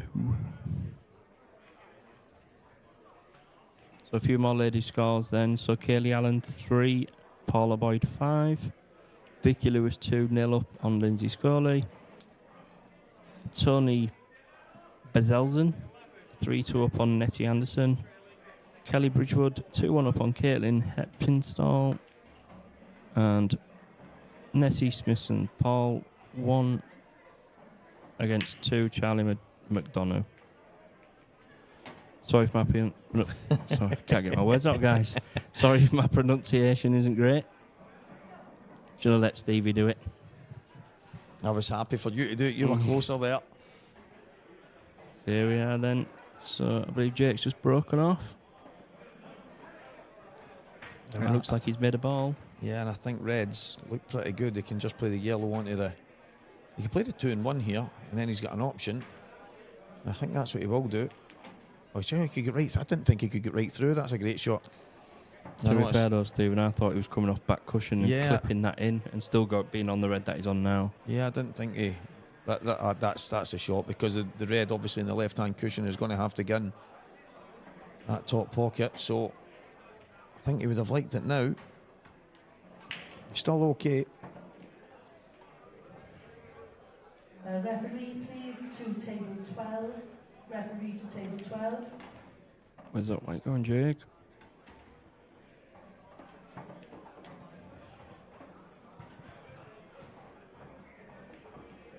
Tell you what though, Stephen, he's a great cueist, this Jake.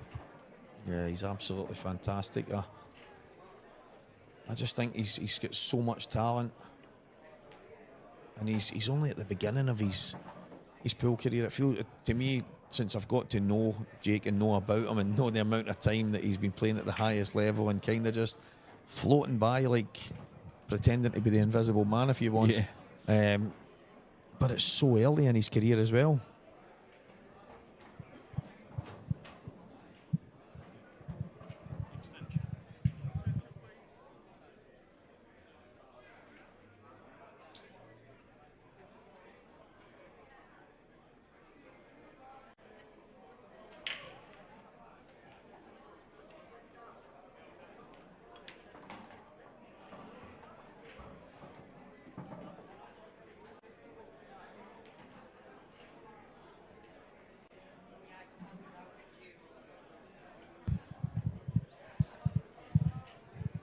A massive frame here. As it looked a moment ago, with Dan Davey was maybe going to go 7-3 in front. All of a sudden, it could be 6-5. Is he playing towards the yellow here? Can he just nip it back? Same pocket, Stephen. He is. Fantastic. Great shot by Jake there. So this to go 1 frame. Yeah, it looked like he was going to go 7-3 down, and all of a sudden it's 6 frames to 5. Dan Davey, he did have his chance. He should have took those yellows, and all of a sudden this match is now finely balanced.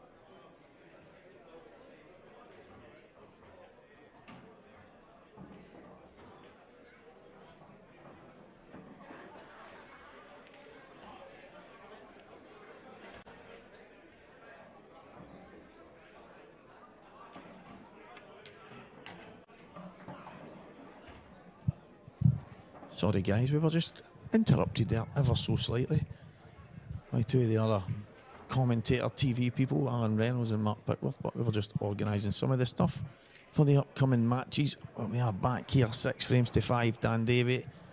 It could have been that he was close to winning this match not so long ago, but it's all to play for now. Yeah, it's Jake's back within 1, so how's this going to pan out? It's a good effort, but it's not great.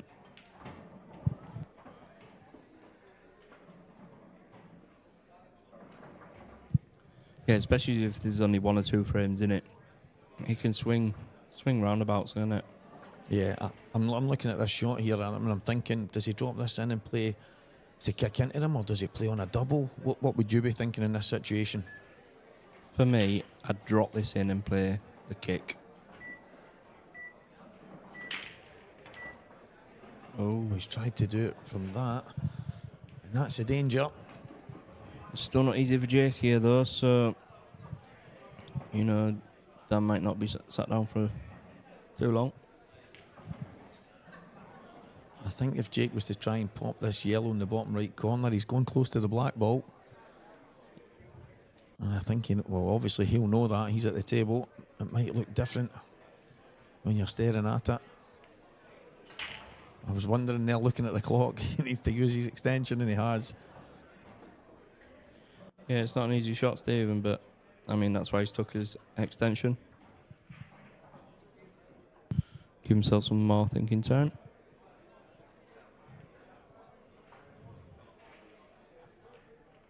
Yeah, I wonder if he'll just drop the yellow down the cushion, just maybe bring the cue ball towards the yellow and red.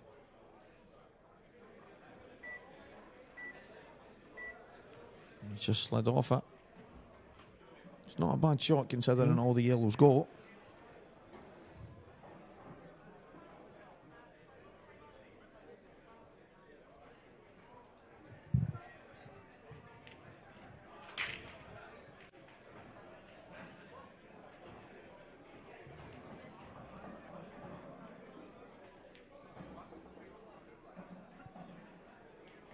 Yeah, I'm not sure about that one, Stephen. I mean, it's great that he's got his balls off the cushion, but it's giving Jake an opportunity. Yeah, I wonder if he was just trying to leave the cue ball on the top cushion, but as you say, it's quite a risky shot.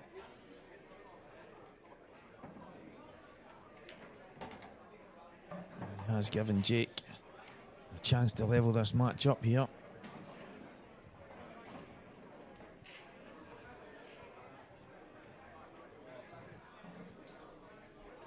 He's going to have a shot to play though.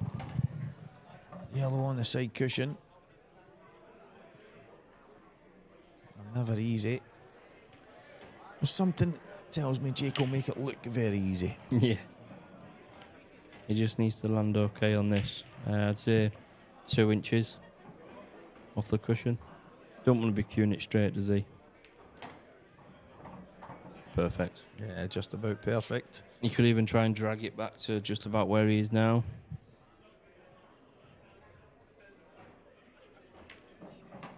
Oh, he's powered Tell you that what, in. yeah, he's hammered that one in. Wow. He means business, Stephen. It was 6-3. It's now going to be 6 frames apiece.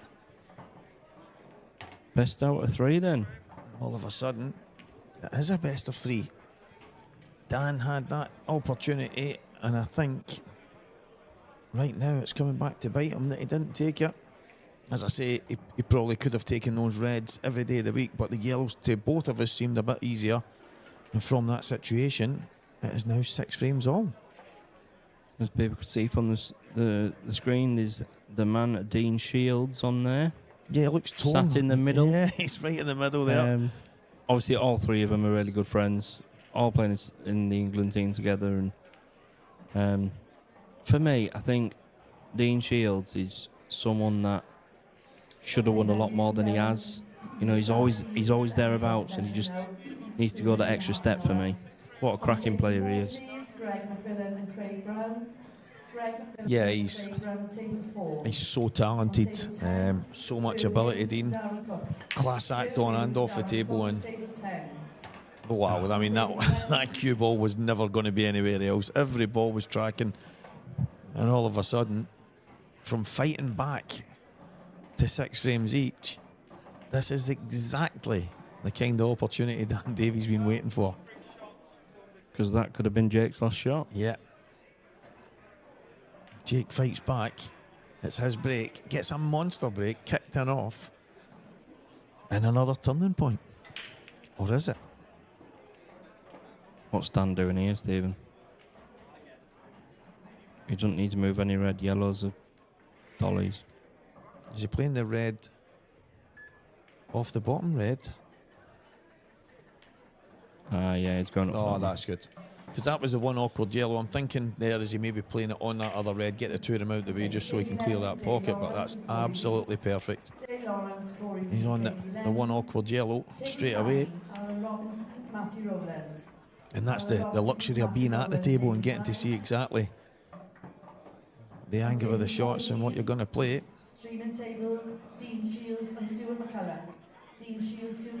So, prime position then to take a 7-6 lead. So these are the type of finishes that Dan needs to focus on. You know, when it's too easy. Yeah. Oh. Now, that for me,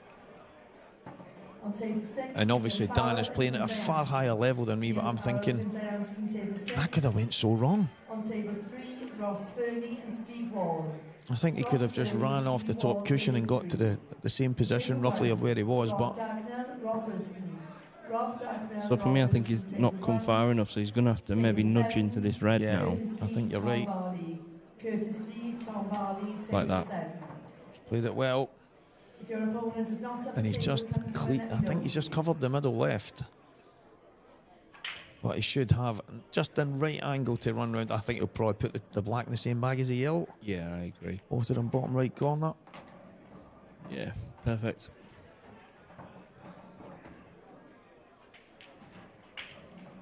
Even run off 2 cushions, Stephen. Yeah. I think that's what he was looking at there.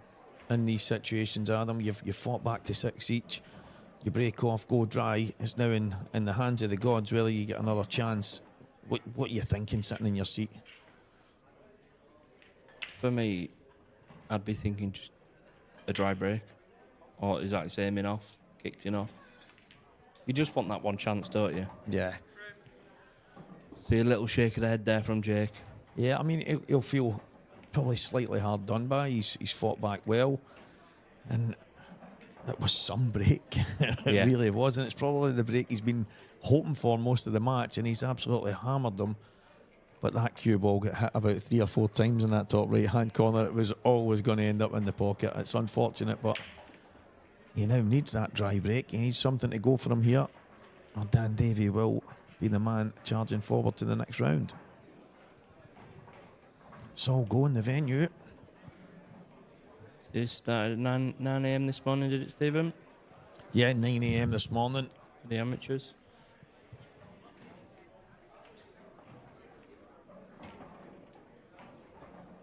Yeah, it's been all go from the crack of dawn. And Dean Shields that we spoke about, he's playing Stuart McCulloch at the top table there. See Corey Rees. Seen young Ryan Martin there, young kid from Scotland, only 16 years old. He's got himself in the top 16 in Scotland. Super, super talented. And I know there's another young kid, I'm not sure of his name. He only looks about 10 years old. I think he might be 12, 13, but he is so good. I've seen him, his dad's got him here and he's on the tour and it's absolutely exceptional. I was watching him practicing last night and I'm like, this kid is unbelievable. I ended up speaking to his dad. I'm saying, I take it he's one of these young snooker prodigies and that, and he went, he's never been on a snooker table, he just plays pool. Unbelievable talent. And he's on the amateur tour, so a few youngsters to watch out for. It's great to see, isn't it? So that break was huge by Mr. Davey and gives himself the opportunity to run this match out.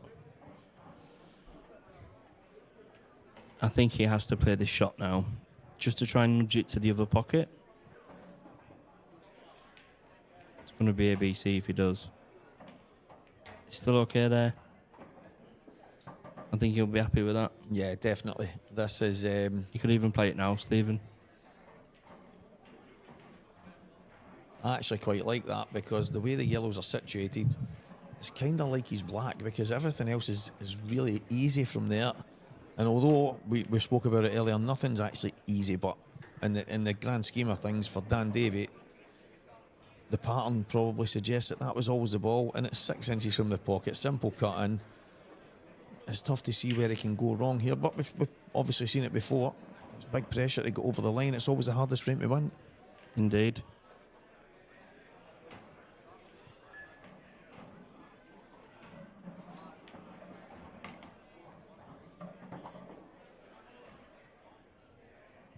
Yeah, as you see, anywhere in that. He was doing a zigzag there, Stephen, wasn't he? Yeah. I think he was basically saying, I can put this cue ball anywhere and I can't really fail. Yeah, controlled that nicely. So this yellow and the black for a Dan Davey win.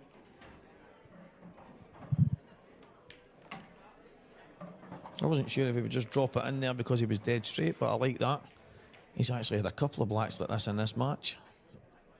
Slightly thinner, but he's not missed any up to now. And he's not missed this one, and it is 8 frames to 6. Dan Davey against Jake Villeneuve. It was a bit scrappy at times, but there was some fantastic pull at times as well. Yeah, it had a bit of everything, I think. It's not just because the pros, it's not all dish. You know, scrappy frames do happen. Nevertheless, 2 lovely people. And, yeah, well done, Dan Davey. Yeah. Unlucky Jake. It's one of the baptisms of fire that you get.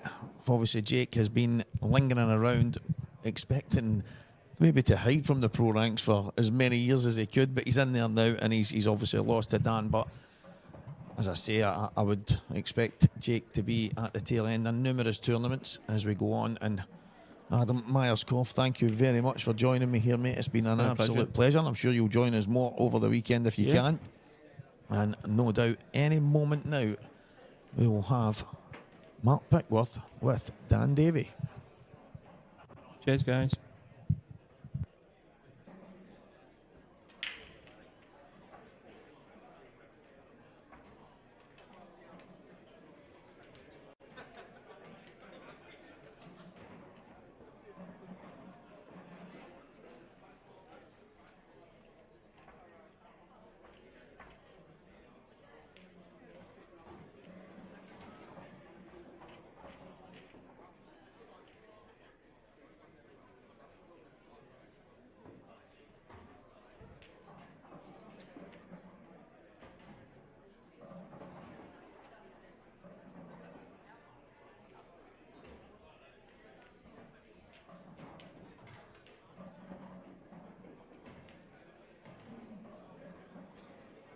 So the next match on the streaming table, table 24. Thanks, Stevie. Thanks, Adam. And there's our latest winner, Dan Davey. Pleased to get over the line there, because that was a tricky sort of tie for you, wasn't it?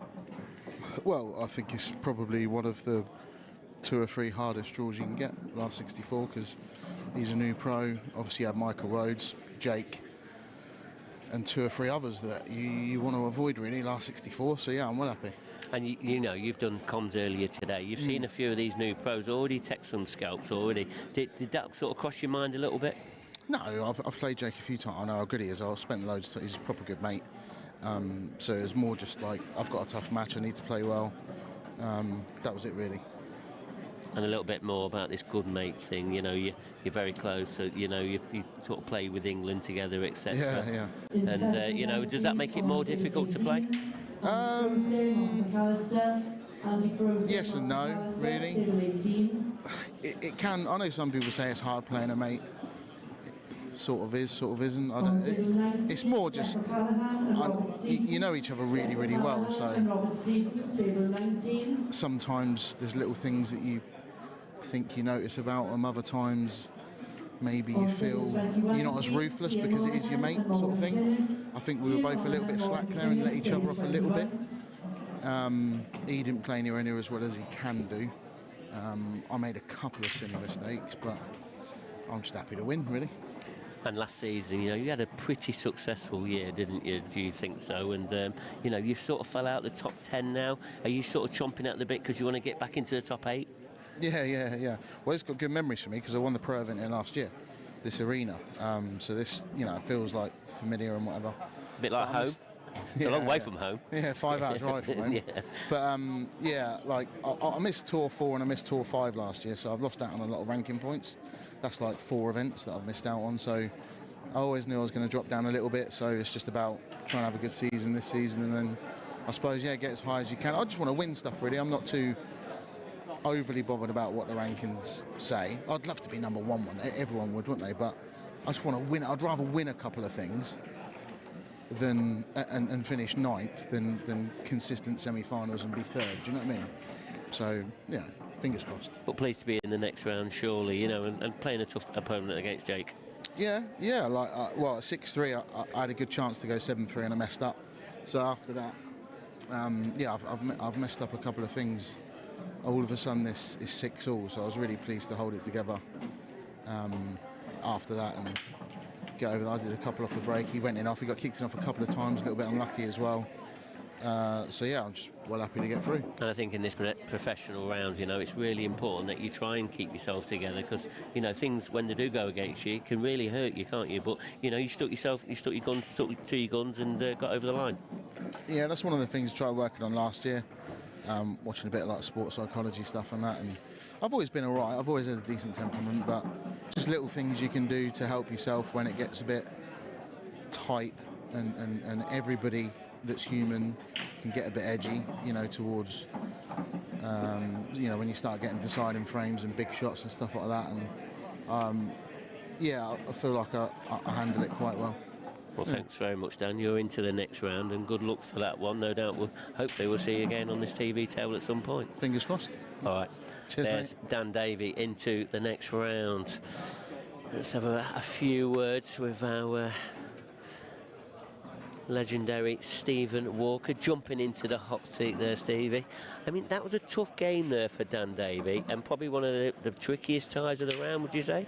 Yeah, I mean, me and Adam Myerscough were speaking in commentary about Jake, and he's basically been Mr. Invisible over the last number of years and hiding from the pro ranks because of how good a player he's been and how he's managed to evade that for so long. I've no idea, but yeah, I mean, as new pros go, it's probably one of the more difficult ones that you can get. And it looked at one point, I mean, there was a couple of scrappy frames earlier and both of them were playing quite well, but Dan was 6-3 up, I think, and then he had an opportunity, didn't take it, and next thing it's 6-all. And yeah, he's a banana skin for anyone, never mind the early rounds of the professional one. Yeah, and I think Dan mentioned that, in that interview there, and I think it was clearly in his mind, 6-3 up, should have gone 7-3. All of a sudden, Jake's pegged him back, and but Dan did well to get over the line in the end. Yeah, we actually, Adam Myerscough said, I like the yellows here. I think he'll just drop the one in the top left, and then he's got the one to the right, and they were all there, and then next thing you know, Dan's went down and popped in a red, and we went, well, this might get awkward here, and it did. He's missed the pot.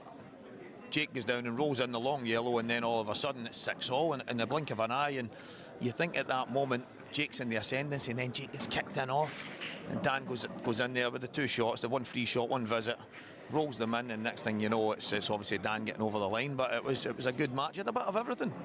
And I know me and you was talking previously about sort of Dan Davies' ranking. He's fell outside the top 10. Will he be chomping at the bit? And you responded to me, yes, he will. And I asked him in his interview there, and it's all about ranking points with Dan. He wants to get back to the 8. He says, I'd love to be the number 1. You know what I mean? Because that's how much it means to these players, isn't it? These ranking points are as much as important as what the money is. Someone asked me only last week, there's so many tournaments out there, and he said, so Stevie, what's so good about having ranking points? Why does it matter? Because if obviously the top guys are at the tail end and they're winning, you get the money, or you get the fame, you get the trophy, all that kind of stuff, and it's like, it means so much to be at the top end, because if you look down the list of all the pros and then the amateurs that follow, that list of players is littered with top talent, and to say you're at the top end, it's an incredible achievement, and something that I think that maybe should be celebrated a bit more, and that's maybe something we can speak about in the future. But yeah, I mean, if Dan could get to that, it would be an amazing achievement, but who's to say he can't? Yeah, there's no reason he can't. And anyway, and this next match up then, Stephen, Matt Steeper against Goobsy, Scott Gillespie. You know, it's great to see Scott back on the pro ranks, but Matt Steeper, you know, he can make his name for himself here right and now.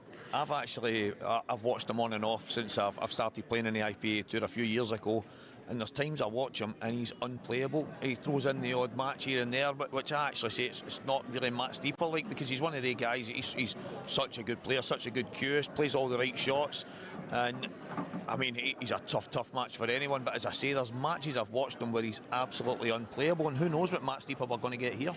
And a little bit about Scott, you know, obviously fellow Scotsman, one of the top players in Scotland. You know, I wouldn't be out of order to say any of that either, would I? No, I mean, Scott is, I've known him a long time. He considers himself, and rightly so, one of the best players in the world. His answer to that is, well, I've got a lot of titles to prove that. And he said, I'm not saying that to be big-headed, I just believe I am, and I don't enter tournaments just to take part, I enter them to win them. The day I don't believe I can win them, you won't see me there. And so he's not here just to have some fun. He did say to me, it's good to be home. That was at the World Championships. He does feel at home. He's enjoying the buzz and seeing everyone again and being part of the IPA, and it is great to have him here. And who knows, maybe Scott can go all the way. And do you think any of these two players have got any expectations about how this weekend's going, or are they just taking each game as it goes? Yeah, I think you get the different type of mindset from all players. Matt, for me, maybe just thinking, let's go one game at a time. I know Scott personally, I know Scott will be thinking about going all the way. He won't treat anyone with any kind of disrespect. It'll be one match at a time, but Scott will have his eyes on the prize. Well, this match is coming up very shortly. I know you're going to go over to do the comms, and you've got a special guest. I'm sure you'll announce that as it goes. But next up, it's going to be Matt Steeper against Scott Gillespie. Don't go too far away.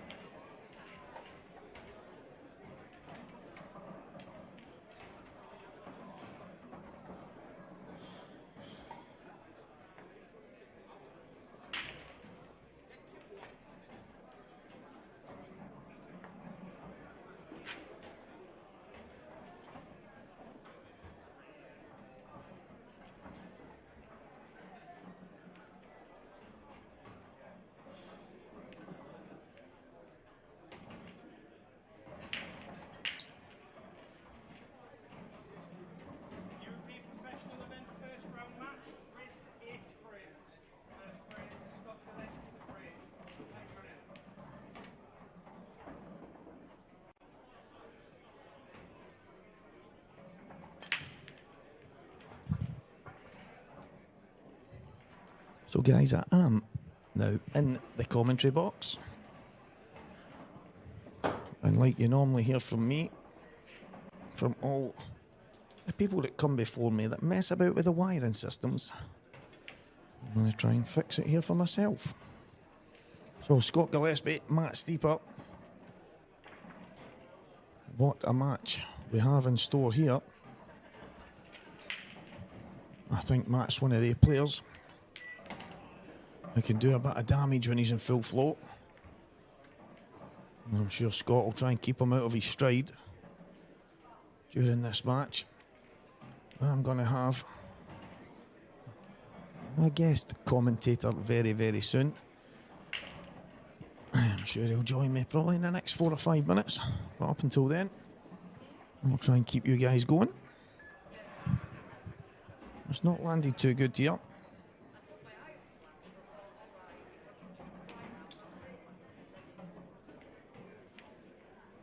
Slightly awkward table here for Matt. He's going to slide off this red. I think he's trying to go 2 cushions and land on the yellow. He's landed slightly short on that.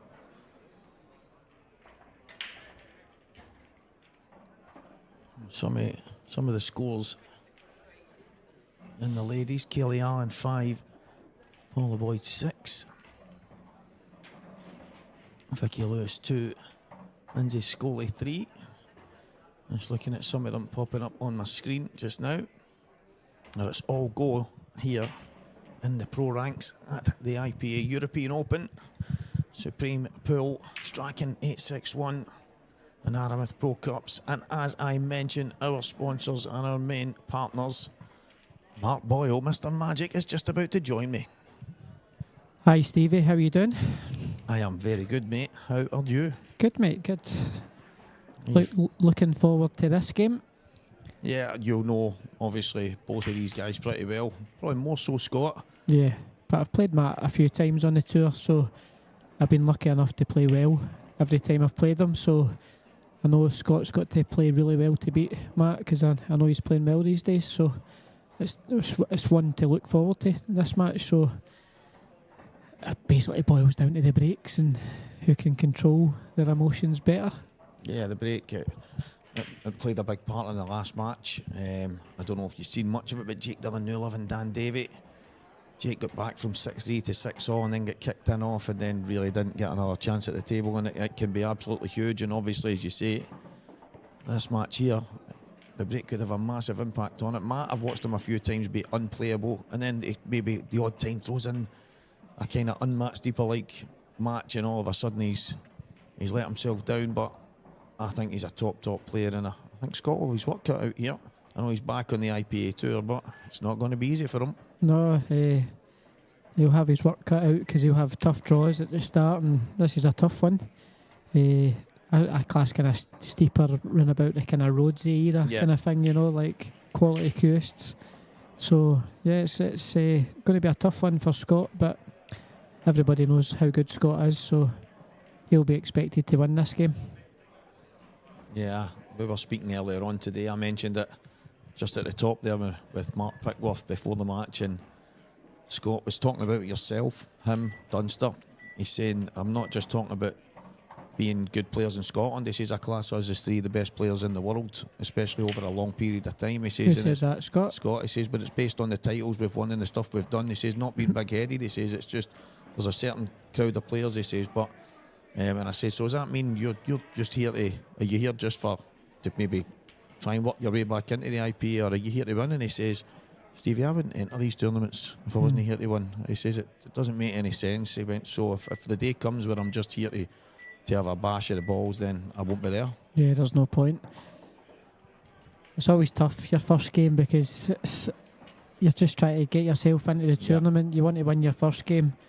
And then you kind of, once you get your queuing going and you feel comfortable out there, then that's when you start thinking, right, let's go. You're here for the title. He did say at the World Championships in Bradford, the cloth caught him out a few times, because obviously he was playing in a different cloth. But I'd said to him, I know you were playing in a different cloth on the odd tournament, but almost every club in Scotland has this cloth, Scott. So and nobody has a grey cloth. Yeah, and I was kind of like, and he says, but I don't think I played in all day tournaments. And I went, oh, you're just looking for excuses. But you know what Scott's like. He's a bit of a character as well. It's good to have him back. He actually says at the Worlds, he's like, it's good to be home. You want everybody to be back. It's definitely the best rule set out there, the blackball rules. A couple of wee tweaks would help it, but it's definitely more enjoyable to watch, and it makes like the skill shot and that. It means you've got to get it. If you don't, then you're going to lose the frame. Yeah, so exactly. It's attacking, but still very skillful. I think the big talking point over the last while has been the break, and loads of people have got different views, and I understand. I probably understand more than anyone, since I've started doing the commentary and seen so much, seen so many different outcomes from the break, and seen like maybe the way a frame would go, and you think, well, if you could have had that rule, that would have made that different. If you could have had this rule, it would have made that different. But one of the ones I see consistent is if you go in off, it's only one shot.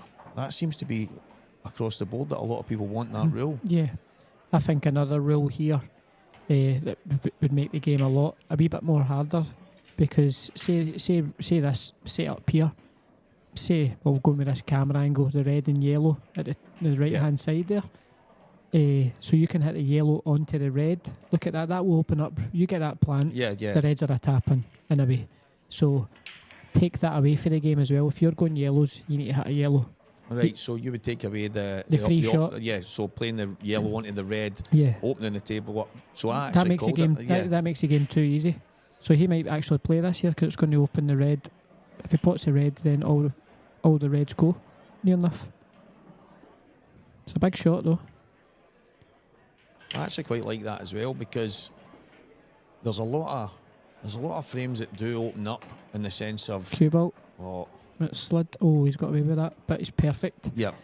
So you maybe get a good break, but there's a couple of balls and you think, well, there was one in the last frame I thought Dan would play, but he could go clear to the first ball and it kept things quite open. But if you take that away, it does change things slightly, because it happens a lot. Oh, it makes it, with the standard the game is, it means you're always got the chance to crash out your hard ball right away. It makes it too easy.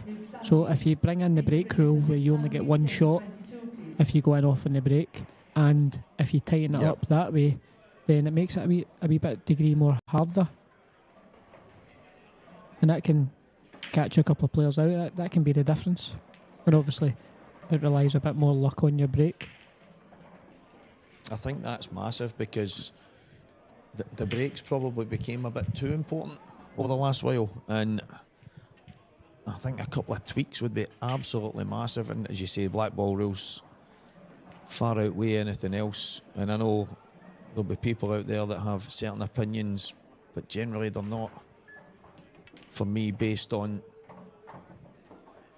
maybe not basing them on what you might play, or rather than what's the best for the game. And for me, blackball far outweighs anything else. And as you say, maybe one or two tweaks, and all of a sudden you've got the perfect set of rules. Yep. And that's what this game needs. It needs one set of rules to take it forward. So it's just confusing for the people, the general public watching it. You know, if you've got loads of different sets of rules, you know, so if you can narrow that down to just one set of rules, one cloth, one table, well, we can get away with some tables, but it just takes the game forward. We're all in it together. I think that's big, because you're saying there the general public can get confused.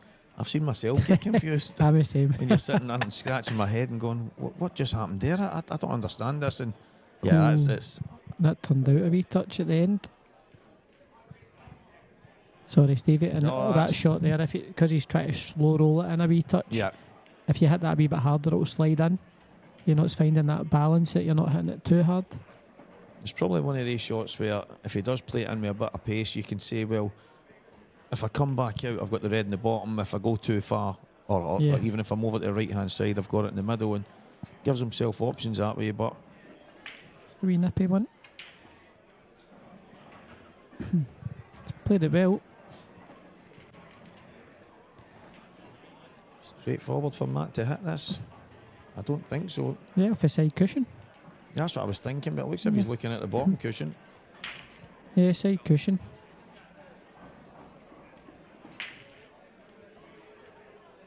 Maybe doesn't like bridging over, I don't know, but it's just a slide you need to watch out for here. It might slide up. He's played it well. Yeah, good shot. And this is just the natural angle. Take it down by the black and back off the bottom cushion, and take the black into the bottom right.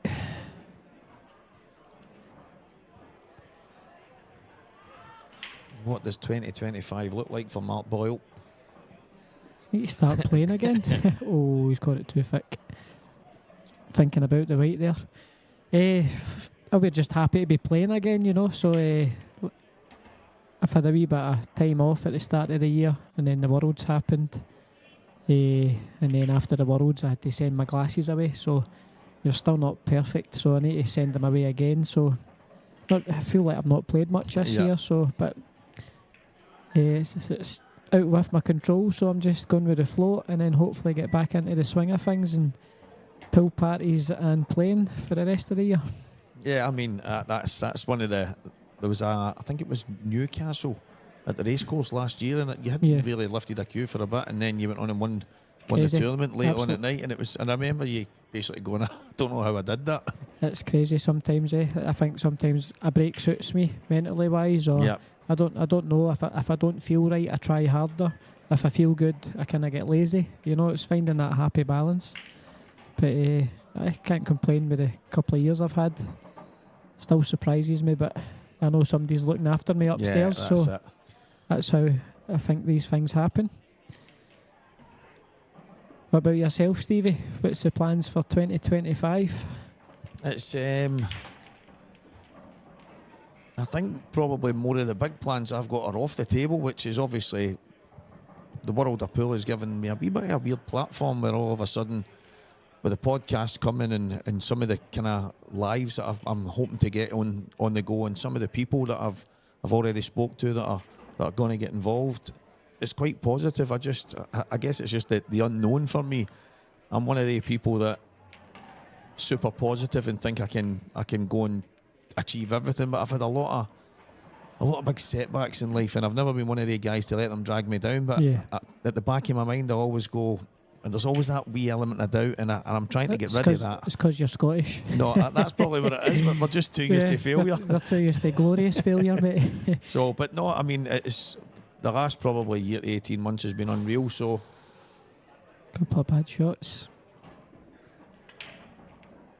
The last match was similar to that when one basically thrown in a bad shot, then the other one would do it, and then it was. It's tough because you've got to remember it's the first game of the weekend, so. I know myself how I felt my first game, so you're just playing an autopilot. You're just trying to find some sort of rhythm and feel comfortable out there, you know. So being on the stream table, you can either hit the ground running or you can feel edgy. So it's understandable that both players are feeling edgy because it is a big game, first game of the season, you know. So you want to win your first game. Would you prefer to be on an outer table or the stream table for your very first match? Stream table. Yep. I like it out there. You've got the shot clock, so that keeps you on your toes. I'd play every game on the stream table, and you've not got, see, like the tables there, you've got to stop, start, and all that, you know. So, and I've got ADHD, so I'm always looking about, seeing what's going on, you know. So it's you've just got to. I prefer the stream table. I can focus better on there. Where if I'm out there, I'm just, my head's looking everywhere, you know. So that's my bad habit. It's funny that because obviously there's loads of other players that will say, "Oh, I would have rather get a match in the outside table first, but then the stream table's different, and then the shot clock, and then it's." I would actually think if it was me in that situation, I'd be thinking, well, no time like the present. Might as well just get on it. That's what I see, Steve. It's like quite blurry. I think I've got your glasses on here. Well, he's got a red into the top right, and the reds look good.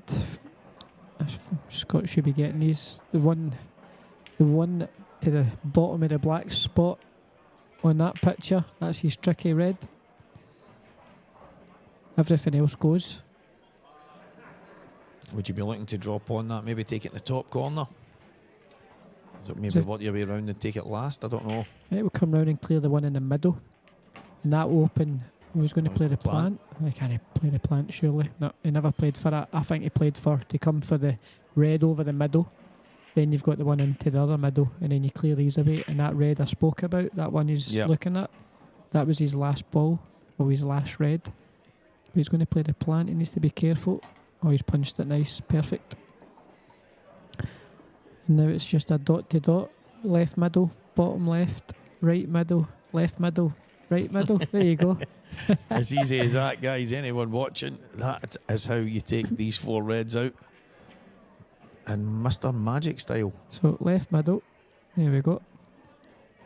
See, Gibbsy knows what he's doing. Looking at the long bridge there, would you be bridging over with your hand, or would you have done what Scott did there? Just depends how comfortable you are. Yep. Sometimes when you bridge over, you can be too close to the white. Right. Feel restricted, you know, but depends. I think somebody who's played a wee bit of snooker doesn't mind that. But if you've always played pool, you want to be close to the cue ball. It seems to be a new thing in the world of snooker. They all seem to be getting their cues shortened and getting closer to the cue ball. Yeah, it's because the tables are so reactive. Yep. And you don't need to hit the balls hard, so you're just kind of, you want a short backswing.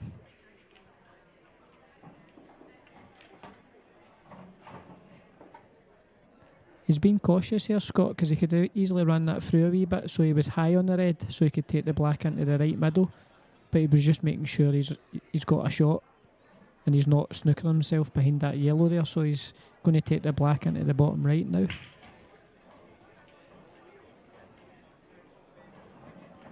Should be straightforward enough.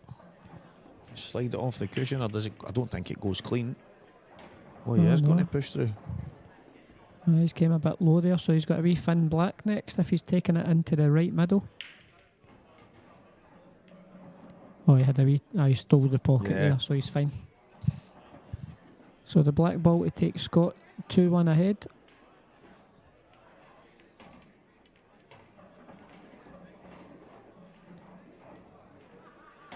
Yeah, he gets it. It is 2-1 Scott Gillespie.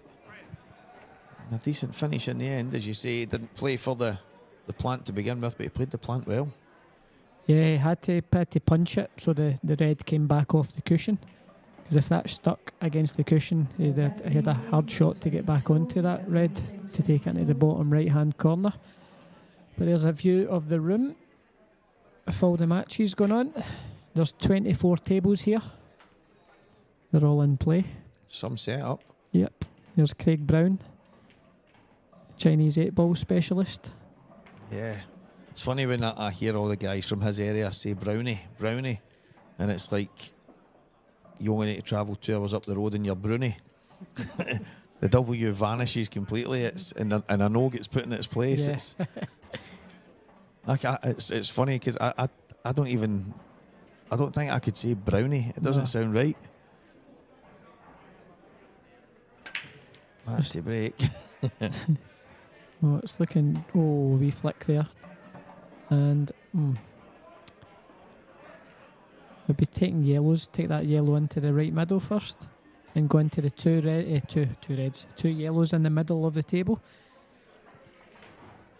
That's his shot, unless he wants to go reds.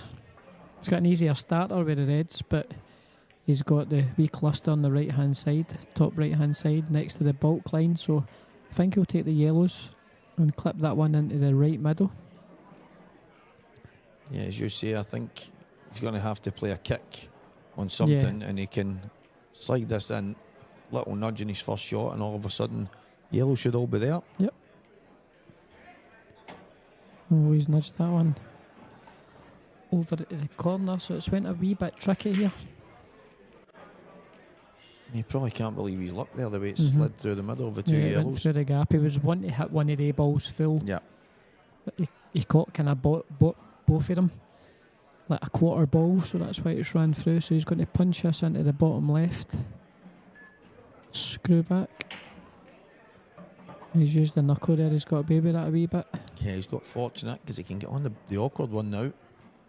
How are you playing this, do you think? Just top cushion there, or I would play it because these cushions slide. I thought he could maybe just nip it inside the red and take it into the top left, but maybe the angle's a lot wider than it looks. It's a wee bit too much of an angle.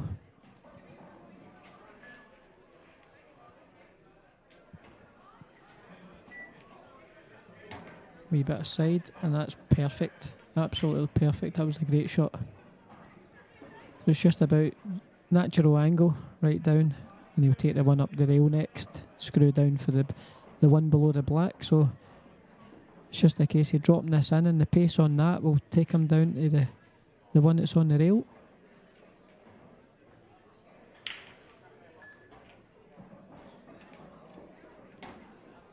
That's a great shot. Oh, he's a wee bit straight, but shouldn't be an issue.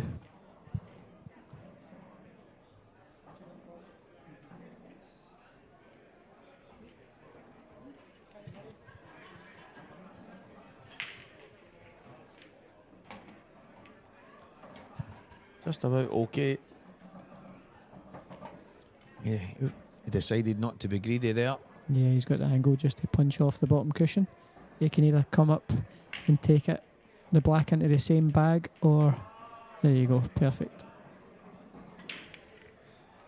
So I think 2 each is fair result at this point.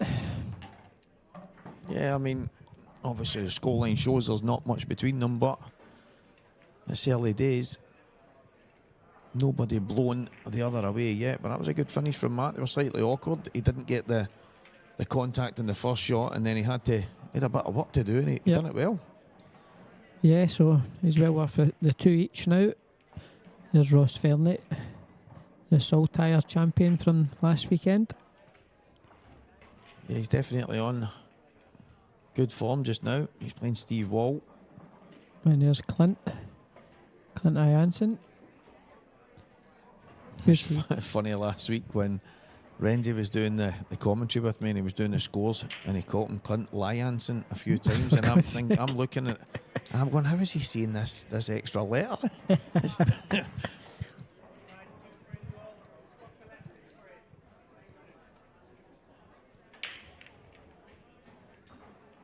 It's good to see the pro ranks so packed. Oh yeah, you need it like that. You want to play whenever you're playing any kind of sport. You aspire to be the best, or aspire to get better each time you play. Each year. So the pros should be 64 players. Definitely. And then the top amateurs come into it. It's the only way the game's going to grow if you have a proper pro tour. So he's got a ball, and I think he might go reds here. Is it the never like a gift toss in the mouth moment on that red at the top, straight away? Got to. Yep, that's the ball. Just drop it in, and then you've got the one over the right middle, if he can hold it for that. But if he runs too far, he can always come back up for the one the right middle, because that leads you on to the one that's on the right cushion. It's quite a dot-to-dot finish again here. Just looks more awkward than what it is. Oh, he's not taking it. I'm surprised. Yep, very surprised. He actually spoke earlier about playing loads of 2-in-1s in a match. I wonder if he's thinking it here. Yeah, I think now's your time. It's a big shot at this stage. Yeah, massive. No, I think he's going to just come up and play on that red later on. Just drop this one in. Oh, he's punched it. He's punched it. Thought he would have always come back. Oh, he's going to leave. If that red in the middle of the table, that must go into the right middle, and that'll be a perfect ball to put in and go up towards the last red up the top left hand corner. Yeah, and he'll have the option top right hand corner, as you say. If he goes too far, right middle. Yep. So he just wants to leave this red where that red is. Perfect.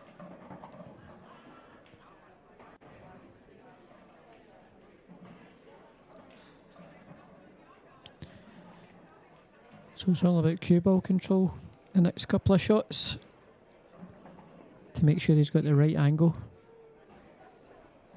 Are you looking to be maybe just a touch higher than where it is just now, or do you want to be just off? Was he looking at it right now? Or he might be screwing into this. Yeah, I thought it was. So he's going to go towards the yellow.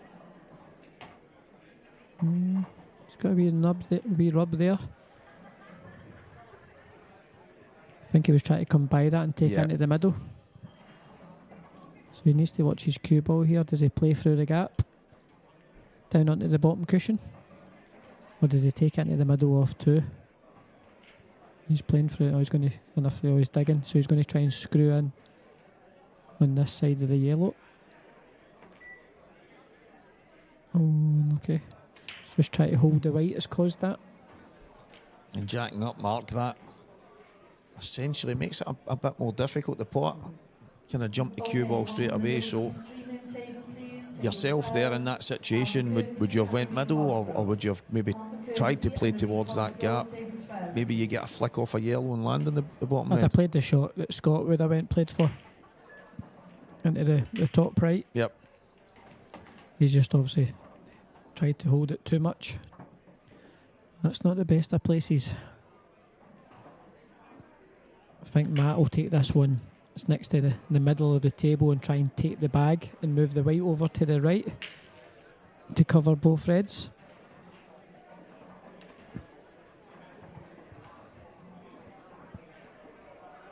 Yeah, I think he was maybe hoping to be better on the yellow that he's closest to it. He has got a number of yellows on the table if he decides to go for a finish, but there is no finish here. Get that bottom pocket, keeps him in there fighting, keeps him swinging. Yep, keeps you in the frame.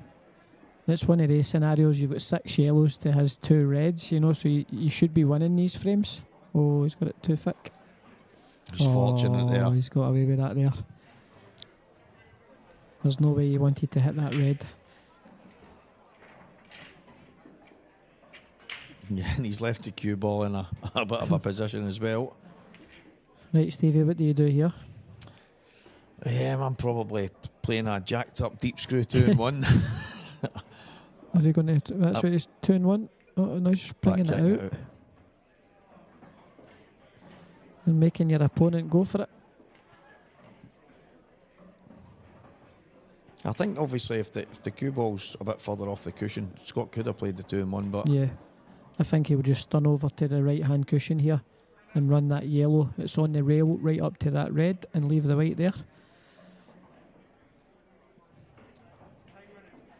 Because he'll just, he's hitting it thin. Is he coming up the top end of the table? Oh, he was trying to leave an angle on the one next to the red to bring out his hard yellow. Or does he really need to bring it out? Actually mentioned that in the last match, that I see more of you guys dropping on them because they slide in. Yeah, the new balls and new quality tables they're so good when they're in that condition that if you get them right, you usually get them. This is a tough shot. He's got to drop this in pocket weight unless he wants to swing off 2 cushions. But or is he taking it in the bottom? Middle? No. So another chance for Scott here. Should take these away and go 3-2 ahead. A couple of errors in this frame. And these are kind of frames, obviously it's all square just now, but you know yourself when you've made the odd mistake, if you somehow manage to get those frames, are they massive? Yeah, you forget about the mistake you've made, you know. It's always sore when somebody, if you make a mistake and they punish you, that's when it hurts. So Scott will win this frame and it'll be a case of he forgets about all the mistakes. You know, the two mistakes he's made. So the pressure's back on Matt to win with his break next. And it is 3-2. Scott Gillespie. There's been some good stuff and some not so good stuff so far, but makes it entertaining. That's it. And you would rather be the one in the lead just now, and that is Scott Gillespie. Some of the scores: Dean Shields 3-2 up on Stuart McCulloch. Alan Robinson 4, Matty Rowland 4. Clinton Jansen 3-2 in front against Liam Farrell and Ross Fernet. I don't know if he's not put the score on yet. I've seen him setting up and it was already 3-2, so we'll wait and see that one coming in. Rob Wilson 4-2 ahead of Rob Dagnall. Curtis Lee and Tom Barley 3-all. Andy Crosdale, Mark McAllister Jr. That's a good one. 5-4 Andy. Declan O'Callaghan struggling against Robert Stephen. Spoke to Robert earlier. He said he's feeling the best he's probably ever felt at these events. So who knows? He's 4-1 up just now. Cian Monaghan and Morgan McInnes 3-all. And Johnny McDermott is 3-2 in front against the Godfather, Gareth Ibbott. There you go. Johnny actually said to me earlier, he's like, I think I would rather it was on stream so that I was playing arguably one of the best players that there's ever been, and it's on stream. 30-second shot clock that table, he says, because I don't think it gets any harder from there. He said, so after that, I said, if I'm not comfortable, then I never will be.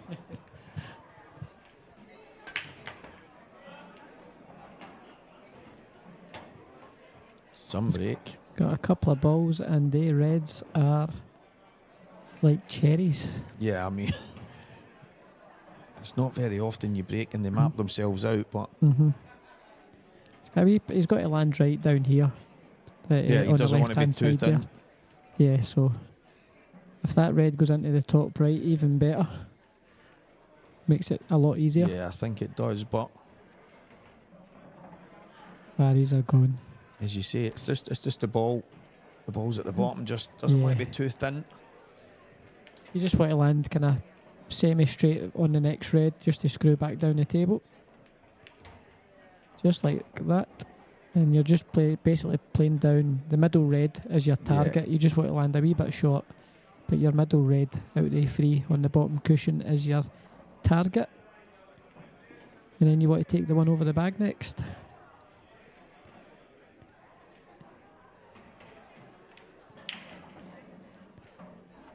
There you go, perfect. And I'll tell you just now, Stevie, it's free each. We've now got mystic magic here. No, Matt's never missing these ones. It's kind of, you don't get it very often where the reds are all away from the yellows, and it's as much as nothing's ever easy. That's probably as straightforward as they come. But it's easy sitting here, Stevie. No, so that's it. As you say, nobody's ever missed sitting here. No, exactly. It's less stressful sitting here commentating as well. And that is free each. Back to Scott's break. I think this is when it ramps up now, when the players, that's it, they've had their wee warm up, they've had their miss here and there. Now it'll be a case that it'll be breaking dishes all the way. That would be some kind of spectacle if we get that. That is good to see. This place absolutely buzzing.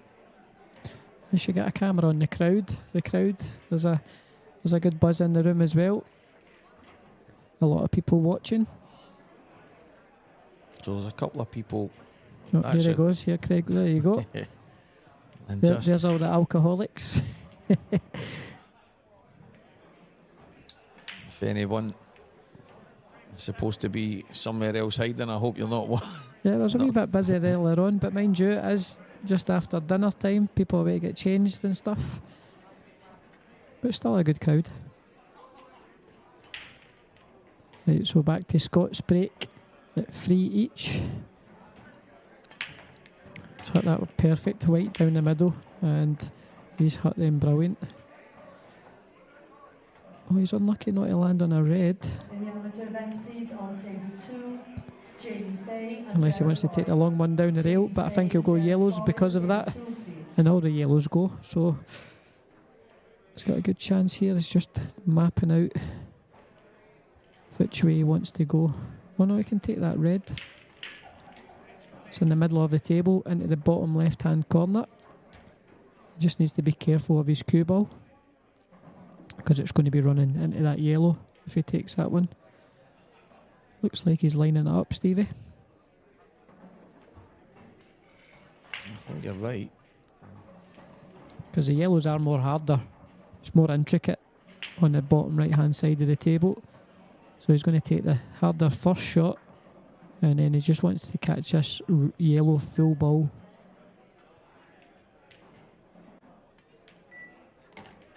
Oh, he could miss it. Even better. Mm-hmm.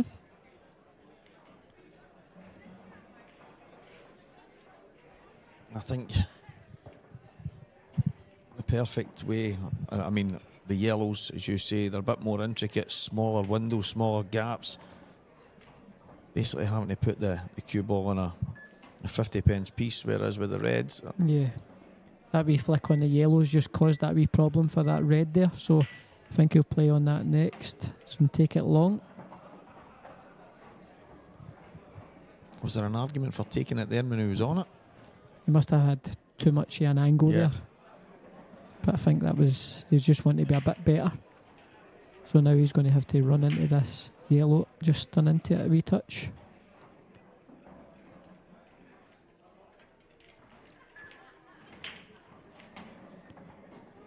That's perfect. Yeah, and it looks from here like business has picked up a bit. Told you. Oh, you could have done with that coming off in a wee inch. Another ball. You'll be fine, but it just means you would use the angle rather than having to generate a wee bit of pace. You should be fine.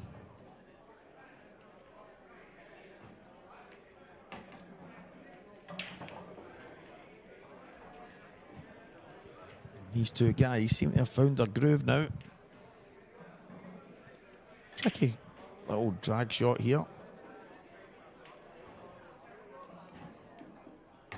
Nice and easy for Scott Gillespie, and it will be 4-3. And it looks like Mark Boyle is spot on. His business has definitely picked up between these two guys right now. I'll tell you now. 3 balls off his next break.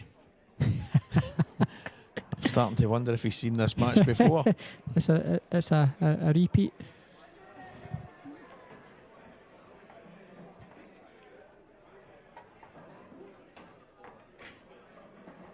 Preston McInnes on your screen there, playing Lee Anderson.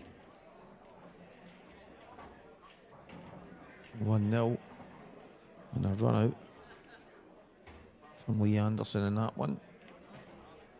The only amateur match that's quite deep just now. Young Ryan Martin, 16 years old, playing Steve Thompson, 6'5" down. Potential to be an absolute superstar, that kid. Ryan, yeah, class player, absolute class. And as you said, he's only 16. Right, here's the 3 balls incoming. You ready? Here we go, guys.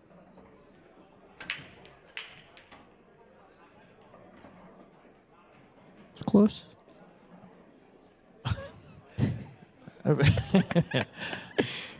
Oh man. Yeah, none will do it. All I'll say is sorry, Matt.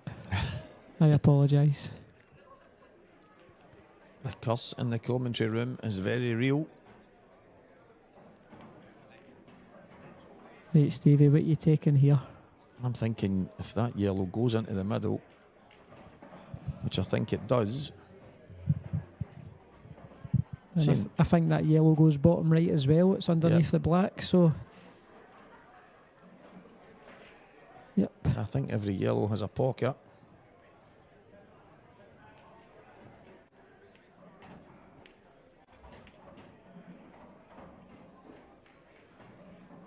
He's also got the option, as he's looking there close to the red, but even if he was high, take the one closest to the top right corner, he would then have both into the left, but he can drop on it right away, so he was perfect. absolutely perfect. He's played that well. So he's going to take this one into the top right, and then he'll play on the top yellow into the same bag, and then he'll clear away the one at the bulk line next. And that'll clear away the top end of the table.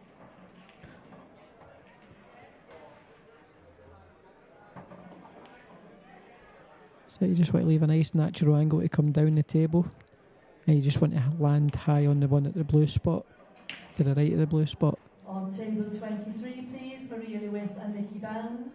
Maria Lewis, Nikki Bounds, table 23. He's taking the one in the middle because I think he's got too much angle on the one at the top of the table. So it's wee things like that you can notice, you know, like if they're just ran out of position a wee touch. Is he coming through the gap here? Yeah, he'll punch down through the gap, and if he overruns it, he's got the one. Oh, he's under her. Anywhere apart from short.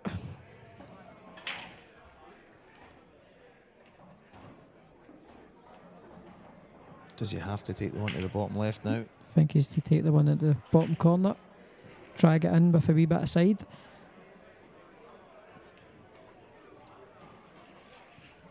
Tough shot over the distance. It's one of these, he'd rather come high because then he can take the one underneath the black and swing round off the 2 cushions. So it is, it's fine, perfect. So you can go either way. You can take I think I'll take the one in the middle first. Yep. It's got a good angle to come over and down for the last yellow.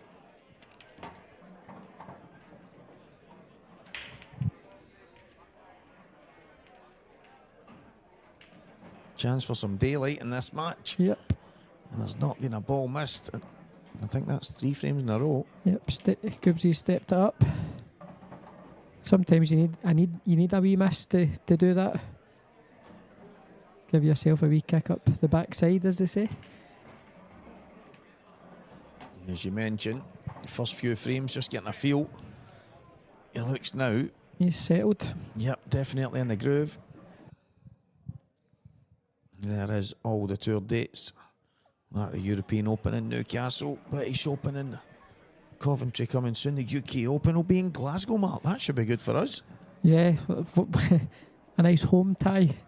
As I say, it's one you can actually stay in your own home. Yeah, exactly. Your own bed, you know. So I'm looking forward to that at the Normandy Hotel. That's where I played my first ever pool tournament in the Normandy. I played Charlie Shaw, and I was only 16, 17 at the time. Wow. I never knew it went on the pool. I didn't know anything to do with the pool, you know. I just it was one of my friends. It was one of Ross's tours, and it was I enjoyed it, really enjoyed it, and I was only 16, 17 at the time, and it was my first ever pool event. It's mad because I won a qualifier that Renzi ran in the Roadhouse pub. I was in my mid-20s. I'd only just started playing pool, and I'd finished with football and that, and I won the qualifier to play my first actual pool tournament, and it was in there as well. It was the Scottish Open. That's class. I played Alan Maxwell. I played Maxie, and I'm thinking, I can pot them off a lampshade. This will be easy, but I get destroyed. I kept going for finishes and no getting them, and then getting tucked up behind balls for the rest of the match, and it was an experience, but I absolutely loved it. I actually sat and watched Alec McDowell. Somebody said to me, "Wait, you watch this guy, big dollop, just breaks and dishes for fun," and I sat and watched, and I was like, wow, what a break he's got, eh? Unbelievable weapon that was. You're surprised the balls are still full.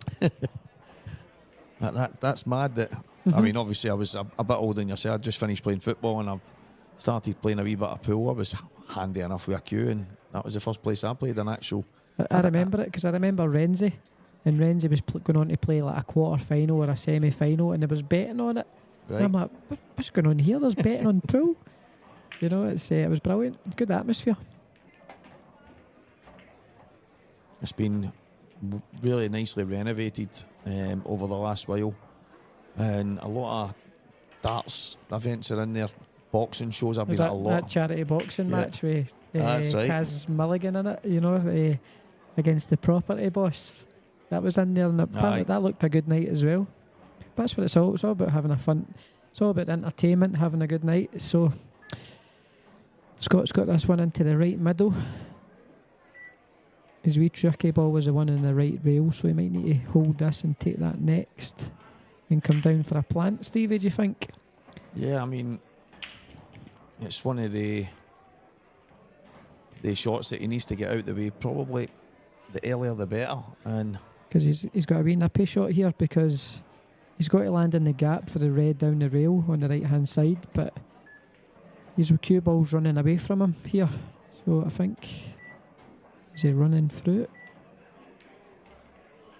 He's going to play the plant now. Looked like he had a wee bit more angle there. Yeah, it did.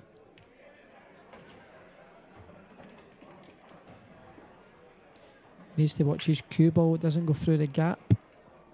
Once they can, in the one on the right hand side, full ball or half ball even, you'll be fine.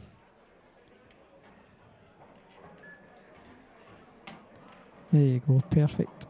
Good shot, Scott Gillespie. And he's left himself the big bag. Yeah, just a big bag, just because he needed that, didn't he? That's it, exactly. So, but he looks as if he's in the groove now. Yep. He's looking good now, so these 3 balls to take a 6-3 lead to a race to 8.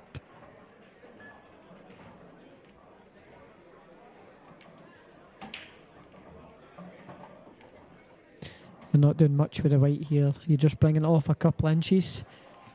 You're not wanting to mess about and run it off too, or you just keep it nice and simple. Oh, look, he is running it off too. No, he never punched it. There you go. Told you.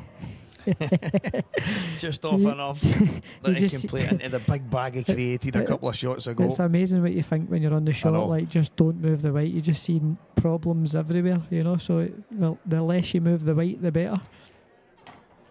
Yeah, didn't need the yellow. No. 6 frames to 3. Not been a ball missed in the last 4 frames, but 3 of them, it's been Scott Gillespie. There you go, he stepped it right up, so once he got settled, so it'll take a big effort for Steeps to come back.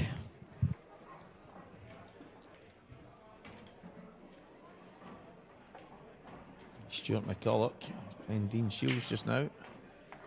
It's 4-3 to Dean. Andy Crosdale and Mark McAllister Jr. is tied at 6 frames each. Some match, that one.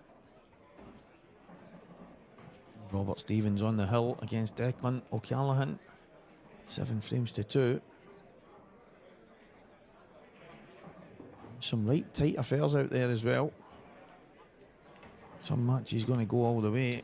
Curtis Lee 5-4 up Tom Barley as well.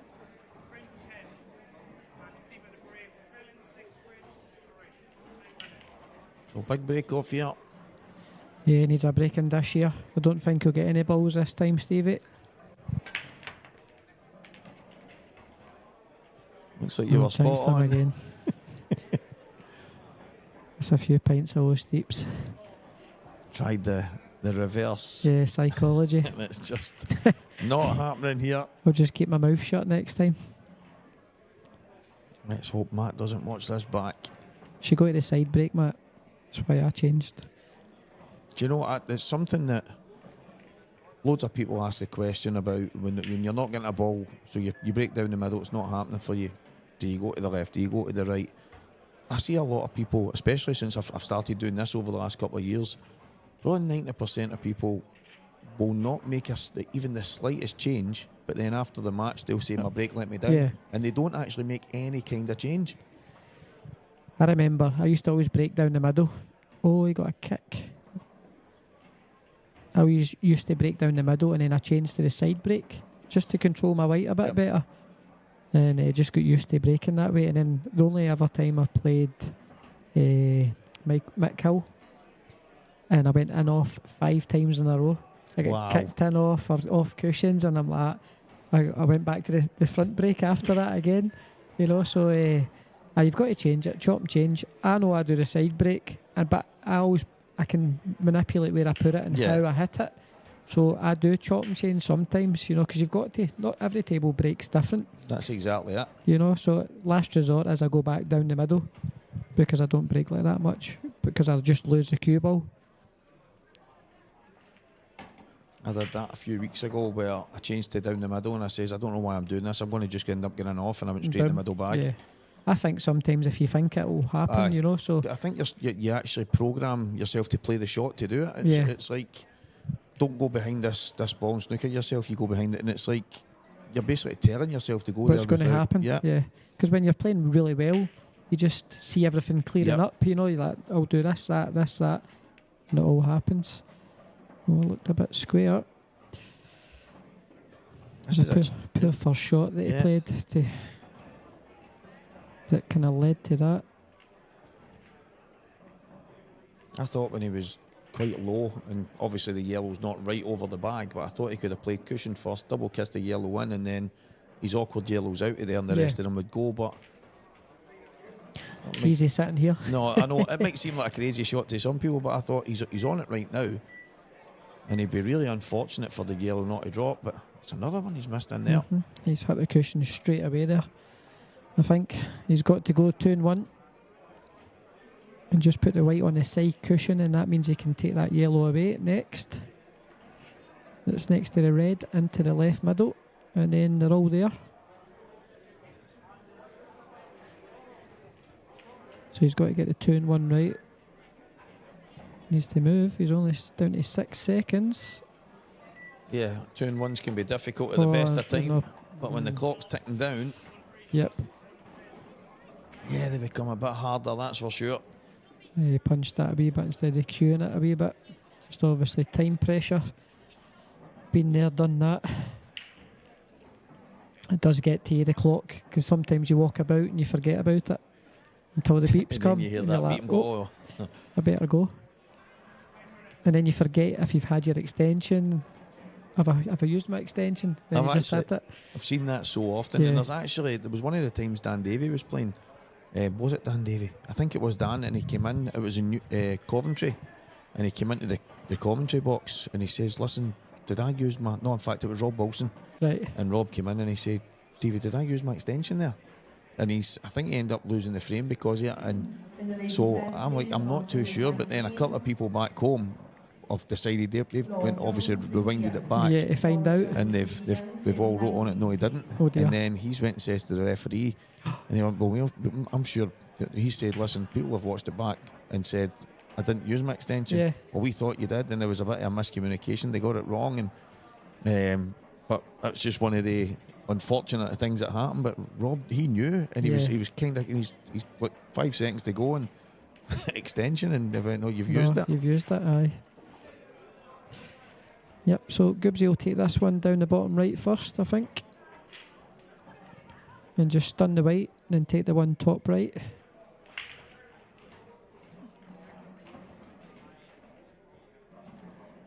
Or he could take the one top right now, it's self-preference.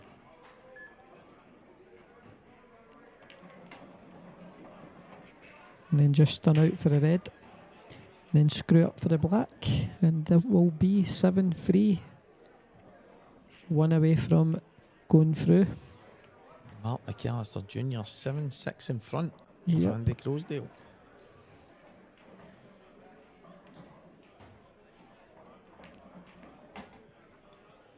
Good shot, Scott Gillespie, just about perfect. You're just picking the middle bag, so you're off the side cushion, screwing up to about the middle bag. You're perfect.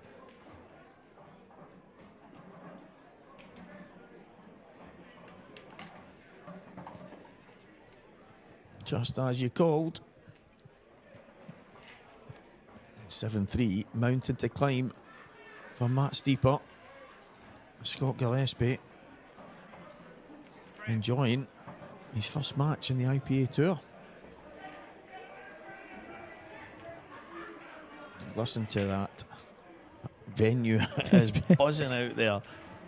It sounds like a lot of people are having a good time. And it's only 7:45. Wait until it hits 10 o'clock, 11 o'clock.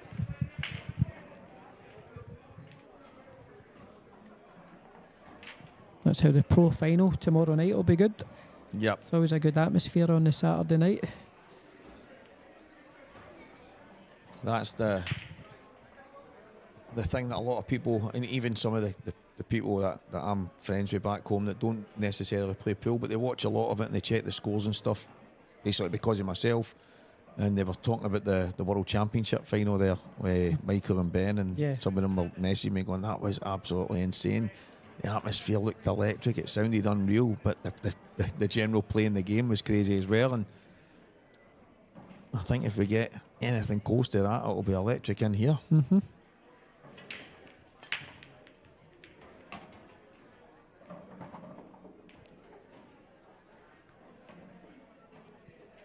Got to be yellow, Stevie, to make it, because they're a wee touch harder, just for a laugh. How good do the reds look?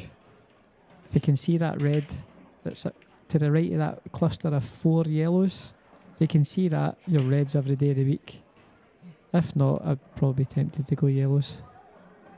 I can't see that. Yeah, half ball. Even then, it's not a hard one to get onto. No, he can take the red to the top left and then so it's got to be reds. Top right and drop in. So the writing could be on the wall here. You could pick whatever you want here, to be fair. Yeah, the yellows aren't bad. Yeah, they're both, aye. It's just that yellow in the middle of the table, getting on that wee red next to that yellow in the middle, because that's where you want to be for it. So I think it's that easy both that Gibbsy, he was ready to go yellows there. Look, he's well, still changed his mind.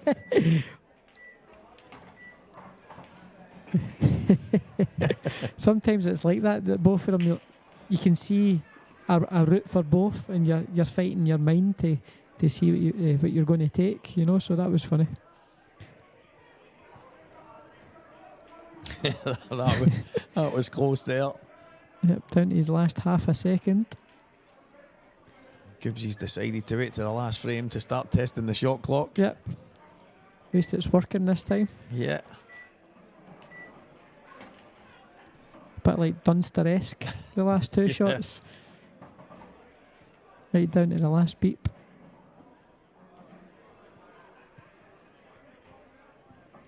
So the only problem is getting on the one down the bottom rail and having a wee angle to punch out for the black. Or even run through and take into the left middle. So don't see any problems here. That's the only shot that he's got to make. Is that one of the ones, if you land slightly high, you play a bit of running side and Yep. you've either got it in the middle or even the bottom Left. corner? And if you land, as you say, dead straight, then it's obviously the middle. Yeah, so he's going to take this one into the bottom left-hand corner next and run through and then take the one into top left. So he's got the one into the middle to come down, wee natural angle. What, he's never seen Gibbsy run so much. What is he doing? Dunster's a bit more Aye. precise He's with the controlled. beeps. Yeah, he's got his walking pace down to a T. 2 steps a second. It's like that beep comes and then he gets, I better start running. Oh, shot clock's not working. I think He's broke it. the referee on the He's timer not too straight, is he? I think he's okay. He's might got an have angle. paused it rather than restarted it, and they've probably not noticed.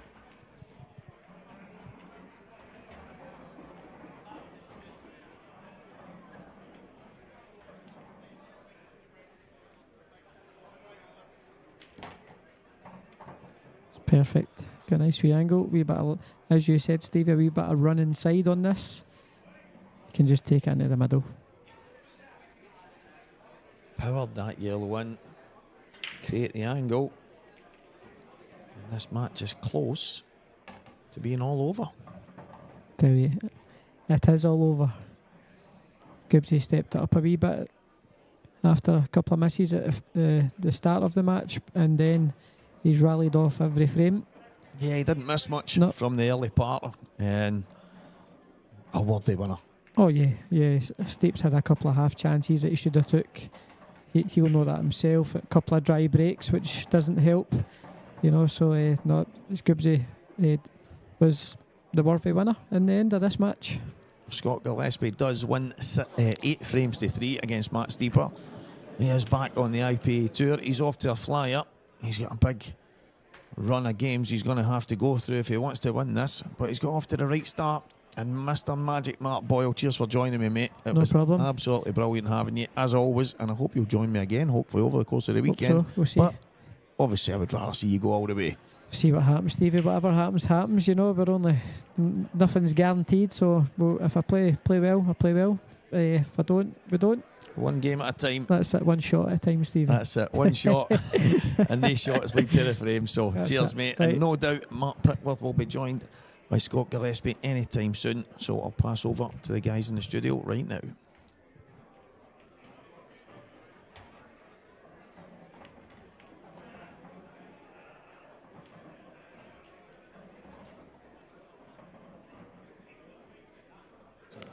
Thanks, Stevie. Thanks, Mark. And here I am with the latest winner, Scott Gillespie, back in the IPA ranks. How did you feel out there? Was it strange? No, I was back to where I belong, Mark. No, listen, I took away a nice finish first frame, and I thought that will settle me, but I still felt nervous. It's weird, like, I want to be playing out there, but I know I get the Masters, and I played the Worlds, didn't have any sort of run in the singles, so I always won the doubles. But no, I didn't really settle, but I'm glad to get that win under my belt there, because I know how dangerous Matt is. And obviously, you came back to the World, etc. Does this feel different here at the tour event, being here in Newcastle? Has it got a bit of a different atmosphere than what it had in Bradford? I'm not too sure. It's just always like with the sets format and stuff, and always that's just a straight knockout, just a straight race. I prefer that, even though I do okay normally in the sets. But no, I wouldn't say it's a different atmosphere. But what I will say is I feel as if this is where I start. I know the Worlds has been and gone, and that's like the start of the year, but no, I do like, this is like a new season for me, the start of this season. And I know you've been away from the IPA probably, 5 years, would that be fair to say? Aye. You know, but you say you're back at home now. Did you feel that sort of a vibe when you came back? Yeah, no, listen, I love it. I mean, always I played another rule set and stuff, but no, listen, back in the IPA, I love the IPA, I love all the guys that run it, all the guys about it. I've got a lot of friendships through it, so no, I'm buzzing to be back. And obviously you won the doubles, didn't you, with Mark McAllister Jr. Yeah. You know, like winning that, it was quite a big sort of thing. Do you feel like, is that a push on now to try and do well in the tour? No, because listen, I mean, I come to win every event I play in. That's the type of player I'm in, and bar that's obviously like isn't a good result for me. But when you're a realist, you can't win everything. I mean, I know Boyle's done a good job of that. But no, listen, I'm trying to win things, and I mean, I'll be trying to win events this year. It'll not be a settle-in period for me. I'm here to win. Yeah, Mark Boyle, you know, he's going to take some peeling off that #1 spot. I mean, it could take another season after next, to be honest, you know, because he's won so much. Yeah. You know, but have you got any expectations? You know, the Scott Gillespie of old, you know, I knew that you'd always want to win everything. You want to be the best that you can be. Have you got any expectations this year? No, well, I mean, as far up the rankings as possible, whatever's achievable. Always like number 1, number 2, stuff like that's well out here. But no, winning an event, at least a couple of events would be great first time back, because the last time I did play on the IPA, I took down 2 opens, you know what I mean, and went deep in a lot of other stuff, so I know the game's there, albeit 4 or 5 year on, but the eyes are still there just now, you know. And a little bit about Matt Steeper there, you know, he had quite a good season last season. You know, it's always tricky coming as a new pro, especially against the players. You know, you're always going to get the tough draws, aren't you? So, definitely. You know, you sort of feel for him a little bit. Yeah, because I mean, I don't know much about Matt. I mean, I've seen his name about the draws and stuff, but I looked at his results and stuff. I seen he took Farns off close at the Worlds there. I mean, he's always a big-time player, and he's got a big break mark, because me and Mark actually played them in the last 16 or the last 8 of the doubles, and we only beat them 7-5, and they played well, and I knew it was a dangerous opponent, just like any draw to bonus, because there's no walkovers in this tour. No, there really isn't, and I know you've got another game tonight, so I'm going to let you get ready for that. So appreciate good luck for that. Thank you. Well done. Cheers, mate. And hopefully we'll see you again soon. Hopefully. All right, thank you. Scott Gillespie firmly into the next round. Stephen Walker, Goobs is back. Yeah, I mean, it was a bit scrappy at the start. Mark Boyle actually said it's like the first few frames you're kind of just feeling your opponent and feeling the table out and getting that kind of feel for the cloth, the balls, the shot clock, and then all of a sudden it was Goobs is back. And the World Championships, you know, that was his stepping stone, really. He's back in the IPA, back at home, as you know, kindly put it. And, you know, do you think he can really go on and win titles this season? He's always been a winner. I mean, I think since he was really young, came through the ranks in Scotland, the guys like Jason Shaw, Paddy McMillan, these guys were winning titles when they were teenagers, and I think it's just been kind of built into him since he was really young, and the type of player he is, as I mentioned, and I actually seen him saying to yourself that he doesn't enter these things just to take part. He wants to win, and he is so capable. Whether he can, I mean, it is such a stacked pro ranks this year that the players and the talent that we have, it won't be easy. Can he? I don't see why not. I mean, you said that about him, didn't you? And, you know, and he came in and said the exact same words as what you said. So, you know him better than probably himself sometimes and that. But, you know, Scott, he's had a tricky tie there. It's always hard playing your first match, especially in a big tour event like this. There's a lot of players here this weekend, and everybody wants to win. Yeah, I mean, we hear people at all levels say they want to play their way into the tournament, and obviously everybody wants to get off to a good start. Sometimes that's the toughest. You would take just scraping through, even if it's a scrappy match.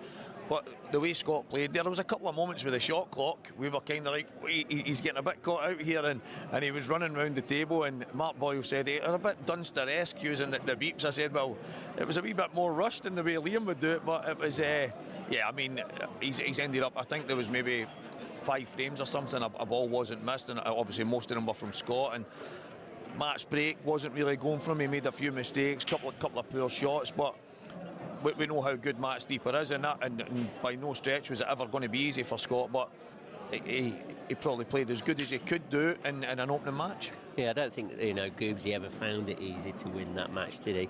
But, even as much experience as Scott's got, he's still struggling with the shot clock. Is that what you saw as well? Yeah, I mean, obviously, until you play under the shot clock, a lot of people will think, 30 seconds doesn't seem like a long time, and it can feel, if you're really in the groove and you're in the zone. Mark Boyle said it on commentary, and it's good for everyone listening. When you're in the zone, you don't really notice it. You might on the odd occasion hear the beep and you go, oh, I need to go, but when there's maybe some scrappy frames and there's some shots to think about, it can definitely catch you out. And we see it watching and doing the commentary and watching obviously close, that it can catch so many players out. And I think Scott, although he played so well there was one or two moments that the shot clock did catch him, and that's something that obviously he's played under for a long time, but no matter how much experience you've got, it can still catch you. Yeah, and I think that's a really true reflection of that. A little bit about the draw then, Stephen. Have you sort of been looking at the draw, seeing how it could go, etc. Obviously, Mark Boyle's right at the top of the tree there. I mean, Gareth, he's got underway now. He's started his campaign off now. I think he was level at 4 frames apiece, was he? That looks really tight down there. Do you sort of see any obvious sort of route through for anybody? No, one of the things I was having a look. I like an underdog story. It's the kind of guy I am. It's the kind of Rocky story, as you would call it. I grew up watching those films, and Johnny McDermott's obviously playing against Gareth. It's probably one of the toughest matches you could get for your first match in the pro ranks. But Johnny mentioned to me earlier, you want to play against the very best guys, you might as well play against one of the all-time greats in your first match, and then from there you just take it as it comes. I've just seen Mark McAllister and another Scottish boy, he's beat Andy Crosdale. There's some really tight ones out there. In fact, me and Mark looked through the draw, and most of the matches were like 4-3, 5-4, 6-5. It was really tight. There was only one or two that there was big gaps, but I'm hoping to see an underdog story. Obviously had Adam Myerscough in earlier. I know he had a tough defeat, but he actually mentioned his goal for the tour ahead is to try and win an event as well. And Morgan McInnes and Cian Monaghan are playing in the distance as well. It's so tough. I don't see anybody really steamrolling, although we all expect Mark Boyle to do that every time he comes to these events. But I think there's something different now, and it's not just because certain players are back and it's growing. I just feel there's something different in there, and I would love this weekend to be the weekend we get an underdog flying through, but who that's going to be, I really don't know. Well, talking about underdogs, Mark McAllister Jr., he's going to be on this stream table next against Robert Stephen.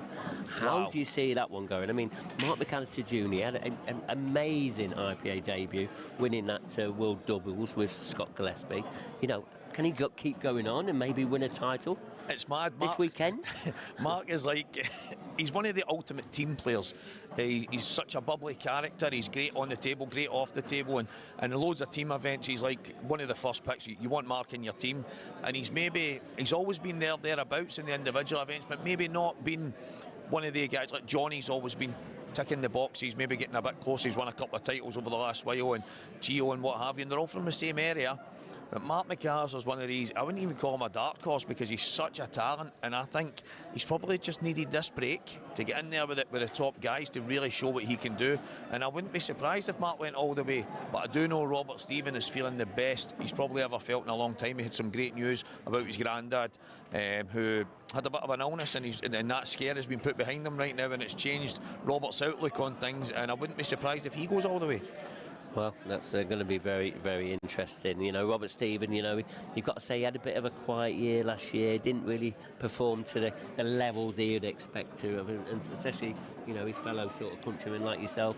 You do expect to see Robert at the latter stages of the tournament. Yeah, I mean, I probably over the last couple of years expected a bit more from Robert.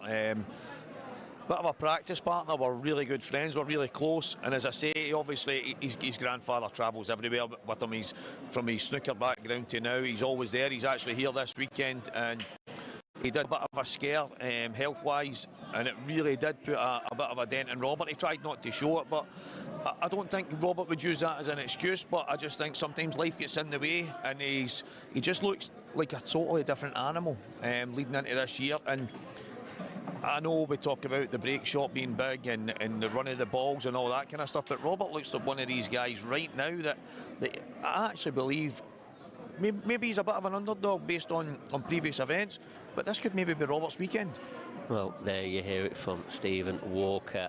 5 minutes, this next match will be up, and it's going to be Mark McAllister Jr. against Robert Stephen, and that's coming to you next.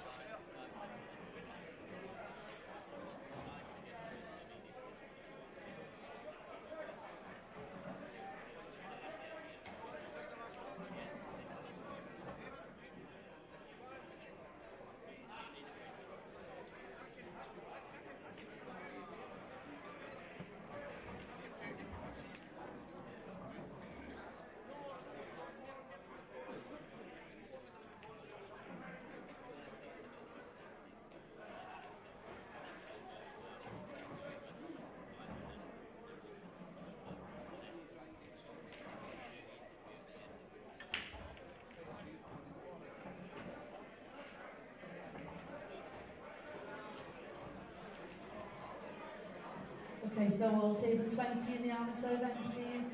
Axel Ariano and George Henderson. Axel Ariano and George Henderson on table 20. On table 18, Callum Nichols and...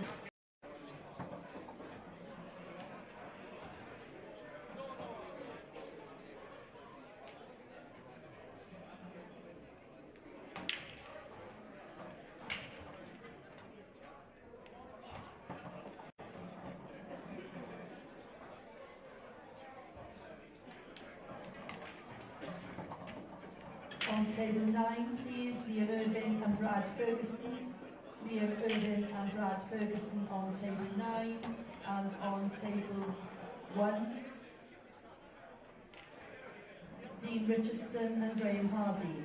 Dean Richardson and Graham Hardy on table 1.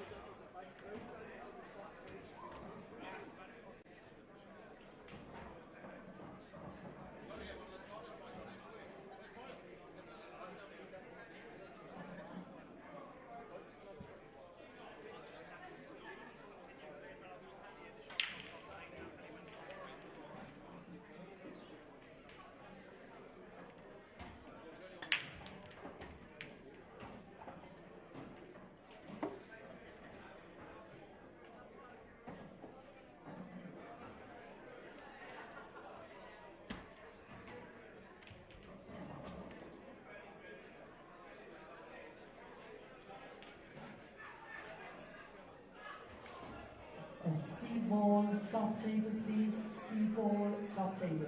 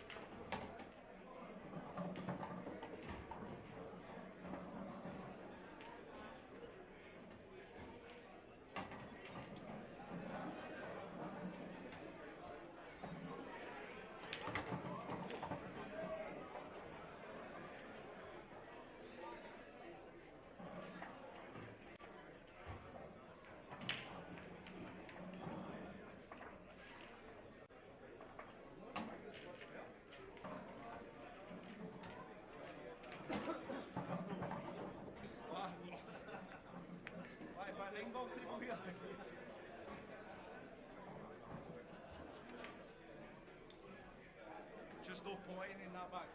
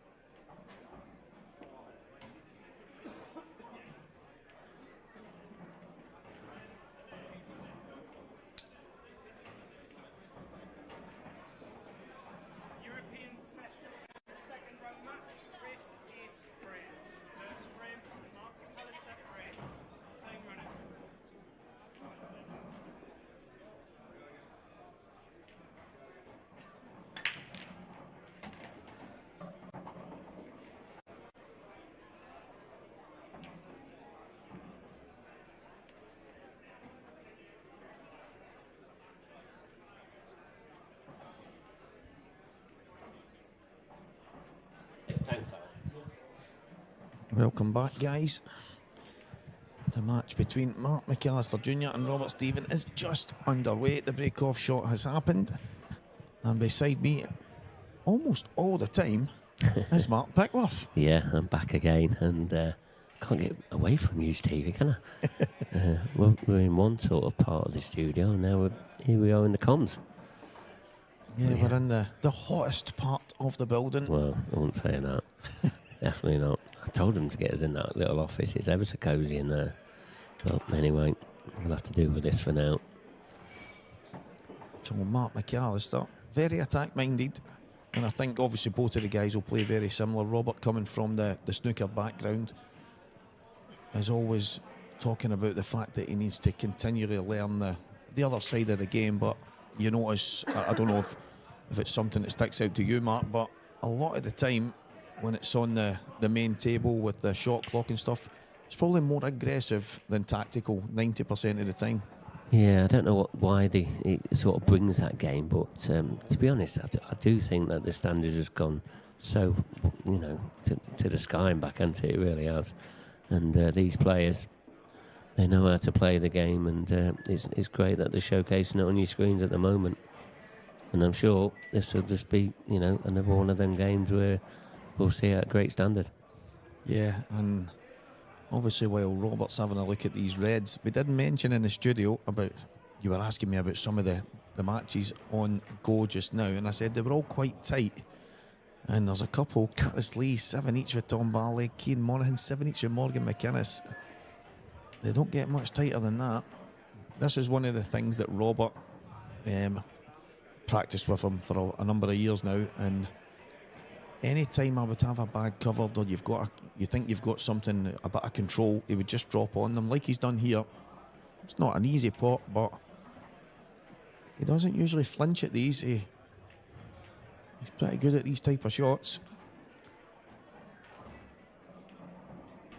And as I mentioned, it is one of his strong suits. He's given himself a chance. Yeah, he believes he can put every ball or any ball, doesn't he?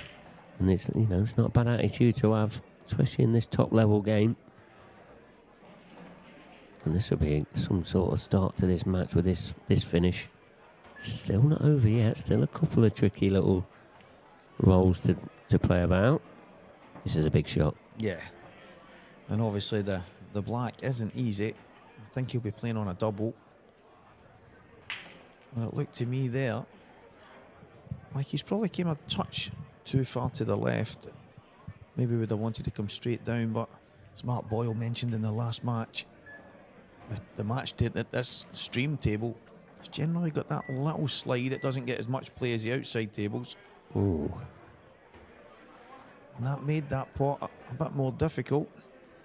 And he's given a chance to Mark McAllister. Yeah, we'll let him off for that one. It's the first frame, isn't it? So you don't want to miss too many of them. And there's not one I expected him to miss then either. He's normally pretty devastating when it comes to chances like that. We'll never look at the Mark McAllister.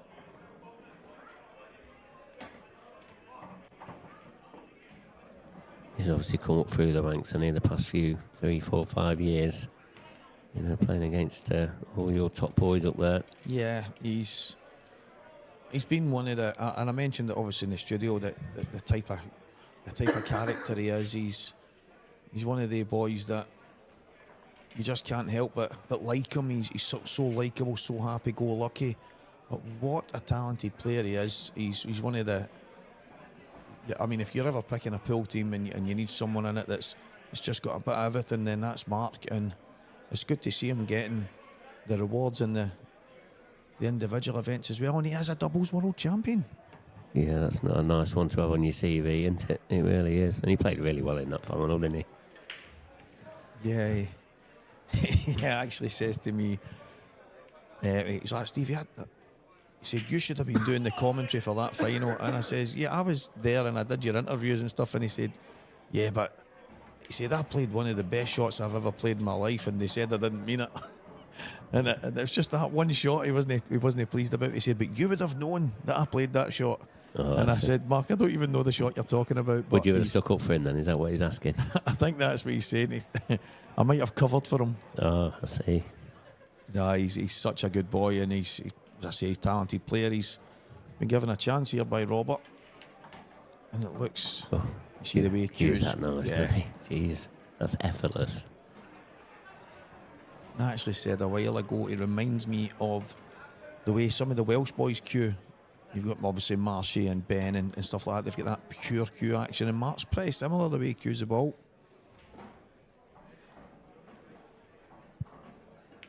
Are you telling me he's had some Welsh water in him, or is that where we're going? He's just one of a group of talented players that have all came from the Ayrshire coast. You've got Gio, Johnny McDermott, Stuart McCulloch, himself, and obviously they're following guys like Scotland and Martin Fisher and some of the guys that have been there in the past. It's a hotbed for pool in Scotland, and Mark's obviously one of the recent crop that's come through. Must have some good bits in the water up that way on. One of your 7 holes have just finished. Curtis Lee has got the better of Tom Barley by 8 frames to 7. I don't think he could play the double there, so he had to cut that in, didn't he? And it was so thin.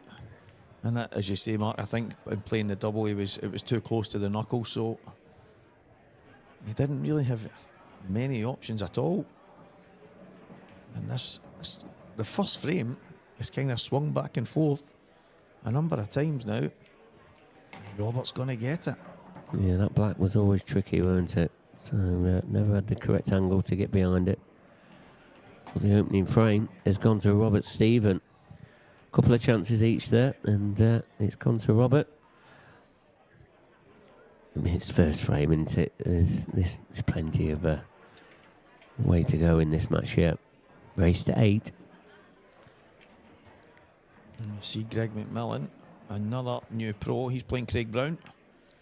Looks like Greg's just gone on off.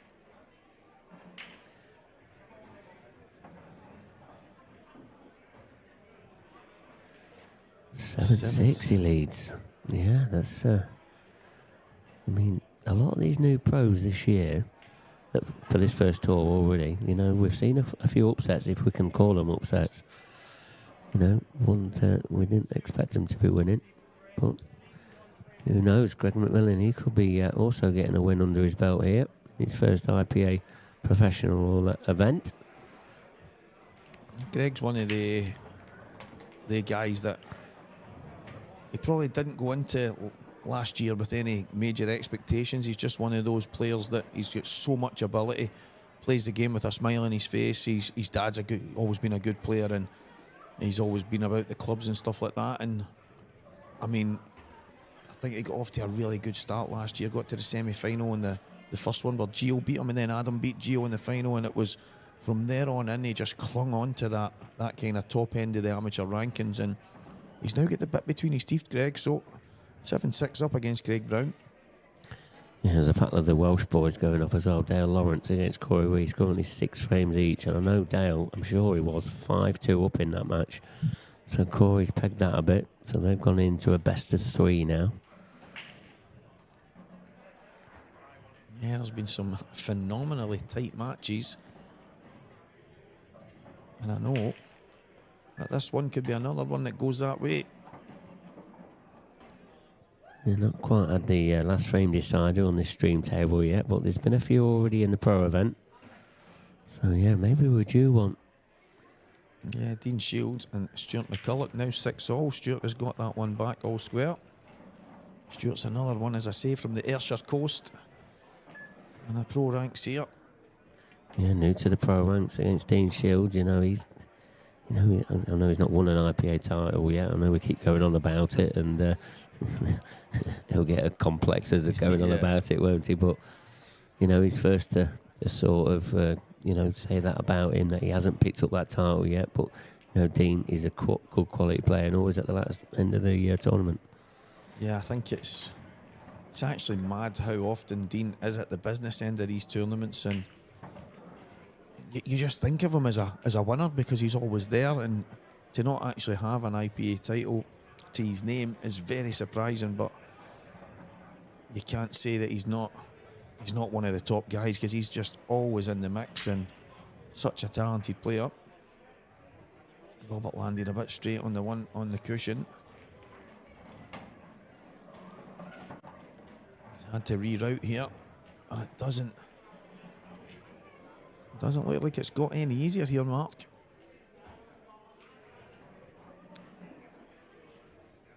Red to the top. seems obvious, but what does he do from there? Yeah, he ain't got the right angle, has he? So, seems to be digging here. Is he taking this on? He is, but he's a fair way away from that one. Yeah, I thought when he was going towards the table there, he would maybe just drop it in and then take the red off the yellow at the bottom, but even at that, it was never going to be easy. Yeah, neither player's settled just yet. Can't tell you, Dale Lawrence has actually gone in front in that match against Corey Reese. One frame away from knocking out Corey Reese.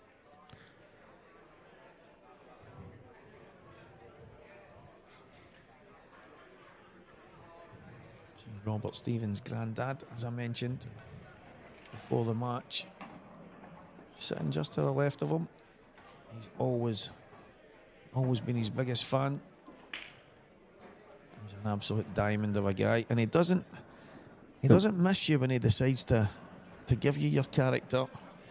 Told me once I was off my head because I was speaking to people at the side when I was in the middle of a match, and I was like, well, they spoke to me, just ignore them, don't you answer them back.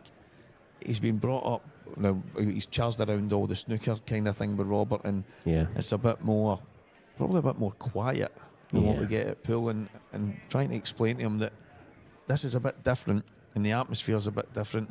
He just sees the professional side of things and thinks there's a way to act, and I love that about him. Yeah, you get that, don't you? And obviously that's how he sort of sees things as being correct. But anyway, sounds like he got good telling off, so it's deserved. It was actually here. It was in this venue. Was it? I was sitting having something to eat in the bar, and he came in. But he's an absolute diamond of a man. Love him to bits, and it's good to see that he's doing well again.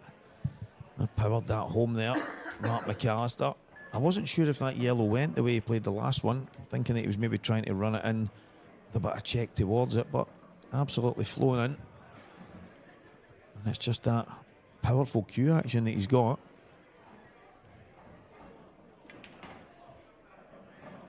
Yeah, it's always under control though as well, isn't it? Cues it really, really nice.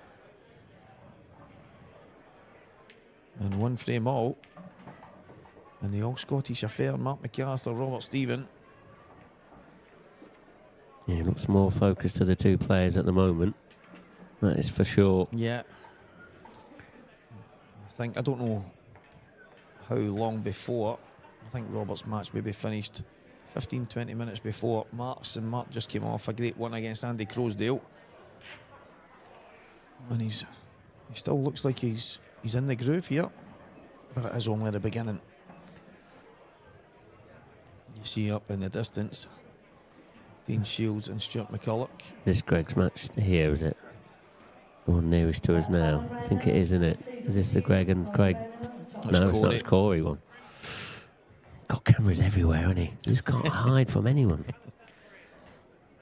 I didn't expect that one to come out. I was trying to get me the bearings of where I was in the arena, the way that he's popped that one up. Greg's playing tricks on us. Even you was lost in there, weren't you? Yeah. I had to look for a minute to see. I knew that the section where Stuart and Dean were playing, but I was trying to get, as you say, trying to get my bearings and where because every time he pops it up, the camera's somewhere else. It's incredible. Too much spare time. He must have. Well, here we go, and now we're at a different camera angle. And Dean Shields, he's got cameras everywhere. You're not safe anywhere. This is the other stream table, isn't it? So we have got 3 streams this weekend, if you have just joined us. Then we've got the mainstream table, which is this one. And then Dean Shield, he's on table 14, as we're calling it. And then the ladies, they are streaming all weekend on their very own stream, which is fantastic news for the IPA and the ladies, showcasing their skills.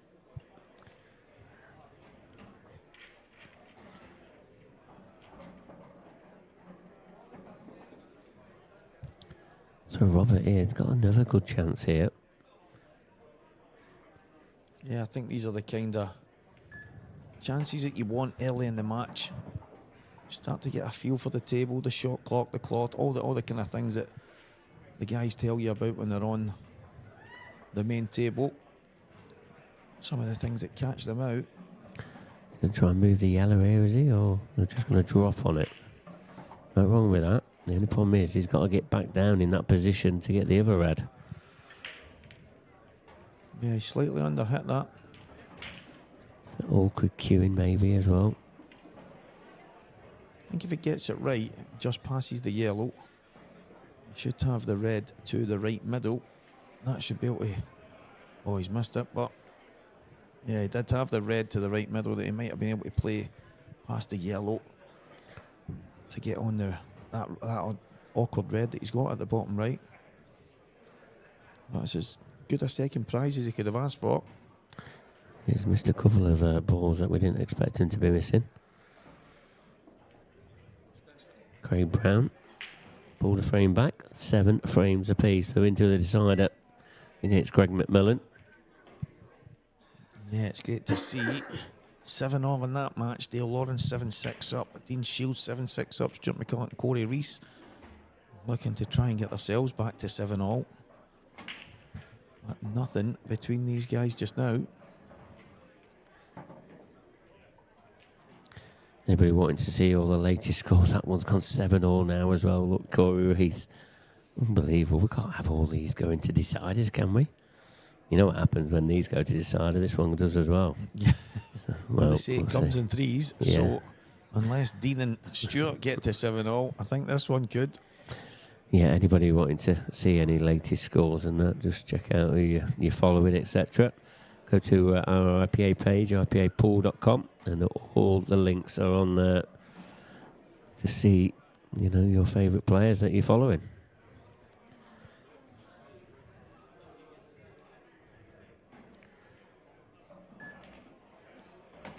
Oh, what a shot. He's actually a touch unlucky there. It looked a natural angle to get all the way around that red. It's clipped the yellow full in the face. Maybe half volley would have been a bit better, but... Yeah, I mean, taking this in the middle, you got to go up table and back down. He's got to play it with the right-hand side. Oh, yeah. Asking a lot of that middle pocket then. Yeah, he just needs to relax just a touch.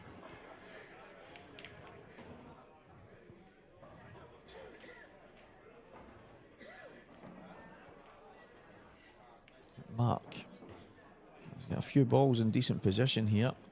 Maybe the one to the right middle will be the one to play the kick shot. Don't know if he's got enough now. Got to assume the yellow passes a black mark because he's looking to be aggressive here. That going to be his last ball then, is it? So this is the aggressive shot. I thought the way he landed that became awkward. So the yellow, sorry, that he's cannoned. I thought that might have been a better ball to play the kick shot, but unfortunately, he's not got it, and it's landed slightly awkward here.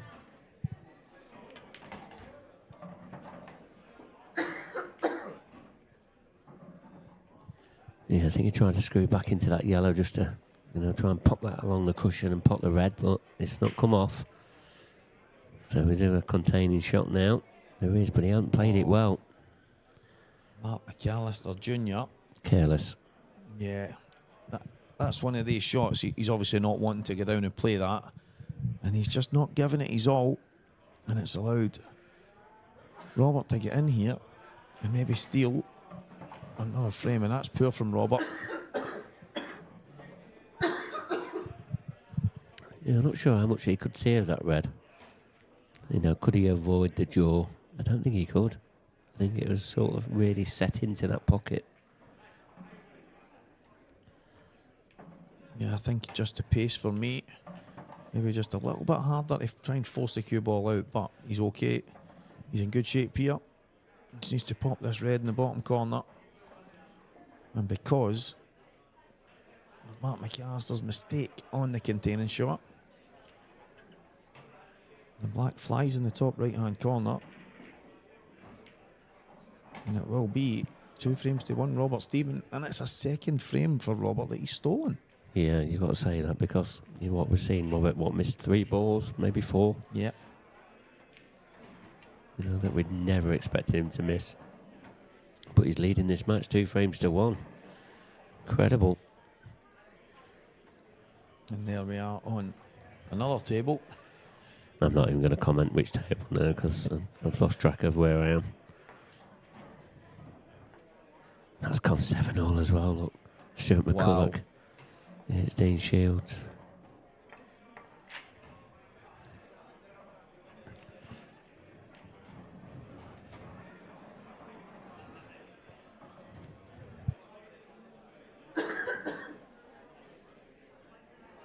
Davy Forrest playing Gareth Key. Gareth, who I played earlier today, Gareth beat me 8-6. It was a good match. I found myself far too far behind. Davy Forrest is a very, very highly thought of player from Scotland. Really high in the rankings, so that should be a good match in that one as well. Just seen Dale Lawrence just under hit that ball, and I don't think he's given one. Is it 1 free shot away? Yeah, I think he's given it. 1 free shot, 1 free visit. Yeah, he has. He's fouled. And his reaction told the story. And that's in a decider as well. That's a tough one to take. Yeah. Probably saw the winning line.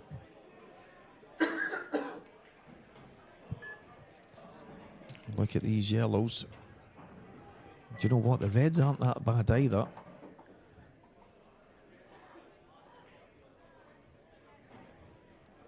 The yellows are what Robert has taken.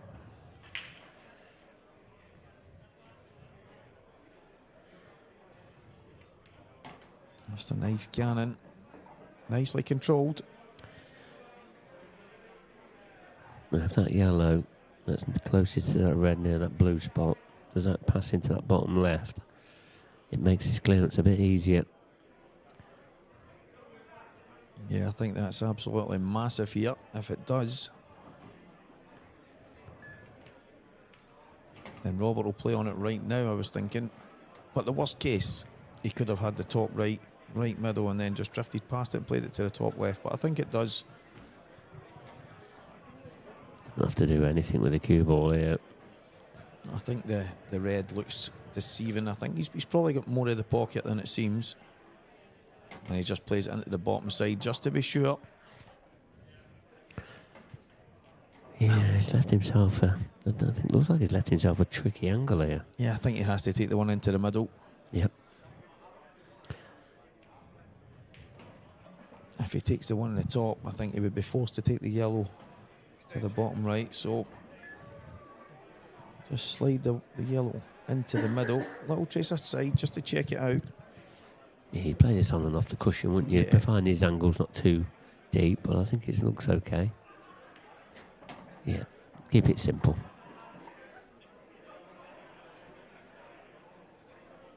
And Corey Reese, and that red, as you can see, sitting well short of that middle bag mark. And it is unfortunate because Dale looked like he had that frame all but one. He'll be disappointed with that. That was a good opportunity there to get into the next round. And that is the first of the 3-7-alls to get over the line. And Corey came back from 7-6 down. Craig Brown came back from 7-6 down. So did Stuart McCulloch. So let's see who all gets over the line in there. Is that trend going to continue? Greg McMillan on the yellows. Craig Brown's obviously missed that red. Oh, so Craig's had the first chance, has he? Yeah, Greg's not. It doesn't look like he's enjoying where that one is.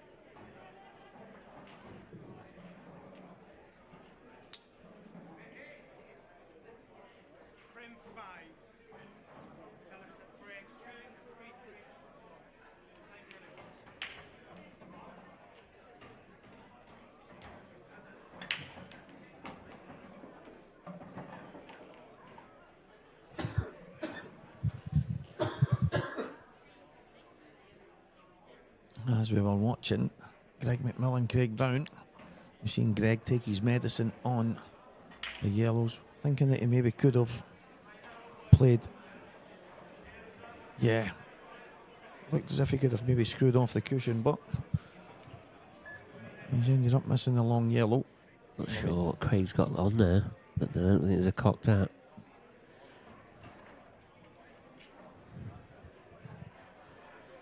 So this shot that Mark McAllister's playing is actually a shot that Mark Boyle would like taken out of the game. Being able to play one colour set onto another when the table's open. Oh, look, yeah. He thinks, although the table's open, that's fine. He thinks what you should be doing is, if you're deciding you're going to go yellows, you should just pot a yellow. And he says he thinks it makes it too easy for guys at a specific level, because they can open an entire table up by playing a kind of free shot. And he said he would like that one taken out. And I understood the way he was talking about it, and it probably takes away the open free table. I know it's still an open table based on the colour set, but technically you can. It keeps the match flowing, though, doesn't it? You know, because if balls do go together, it helps clear that issue. On to So. 16, please, Savannah Lowe and Lisa Reynolds. Savannah Lowe and Lisa Reynolds, table 16. But yeah, we see it from both sides, and no doubt you'll never get a unanimous decision with them sort of things. It was that, and I think it is quite unanimous on the break shot, where if you go in off the one shot is what a lot of people would like to bring in, and it's mad because it's obviously the break shot has become so important. I think I quite like the idea of it. I've heard some people say, well, if you go off the table, you should be the one free shot, one visit, and if you go in off, or you're obviously, because there's 16 balls in the table and you're trying to at least pot something, and the likelihood is the cue ball can get in as well, and you shouldn't really get punished for smashing the balls open. But I don't know how simple it is to add or take away certain things like that, but I suppose that seems to be quite popular in the idea of what could make that a touch better. But I think on the whole we've got a pretty good rule set here. Yeah, I think rules are changed, obviously through the WPA, because that's who we're officiated to. And I think they're only changed over 3 or 5 years. I can't remember which one it is. And then obviously it's got to be proposed and all of that. It just takes some getting in to get rule changes. Oh. Greg McMillan's just missed the black. What's it? Just trying to clip that in then? He's actually, it looks like he's missed it completely and went and flicked the back cushion and came out. Looks like he's tried to play it with a tracer run inside and he's missed the black. Crazy times on that one. But as we go on about that, Robert Stephen, he's going to open up a 4-1 lead. Back to this one, Craig Brown, this black now then.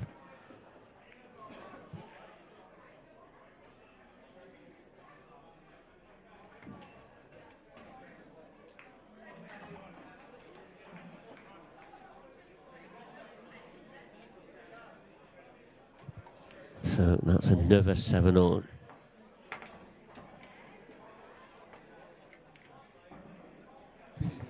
Sorry about that. It's another 7-all match just finished. Craig Brown, he's beaten Greg McMillan by 8 frames to 7. This match that's on your screens now, this is also 7 frames apiece. Dean Shields at the table against Stuart McCulloch. Rookie pro.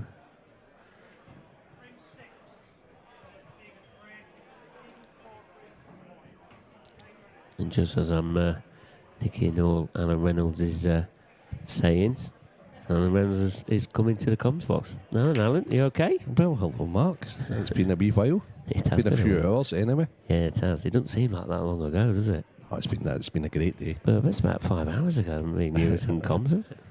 It only feels like a couple of minutes. No, it's been a great day. There's been some really close matches.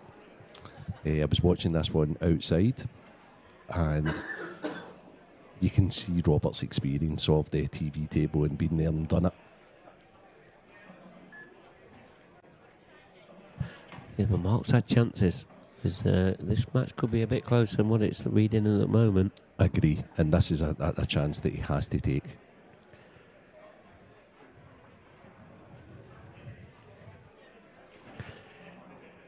That was sensational. I was watching the Greg McMillan, Craig Brown game there, and that was just such a nervy last frame.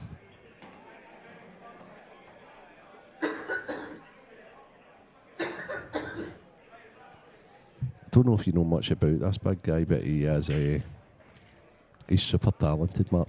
Really super talented player. Yeah, me and Stephen, we had a bit of a chat on it, about it in the studio and that, and he's definitely going to be one to watch out for. Great cue action. I mean, he's got some amazing cue power and some brilliant cue action. It's just about how he executes it on the table now. Yeah.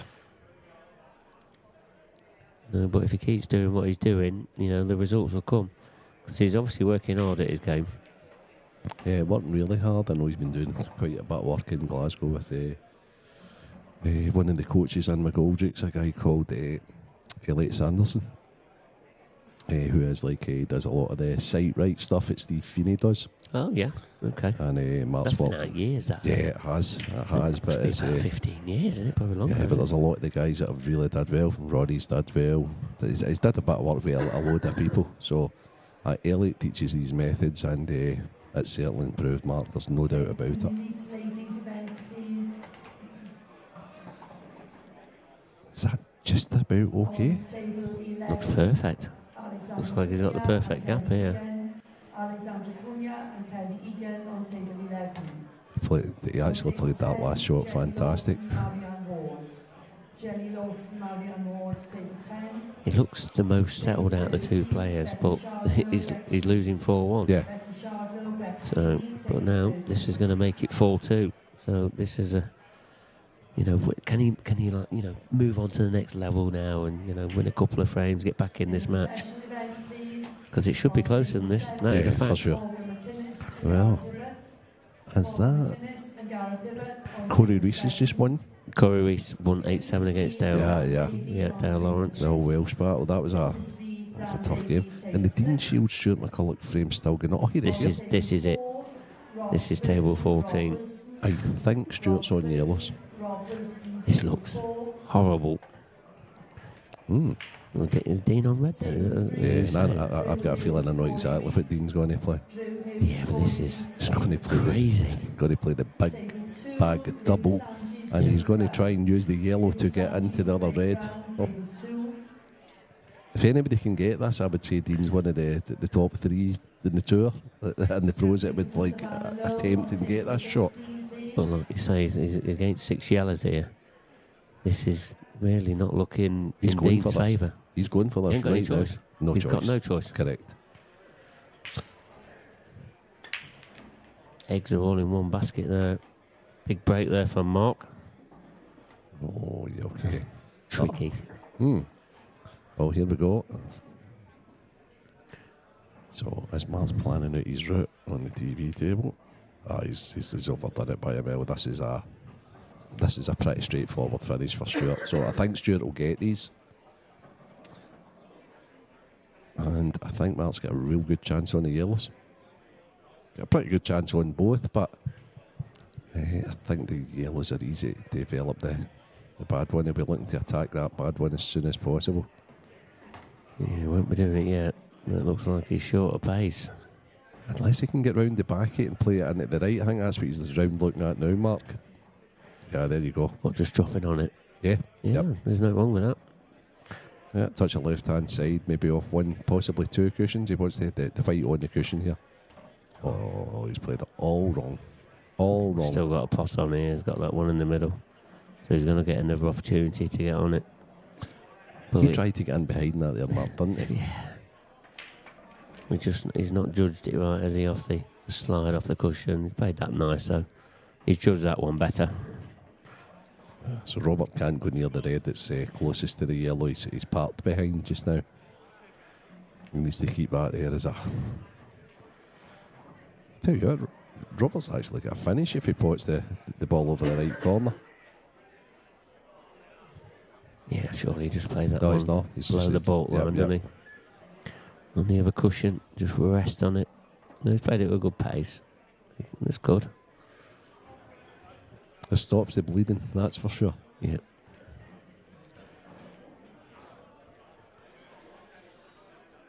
Yeah, it's a good shot.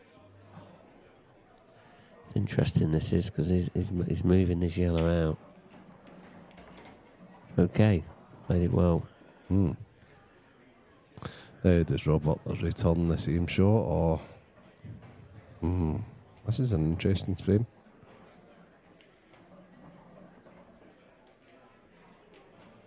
So, Stuart McCulloch is still not registered. So there still must be goings on.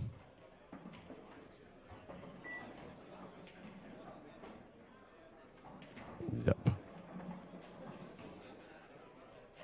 Phil Marks backed himself into a corner here that he pretty much has to go. Because if he doesn't, Robert will. So it'll be interesting to see his shot here. Is he cutting this back into the left middle?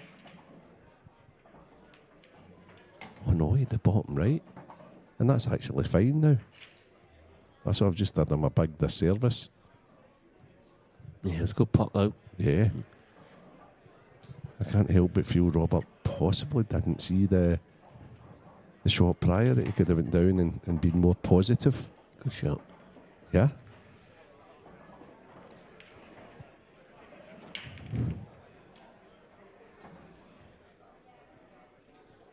Yeah, he's letting Mark back into this match now. Yeah, I thought it was like, not the last shot, it was the shot prior to it when he did come play round off the cushion. I thought he had a chance of, and there we go, here's Stuart McCulloch on the 8-ball here. Good timing with Craig, so that's Stuart's. That's a big scout for young Stuart McCulloch, to be honest with you. 16 shields.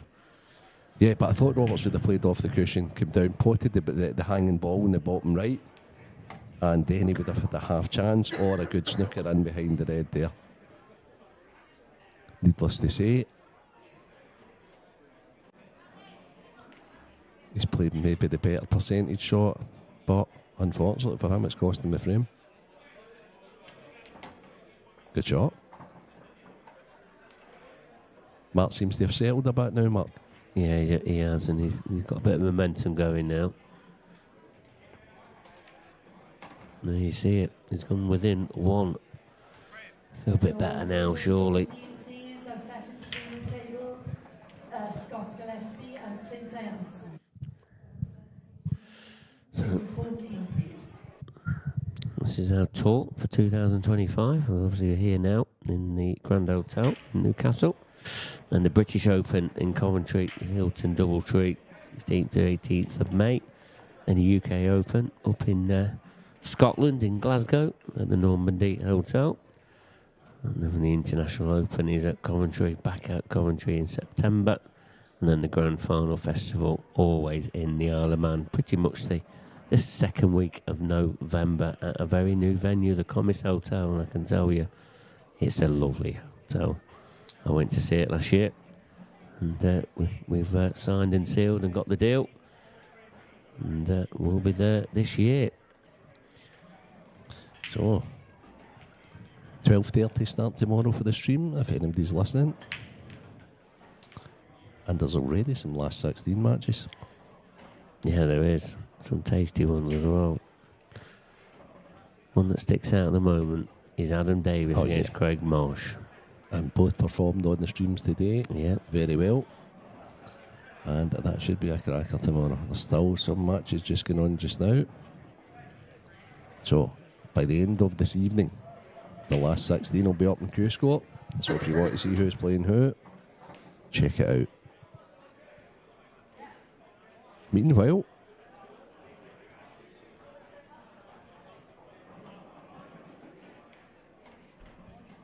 Mark's in the ascendancy.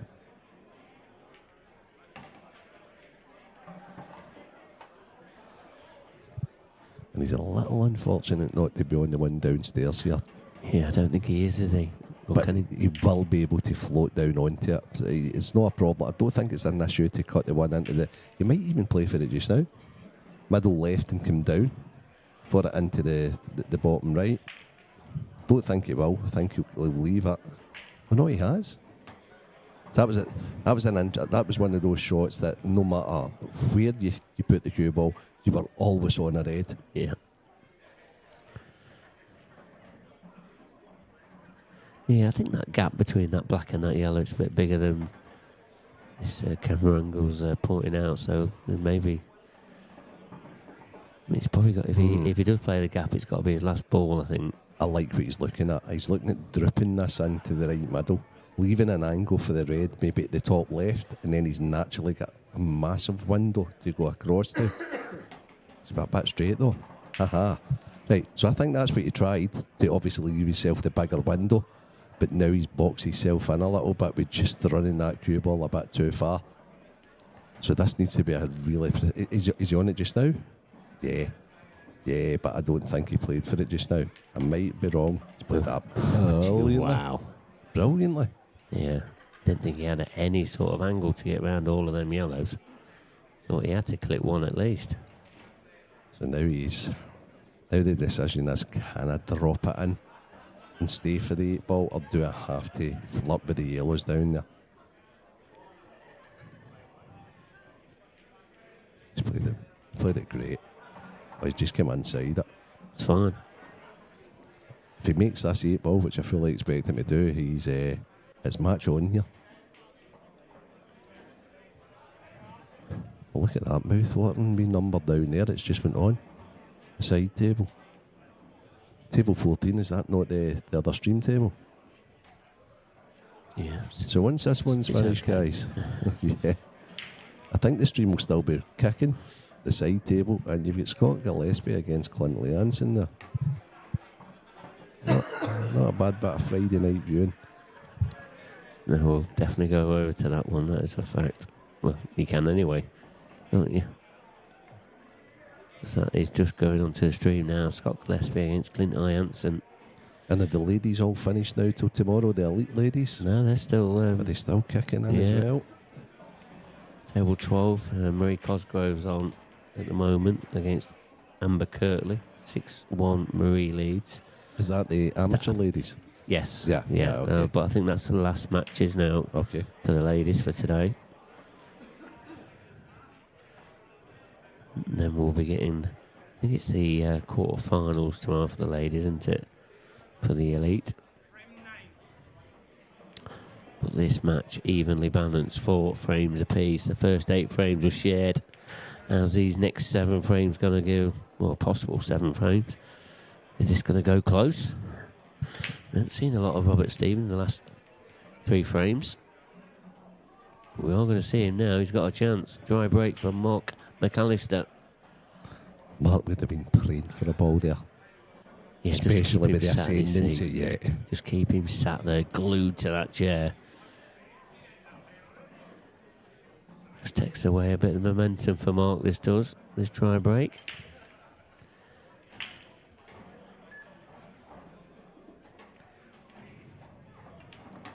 That's a brilliant shot. That is a brilliant shot. Because that ball there was the only issue in this frame. And Rab has played and got on it right away. The 8 ball, is the 8 ball available into the left middle? I think it must be, to be honest, because he didn't give it a second glance. Yeah, tricky to see from here, but I think so. Bit close to his work there. Oh, it's quite tight. Get that camera right in behind it, Craig.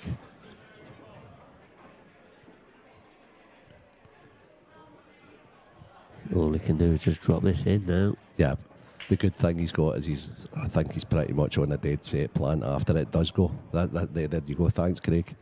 That's a great angle there. The 8 ball does go.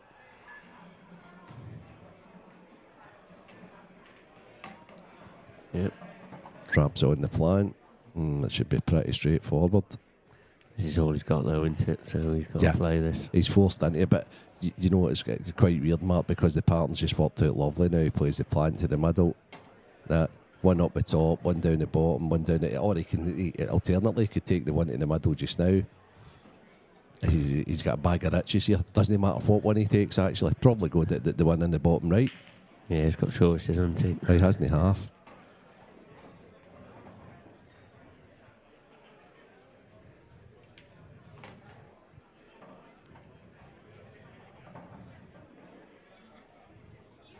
You just need to pull this back a couple of inches.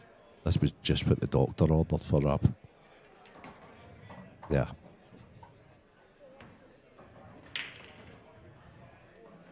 I think he wouldn't mind the cue ball where it is just now.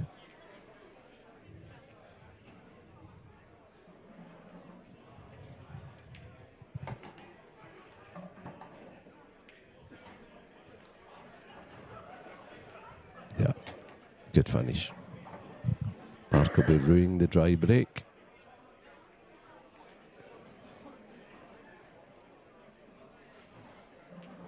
So, still lots of matches. Still lots of pro matches on. That's Ross Vernet. He's just off the back of a tournament run last week. Play Rob Wilson. And we have... First frame, isn't it? Is that Corey down there? Yeah, Corey's back on. He's playing Drew Hughes. Oh, an old Welsh battles, yep. Drew's leading that 2 frames to 0 already.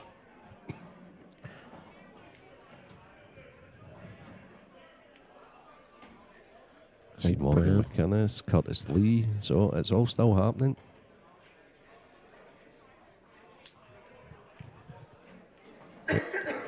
If you're close by, get yourself down to the Grand Hotel, Cuesports, Newcastle, over the weekend. Great crowd in tonight. Rab goes side break.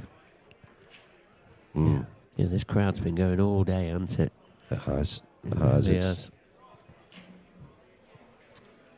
Has Rab alternated his break in this match, Mark? He's been playing head ball. Okay, so he just went side break, yeah. Oh, right, yeah, so this is it. Okay. So we're just seeing it just alternate now. He's smiling to himself in the no wonder corner as well. Look at those trades. He's still leading this match 5 frames to 4. He'll be saying that was a bad idea. Yeah.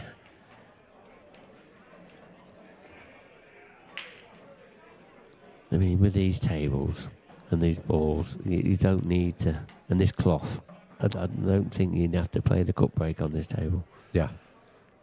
I've always found that I think this table always breaks better on the head ball. Do you know what surprises me somewhat, Mark? See the 3 or 4 minutes? I think it's strictly 3 minutes the players get on the table. Yes. I'm surprised they don't go in and just break. Yeah. For the 3 minutes, set them up, break, set them up, break, set them up, break to try, because it's such a bit. It's the biggest shot possibly. Yeah. It's the biggest shot in pool, that's a fact. Yeah. So without one, you're not winning a match. Yeah.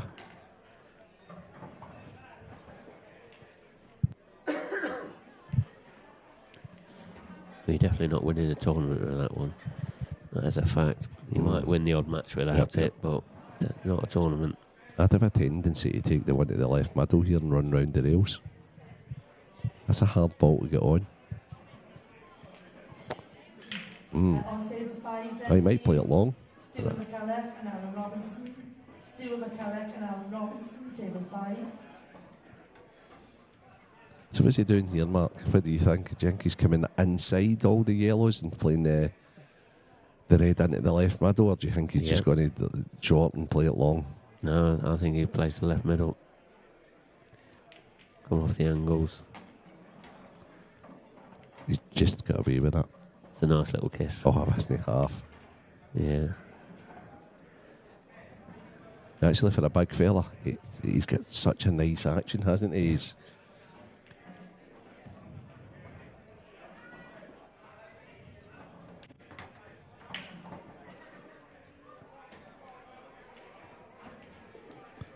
Well, if this is Mark's TV debut, and I think it's his first pro event, no matter what happens now in this match, he's can hold his head up high.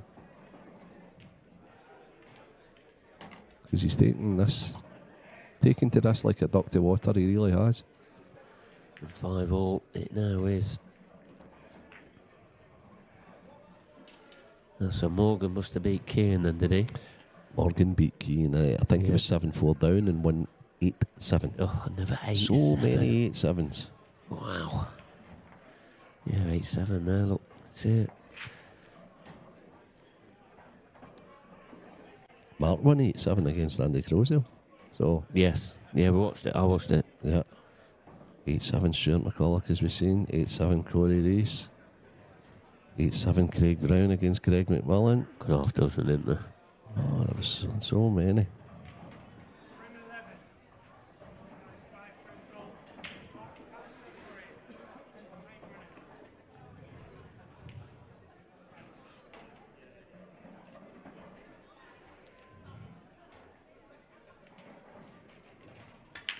When Mark's went side break. He has. That's how you do it, Robbie will be saying.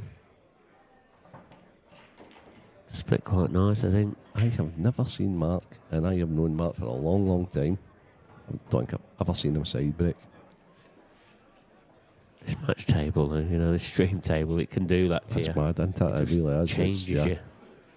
And I think he'll like your Reds, but the only problem is, it's a semi-tough opener into the left middle, but it's where the cue ball goes, isn't it? Yeah. Can he control it?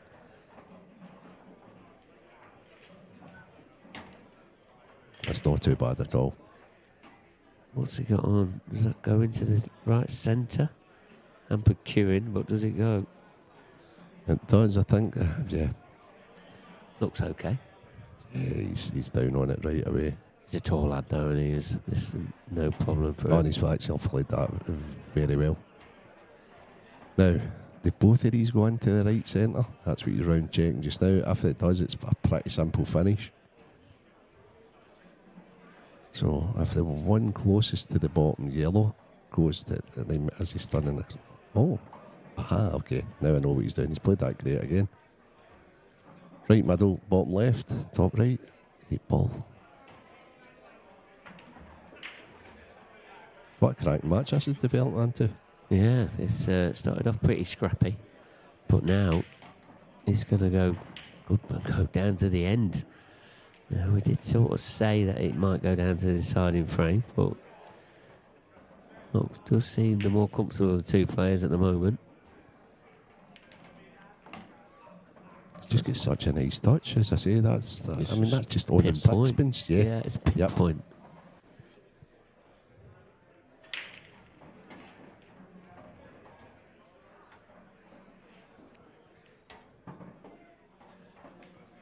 Now, what do you think Rob's going to do here? Jackie's going to side break again, or Jackie's going to do in the middle? He should go back to his head ball break. Yeah. I do. I mean, especially for a former world snooker player, you know, his timing's all going to be there. Oh, his timing's good, no doubt about it. I mean. So I think that's his contemplation when he's sitting there in his seat just now. Side breaker down the middle, side breaker down the middle. I think he'll go down the middle. There's Dan Davey. Whichever one he does, he's got to get a ball. It's a must. Oh, he'll be desperate to dash this up and then say to Mark, right, okay, on you go again. You've got to keep it relentless here, or else I'm going to take you out eventually.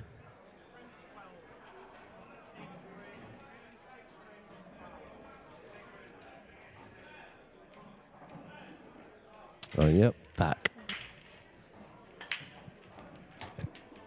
Put a bit more into that. So he's got a ball. I thought they sort of skated that he's got a ball, but it was very army. Yeah. Tried to give it too much, I think. Oh, that's not nice, is it? No, it's probably the worst outcome possible. I don't think can he clip that red in the middle.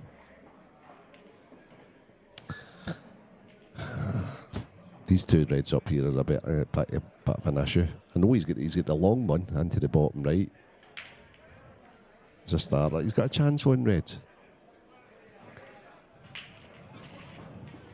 So he's got to be taking the one in the bottom right. Not sure if he's got total control of the cue ball here.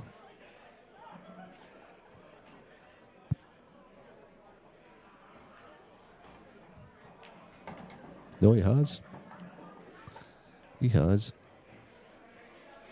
He's left himself awful fun.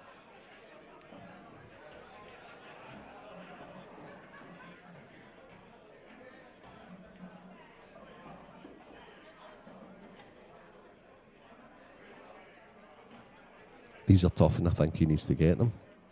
because all the yellows are sitting beautiful.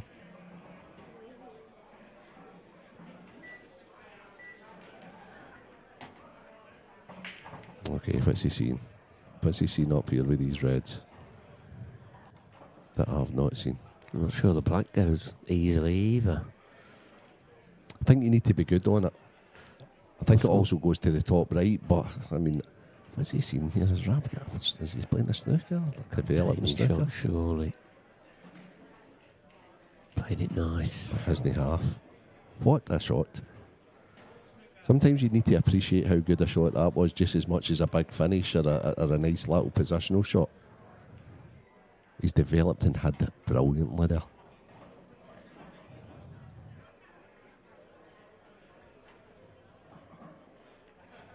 Okay, so I don't understand that. He's got a nice little touch because he's made the 8, but why is Mark not careering into them to try and make something happen there? Because he's going to hand the finish away anyway, so... He has got a bit more protection around that black. So. Yeah. Do you think he played that, however? No. Mark, he can't play that, yeah. He's just made sure he's just hit it. I mean, the worst scenario if he did give away the 1 free shot, 1 visit. How you try to develop these off the one at the top right or the one at the bottom left or the one in the middle? He's got 3 chances of developing. I keep the one in the middle because that's the easiest one to fall back on if the kick out doesn't go right. Yeah, which way do you attack these group of balls? Yeah. He's deciding this way, is he? No. Oh, okay. What's he spotted? Not sure he's got a good angle on this. Yeah. I think he's just grimaced there. Oh, okay. The yellow. Yep.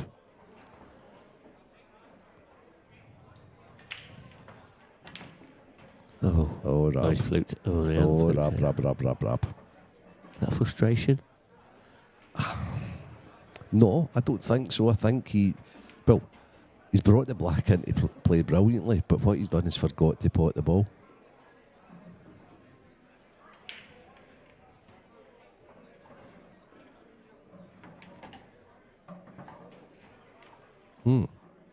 That's pretty loose, Mark. Yep, it is. I think I would have took my extension if I was Mark there. Because it's such an important... Has he been fortunate enough to leave one in the middle? Yes. He has. He's getting all the wee rubs just now, Mark. Yeah, He just needs to hold himself together here because this is a big visit to the table. This will get him on the hill. And with all respect to him, and I know as well as anybody how good Mark is, he's come in here as a big second favourite against Robert.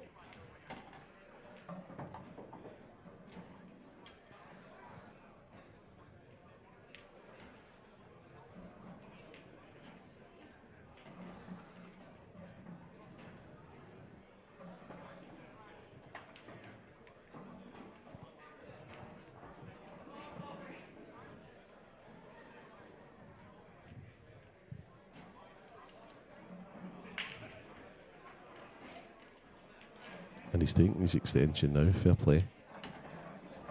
He's played another little nudge, but that little nudge he's played is magnificent.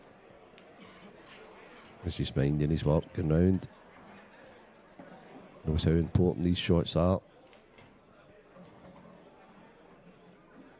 He will come to the table if he does finish these breaking. He's got a wee bit of the adrenaline's kicked in there. Still think he's absolutely fine, however. And as I say, he'll be coming breaking for the match if he manages to pot these 3 balls.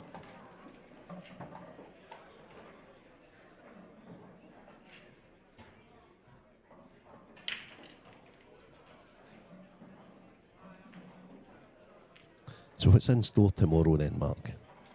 Well, we're going to have the last 16 of the professional men's event, and then we're going to have the ladies elite quarter-finals. So both of them tournaments, they'll be played down to the winners. Who is going to be here come Saturday night? You've got to make sure you join us tomorrow to find all of that out, because we've been trying to work it all out all day up here. Who's going to get through and all of that, and We're all quite puzzled. It's very, very tough out there, and whoever wins these two tournaments, they're going to be very deserved winners. But tonight's not over yet. There's still plenty of pool still shooting off, isn't there? There really is. And plenty of games going off. As you can see there, these are pretty much all professional matches. Corey Reese isn't having it easy though, over there.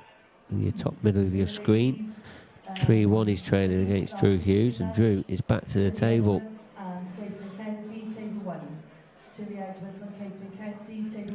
On the other stream table, just in case this match does finish, there is going to be Scott Gillespie against Clint Ianson,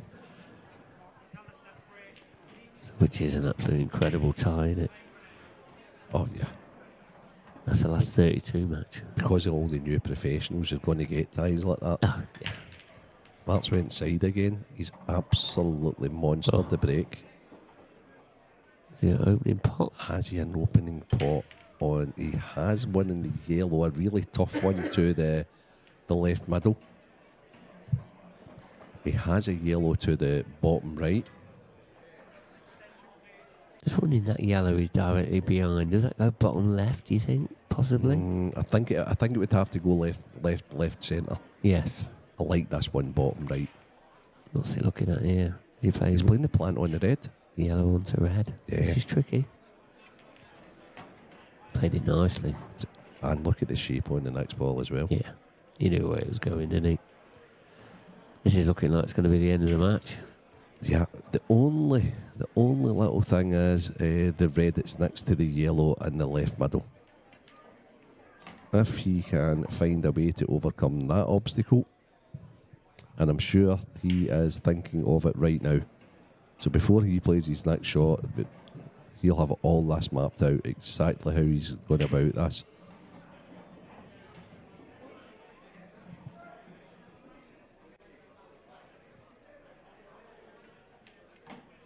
I'm surprised at that shot. I'm not going to lie. I thought he would have came straight across and left into the bottom right. Can't say that's the shot I would have played there, Mark. Yeah, it's definitely super tricky. I mean, I think the red looks very close to the cushion, so it might make this pot a bit easier. But it's come away. Okay. Yeah. Little bit of inexperience with that shot, just playing it a little quick. Yes. Again, maybe the extension. Yeah, definitely. Yeah, it's to win the match. Yeah. Yeah, he's definitely played that shot a little bit quicker, maybe a little bit of shot block pressure, etc. And just pressure in general. But yeah. Seeing the winning line. Look, this is Rob's taking his extension here. Yeah. And that's just a wee bit of experience. Working it out. Mark should have definitely played that into the right corner there instead of the left corner. Yeah, and the longer that Mark sat down, the longer that last previous shot is going to go through his head. Not only that, but Robert's getting the most difficult of the yellows instantly there. He's done that pretty much most of this match, and he's been consistent in the way that he's executed all of them. I don't know, but where's his cue ball well? Did he play for that low, or did he try and come down for the I think he wants to come further. I think he's okay. He can still screw down off the... Yeah, he's still got options. Yeah, but he needs to be good on that. If he's going to play both of these to the centre just now, he actually needs to be perfect on the second one. Right, okay. He's already missed one of these at pace. He's playing it long. Middle. Is he playing middle and then down the rail? Just stun it back. I think I'd play this long just now, Mark. Yeah. Okay. I think that's what he looked at. Oh, he's playing long now. Yeah. Oh, wow. I might be wrong. Tell you what, he's directly behind it. It's probably The thing this is the if shot. if he gets it, there's no position. It's just stun, roll through, 8-ball. Yeah, he's playing it long. Doesn't have to do a lot with it, does he? Played it lovely. Oh, he's missed it. He's missed it. I thought he hit it at a lovely pace. He just missed the pot. Yeah, pay attention, I think. I didn't expect him to miss that at all. No, me either. Although I did see Mark, I seen Mark's 3 minutes practicing, and he missed quite a few up the lines. Right. But I think if Rab is accurate there, he would have definitely got it. That's a good shot. That's a good shot. Perfect. The only thing is, where's the 8 ball available to? The 8 ball.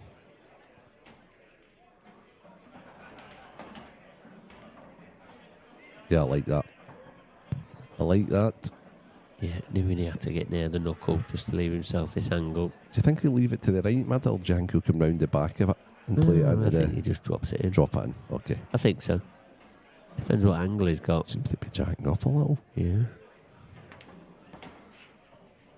That's perfect, doesn't it? Seems good. Yeah. Seems very, very good.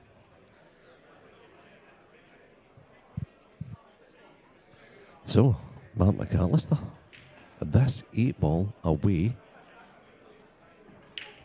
from progressing to the next round, and a fantastic win in the All Scottish Affair against Robert Stephen of Glasgow. Great TV debut for Mark McAllister. I see Stevie the Talker Walker in the background, who will be passing over to him and yourself just shortly. And that's us for this evening when it comes to the stream games.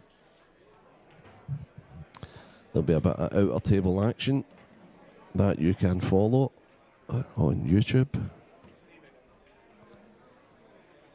And from us here in the Grand Hotel in Gosford and Newcastle,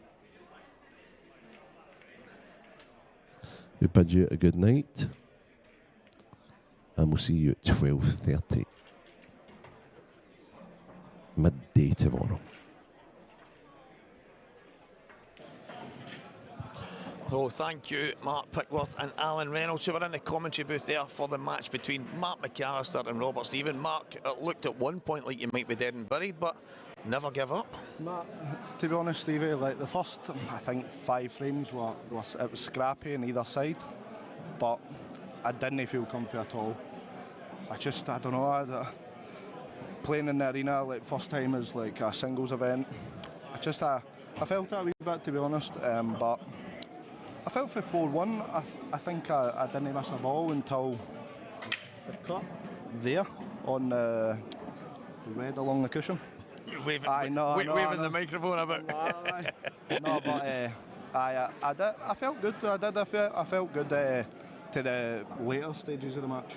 I think early on, I actually did the first part of the match in the commentary, and you looked like you were queuing really nice. Maybe it was just, I don't know, obviously the time people talk about the shot clock, they talk about the table playing different, all these kind of things. To me, it wasn't that you looked uncomfortable, just maybe a wee bit indecisive, and is that just playing in front of the cameras in the arena? Is that what that does? No, I think I was a bit indecisive, and like I played well in the outer tables, and then gone there, the shot clock, and I never really felt comfy under it. I know I played there a couple of weeks ago, but I felt like I got into the gist of doing the shot clock, like using my extensions right, but I felt in the first 5 frames I was using it, my first shot. Right. And then I was like, I ran into a bit of problems, and then it was like, I wanted a bit more time, you know what I mean? That's probably one of the big things you see. People talk about the extension, right? So if you've not played on the 30-second shot clock, you get the 30-second extension, obviously once a frame. And a lot of people do tend to take it early. And I did notice in the first couple of frames, if you had to, you did. Maybe on the odd occasion, you already knew what you were going to do. I felt like I knew what I was doing, but I don't know, I just took it anyway. Like, so that was probably the inexperience of playing under a shot clock. So yeah, just need to. I eventually got the use of it, the gist of it. So you've obviously, Robert's a seasoned pro. This is your first year in the pro ranks. Any expectancy going forward? To be honest, I just wanted to win a game this weekend, and then winning 2 is a bonus, and then on to the next one. Well, ranking points are obviously massive. Coming through the amateurs and getting into the pros, and no matter which way you get there, to stay in the pro ranks, you need to get some ranking points. You need to go and dig deep. It's a 2-year system. You've got some right away. You've obviously got more matches to go. You've got the Open to go. This could be a great weekend. Well, it's just take a game at a time, and obviously the first Pro Tour, I was coming down, no expectations. I put a good bit of time in, and I said to myself, just go and play your game, and hopefully you can get the results, and it seemed to have got the results. So yeah. Well, Mark McAllister, you're one of the good guys, but you're also one of the top players. You're proving it. You've obviously beat Robert Stephen there. Congratulations, mate, and on to the next. Cheers, mate. Thank you. Cheers, mate. Cheers. Thank you.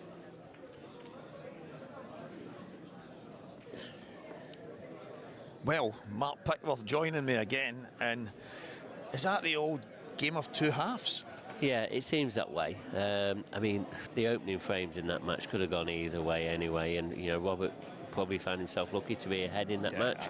But Mark came well. You know, he always looked the more settled out of the two players, and for him to get back into that match, he did really well, because he was getting away from it at 4-1 down. You know, he did well to get back into it, but he kept himself together. He knows that he's playing well. He knows he's going to get chances, and that's what's happened. And here he is into the next round. Yeah, he actually said at the beginning of the match that he felt really uncomfortable, really indecisive. He was using his extension at the wrong times. It was like, because he could do certain things, or the restraints of the shot clock, a few things got to him, but then he just seemed to find his groove. And as you say, he probably looked the more settled. I said to him, you were cueing really nice, and obviously he wasn't feeling it to begin with, but in the end he was a worthy winner. Yeah, and you know, and that's the important thing. He was a worthy winner. You know, he got the win in the end. You know, these sort of arenas, they are quite alien, and especially to a new professional. I think he's being pretty critical of himself, to be honest. You know, he's probably beating himself up for, you know, something that he really shouldn't be, because you know, he played some really great stuff in there. You know, we've mentioned, you know, in the comms and that about his cue action. He's very elegant around the table, you know, and he's a big lad, but he controls that cue ball really well, and you know, he's got to take some really good positives out of that match. Well, he came here hoping to win just one match. He said, if I win one match, I'll be happy. He's now beat Andy Croasdale. He's now beat Robert Stephen. He's not the kind of player like we heard Scott Gillespie shouting, I'm here to win. He's not that kind. He'll just go one ball at a time, one frame at a time. But who knows how far he can go? Yeah, there's no reason why he can't keep, you know, winning a match after match. He just needs to take one match at a time, needs to relax. Because he looked really relaxed in that match, you know, after the first frame, the first two frames, whichever one it was. You know, after that, he did look really relaxed and looked, you know, didn't look out of place. And, you know, he'll reflect back on this, he'll have a think about it, and tomorrow is a different day, and who knows, he could come, you know, Saturday night, he could be picking up a trophy, or at least be getting to the final, or at least, you know, at the very least.